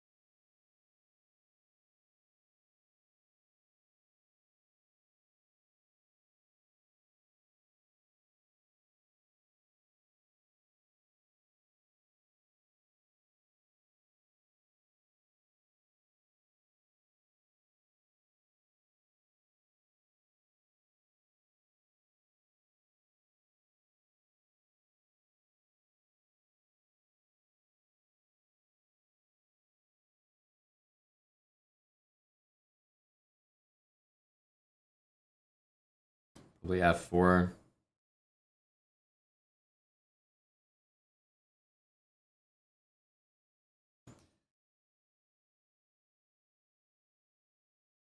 Castle 95 or something.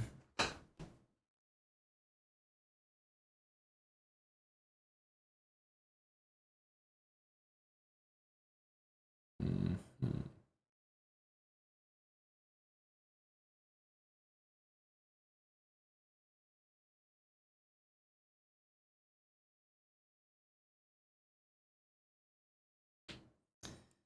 Knight 85, knight f6.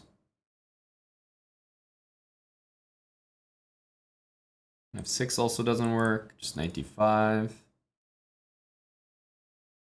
Hmm.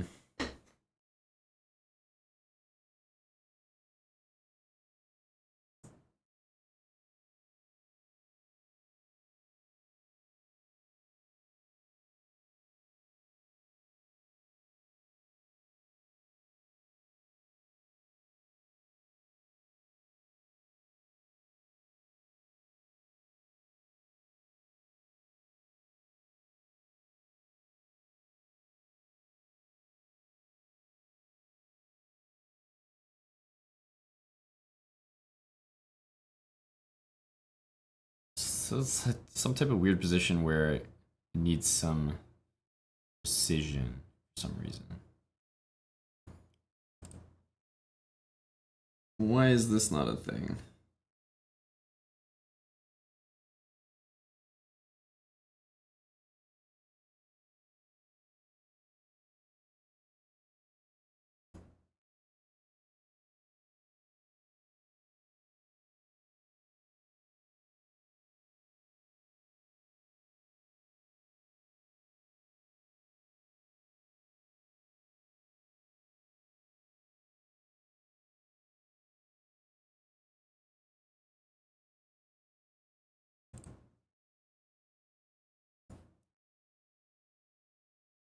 And put this knight in.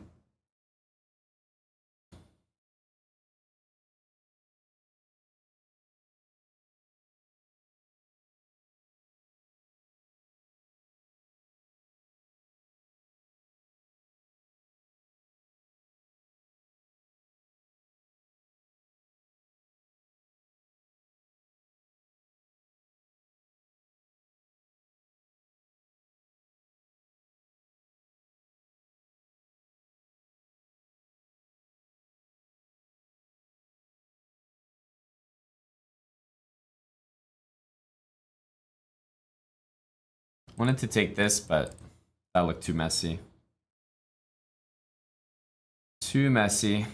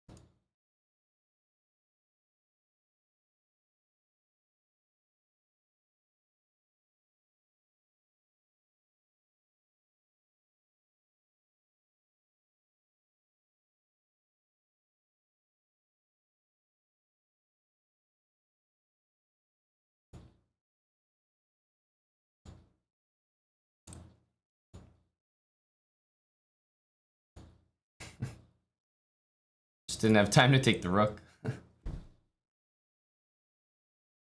Not a very good move, but...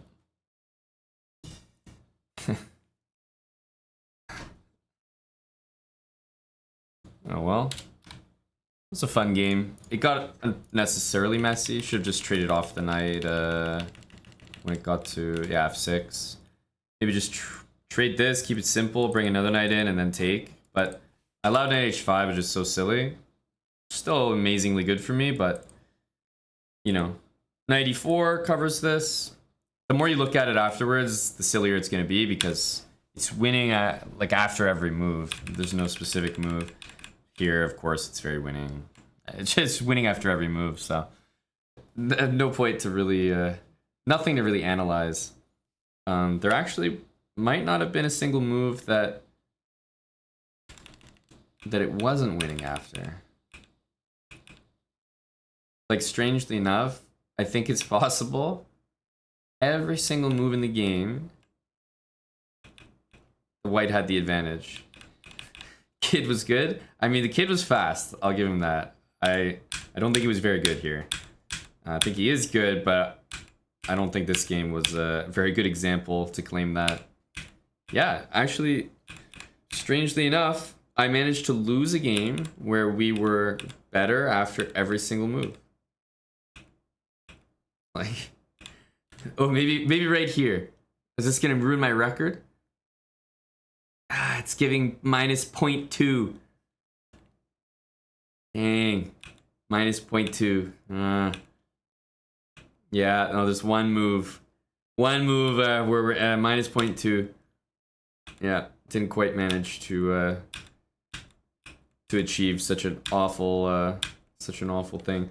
I mean, yeah, I definitely didn't expect a move like that. I'm like, wait, this move doesn't work. This move doesn't work. I was expecting to play here. This move is really bad, but it was so bad it was good. It was exactly the move that works.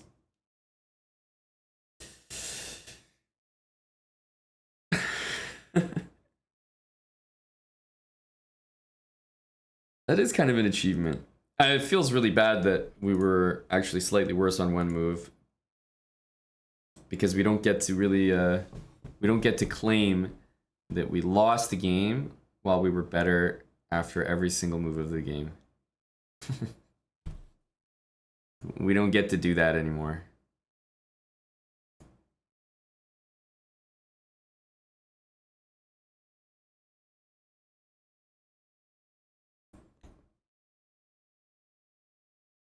Casper. Okay.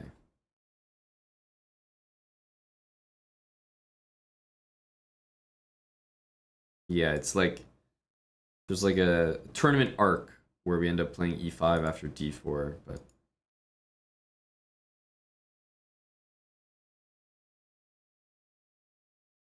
I think we're on it right now.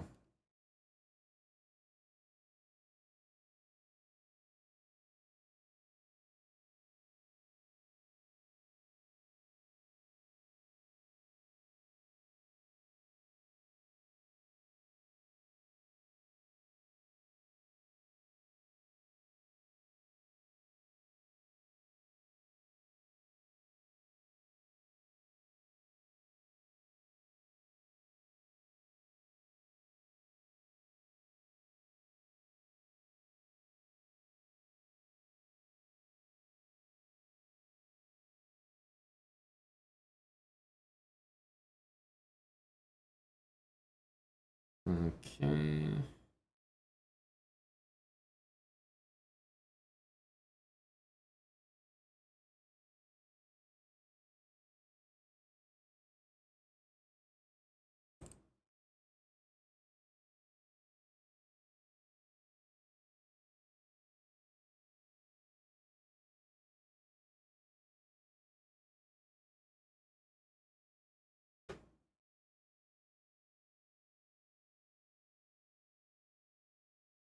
Oh, music stopped.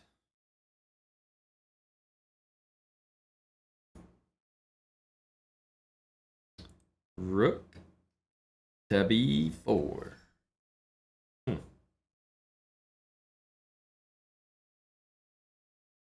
guess he wants to play pawn to c4. What else, right? What else?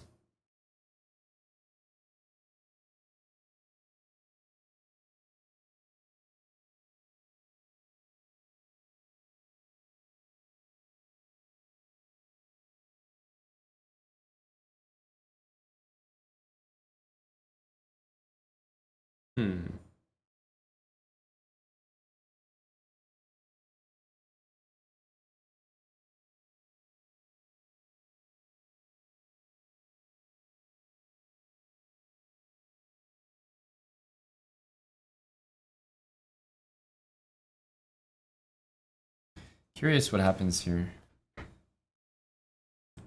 Queen here? No, here.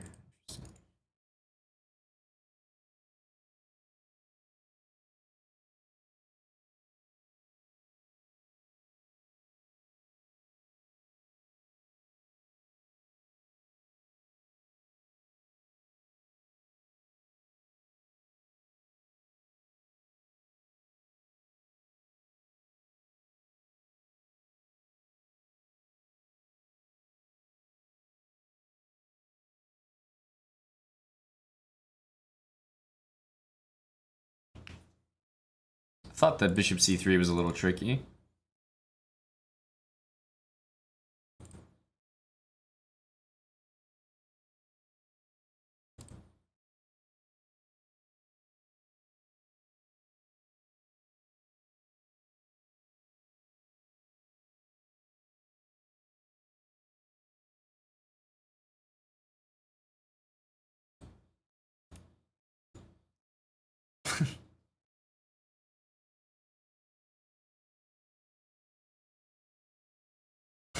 It's a rough one.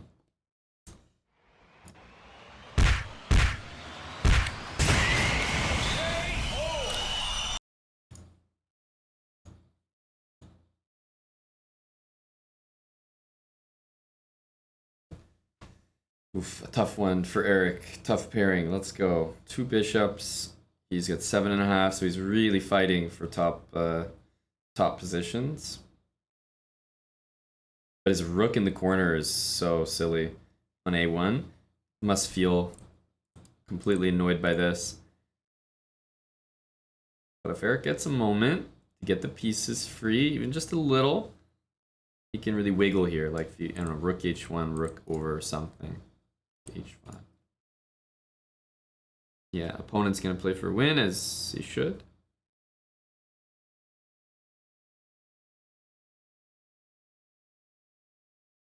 This is blue bomb, I think. Matthias blue bomb. The rook's like, yeah, this rook wants to be out. Okay, it's not so bad.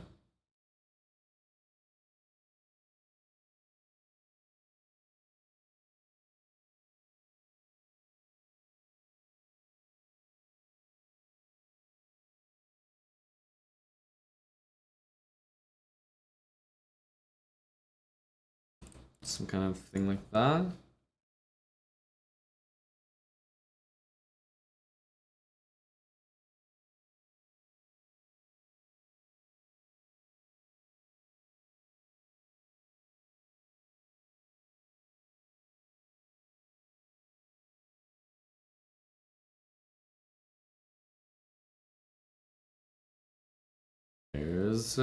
There's a fighter's chance here.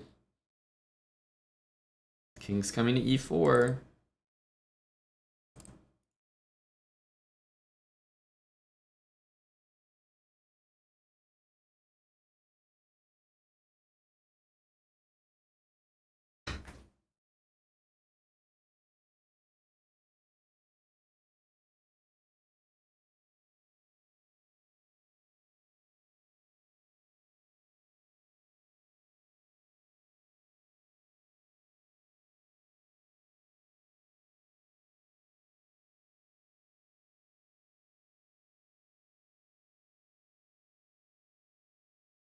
Eric is slowly making progress. He's not flipping this, but he's approaching that. So hard to outplay like 3,000 rated players in positions like this, but he's to wing it, I believe. Ooh, king back. I don't even think I understand king f3. But I guess you didn't want something, some knight check. If you double rooks, there was knight c3. You want to deal with it. Smart move, actually, king f3. Very smart. All right, well, he's got a 2-pawn edge over there. Bishop a6 and bishop b5 look like probably the best moves. Okay, he's got the bishop in, but now he's got to deal with the knight. King f4, avoiding everything.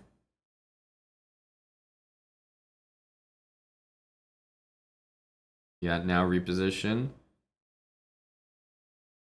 And send those pawns, baby.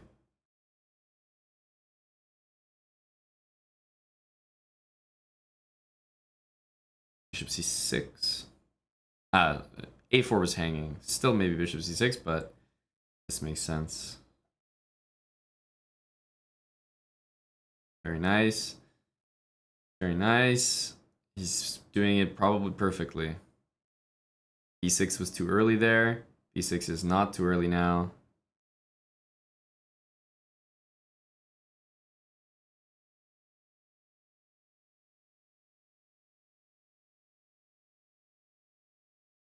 Sick game. Rook c8 is mate. King d1, avoiding all knight checks. Just a sick game. Sick game.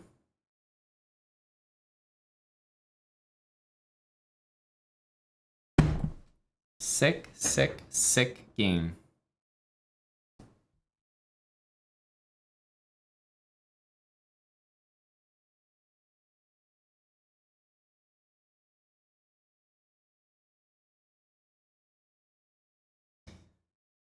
That was nasty.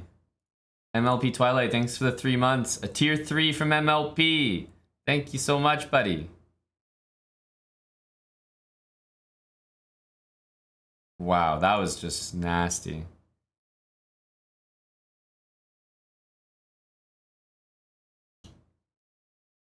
Well, our tournament can't get any better.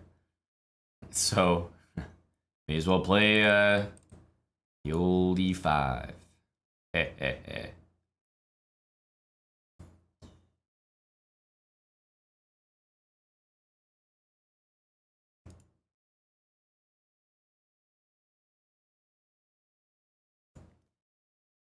All right.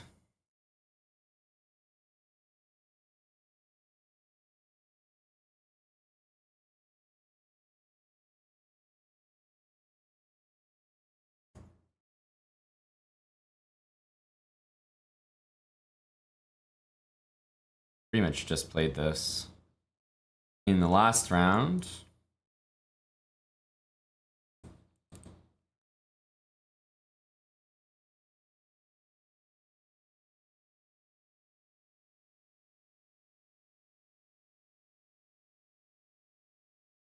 E6 is necessary to deal with the rook there.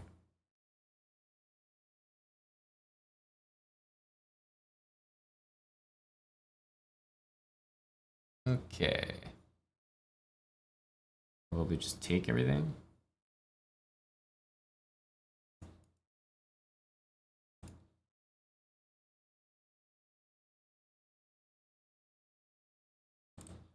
Go A5.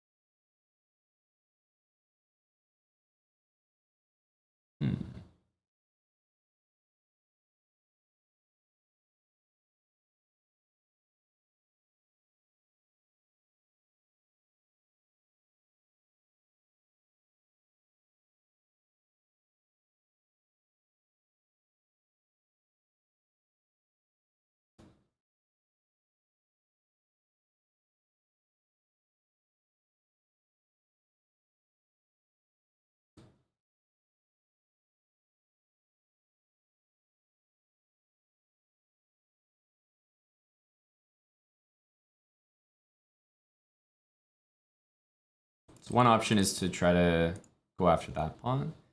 The other option is to try to play rook e6, rook f6, and go after that.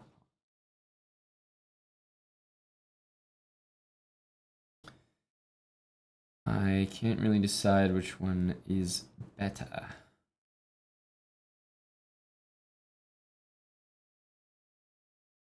I think it's possible that one is better.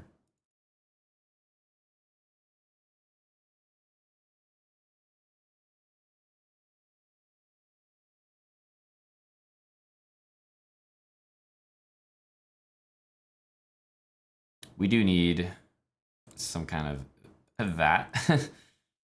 Needs to happen soon, probably now. Here, here, here. My knight is actually getting a little stranded. Right? I think it is. It feels like it, at least.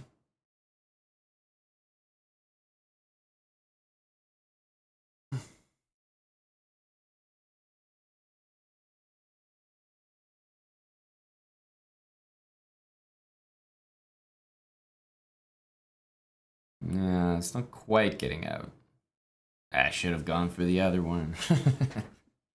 That's easy to say now.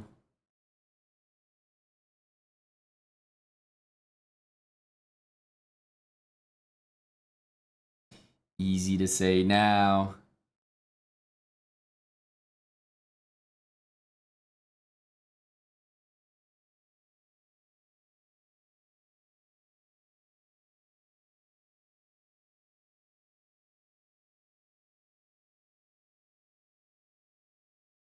I do need an escape square. It's just there's so many lines that I can't even say out loud, like that are being calculated right now that are bothersome.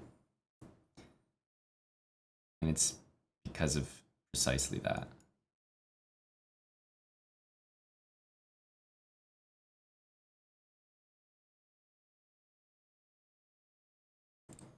Rook d8 will take, and at least this is on a protected square.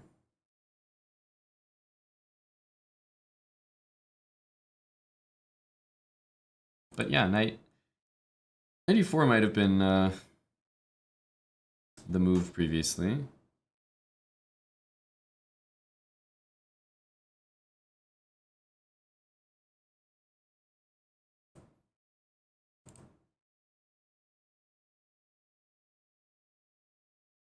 There's rook takes e4. I'm like falling for basic traps. Stupid.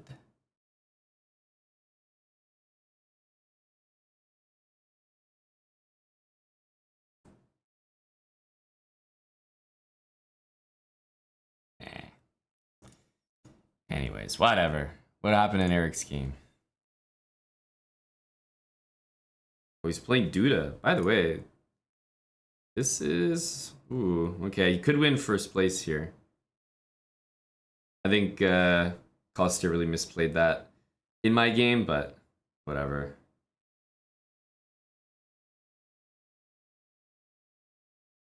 Nasty. No knight takes. Rook c3 or something.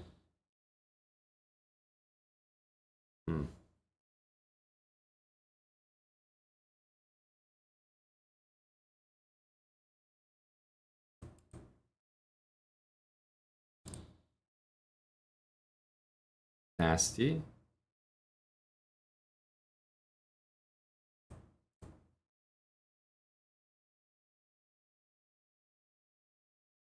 Oh, Eric. You dog, you. Let's go, Eric.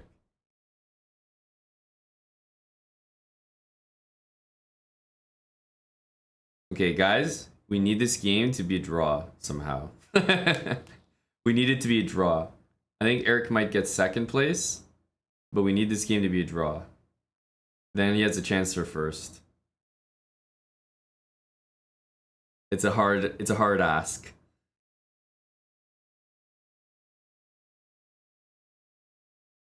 It's pretty lost. I'm not gonna lie.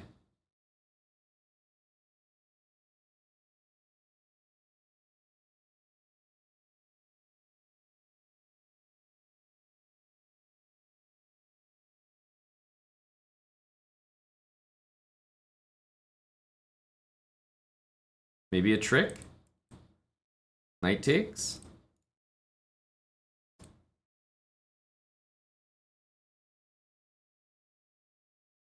So tough to do anything. Bring the king. There you go. There you go. Bring the king. Bring the king. Only try. That's lost.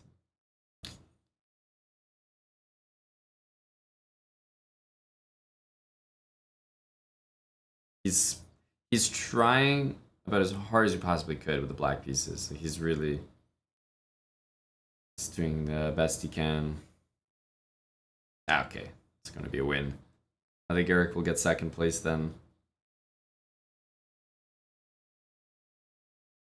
Because this guy got second, or sorry, 10 points, so he'll take first.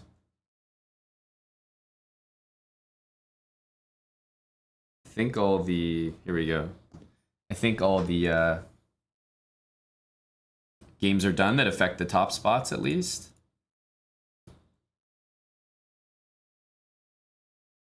Who's this? From Canada? Sydney. I don't know. Oh my god. That's definitely a Canadian move right there. Rook c6. Good god. Sorry to have dropped in on that. Sorry, everybody.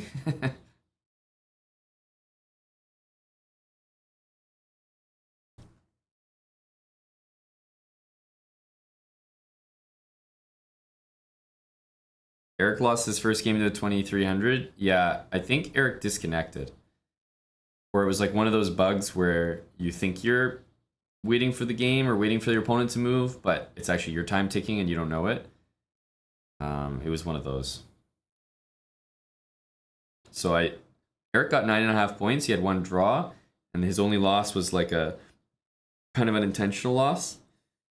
So I'm not sure that. Yeah, he didn't even lose a real game, so he's actually undefeated.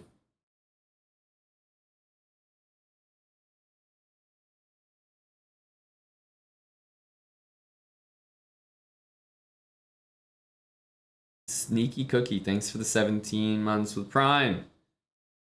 Welcome back, Neprosto, 28 months with Prime. Thanks, Neprosto.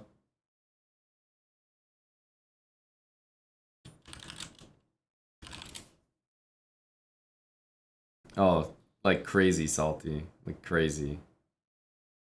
Those were some nice games from the Chief. Oh, the draw was the lag out? Gotcha.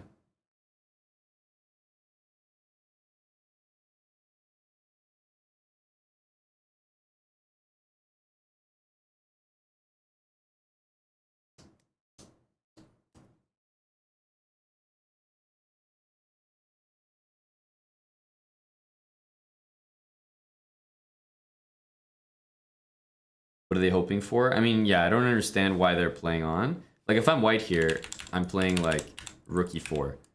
Black pre-moved rook a4. It's like, if you're going to play it on, at least try that, right? Eric with second place. And a clear second place. Not even, like, a debate. So here are the standings. Yeah, I mean, look, you have a 9.5 performance. It's, like, very good. You just ran into someone who had a 10 out of 11 performance. What can you do? What the hell can you do? Pranav, 9 points. So we had actually some chess bra flares representing. That's a podium finish for bra flares. Go Pranav and go Mr. Hansen. And actually, Eric beat Duda, so he got revenge for me because Duda just crushed me earlier. Like, smacked us off the board.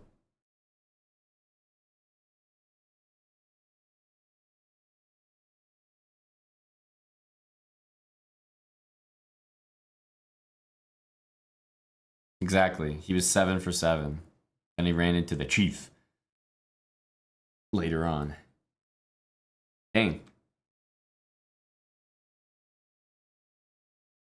We had one good game this title Tuesday. That's about it. Just one.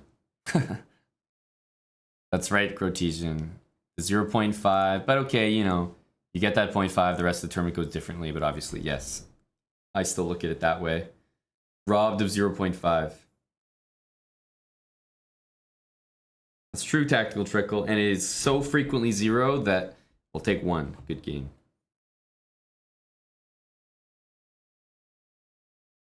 Is it really $750 for second place in Title Tuesday? Wow.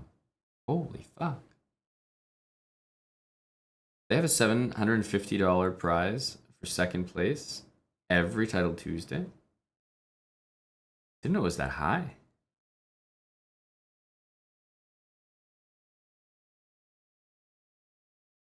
That's high.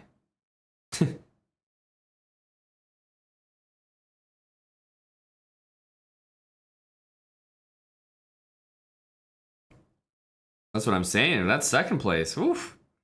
Oof.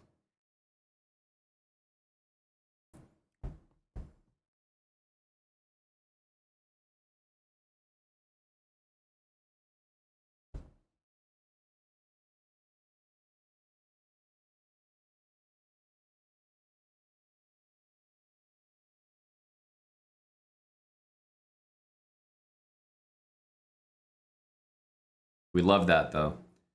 This was a as soon as I saw Eric streaking, doing well in the event, I couldn't help but be more focused on his results than my own. And we also had what? I mean, we ended up just losing like just so many games, but these games are just so silly. This game was a bad or a good loss. Like same with this one. Like these ones are fair. We played some GMs at least this time around. Started off well. Crushed by Duda. Had some nice games. Beat a GM in a nice game. This game is right here is the annoying one. That one. The rest of these are whatever. We had good positions, then we started playing whatever. This one is the only one I care about. That loss really annoyed us. This was the one where I moved the wrong night. Yeah. Oof. Alright guys, we did our Underdog Title Tuesday tournament earlier today. I think Eric was live with a kick stream. Tomorrow there's Arena Kings. So I think Eric's gonna do Arena Kings tomorrow. And I'll take over afterwards.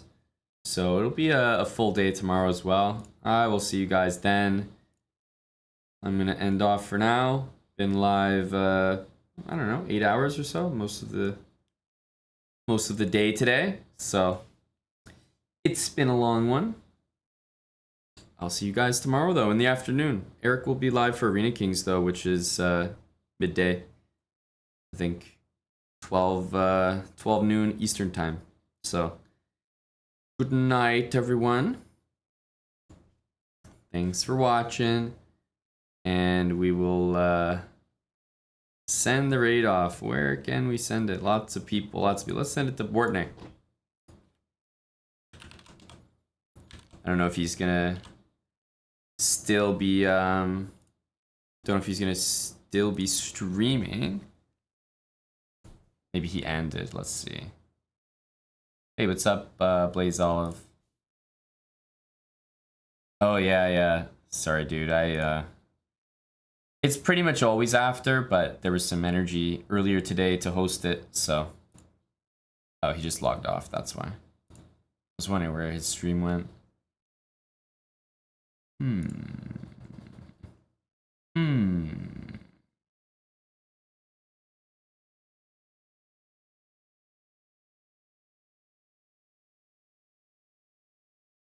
Let's raid the chess dojo. Kostya beat me in a game. Which, isn't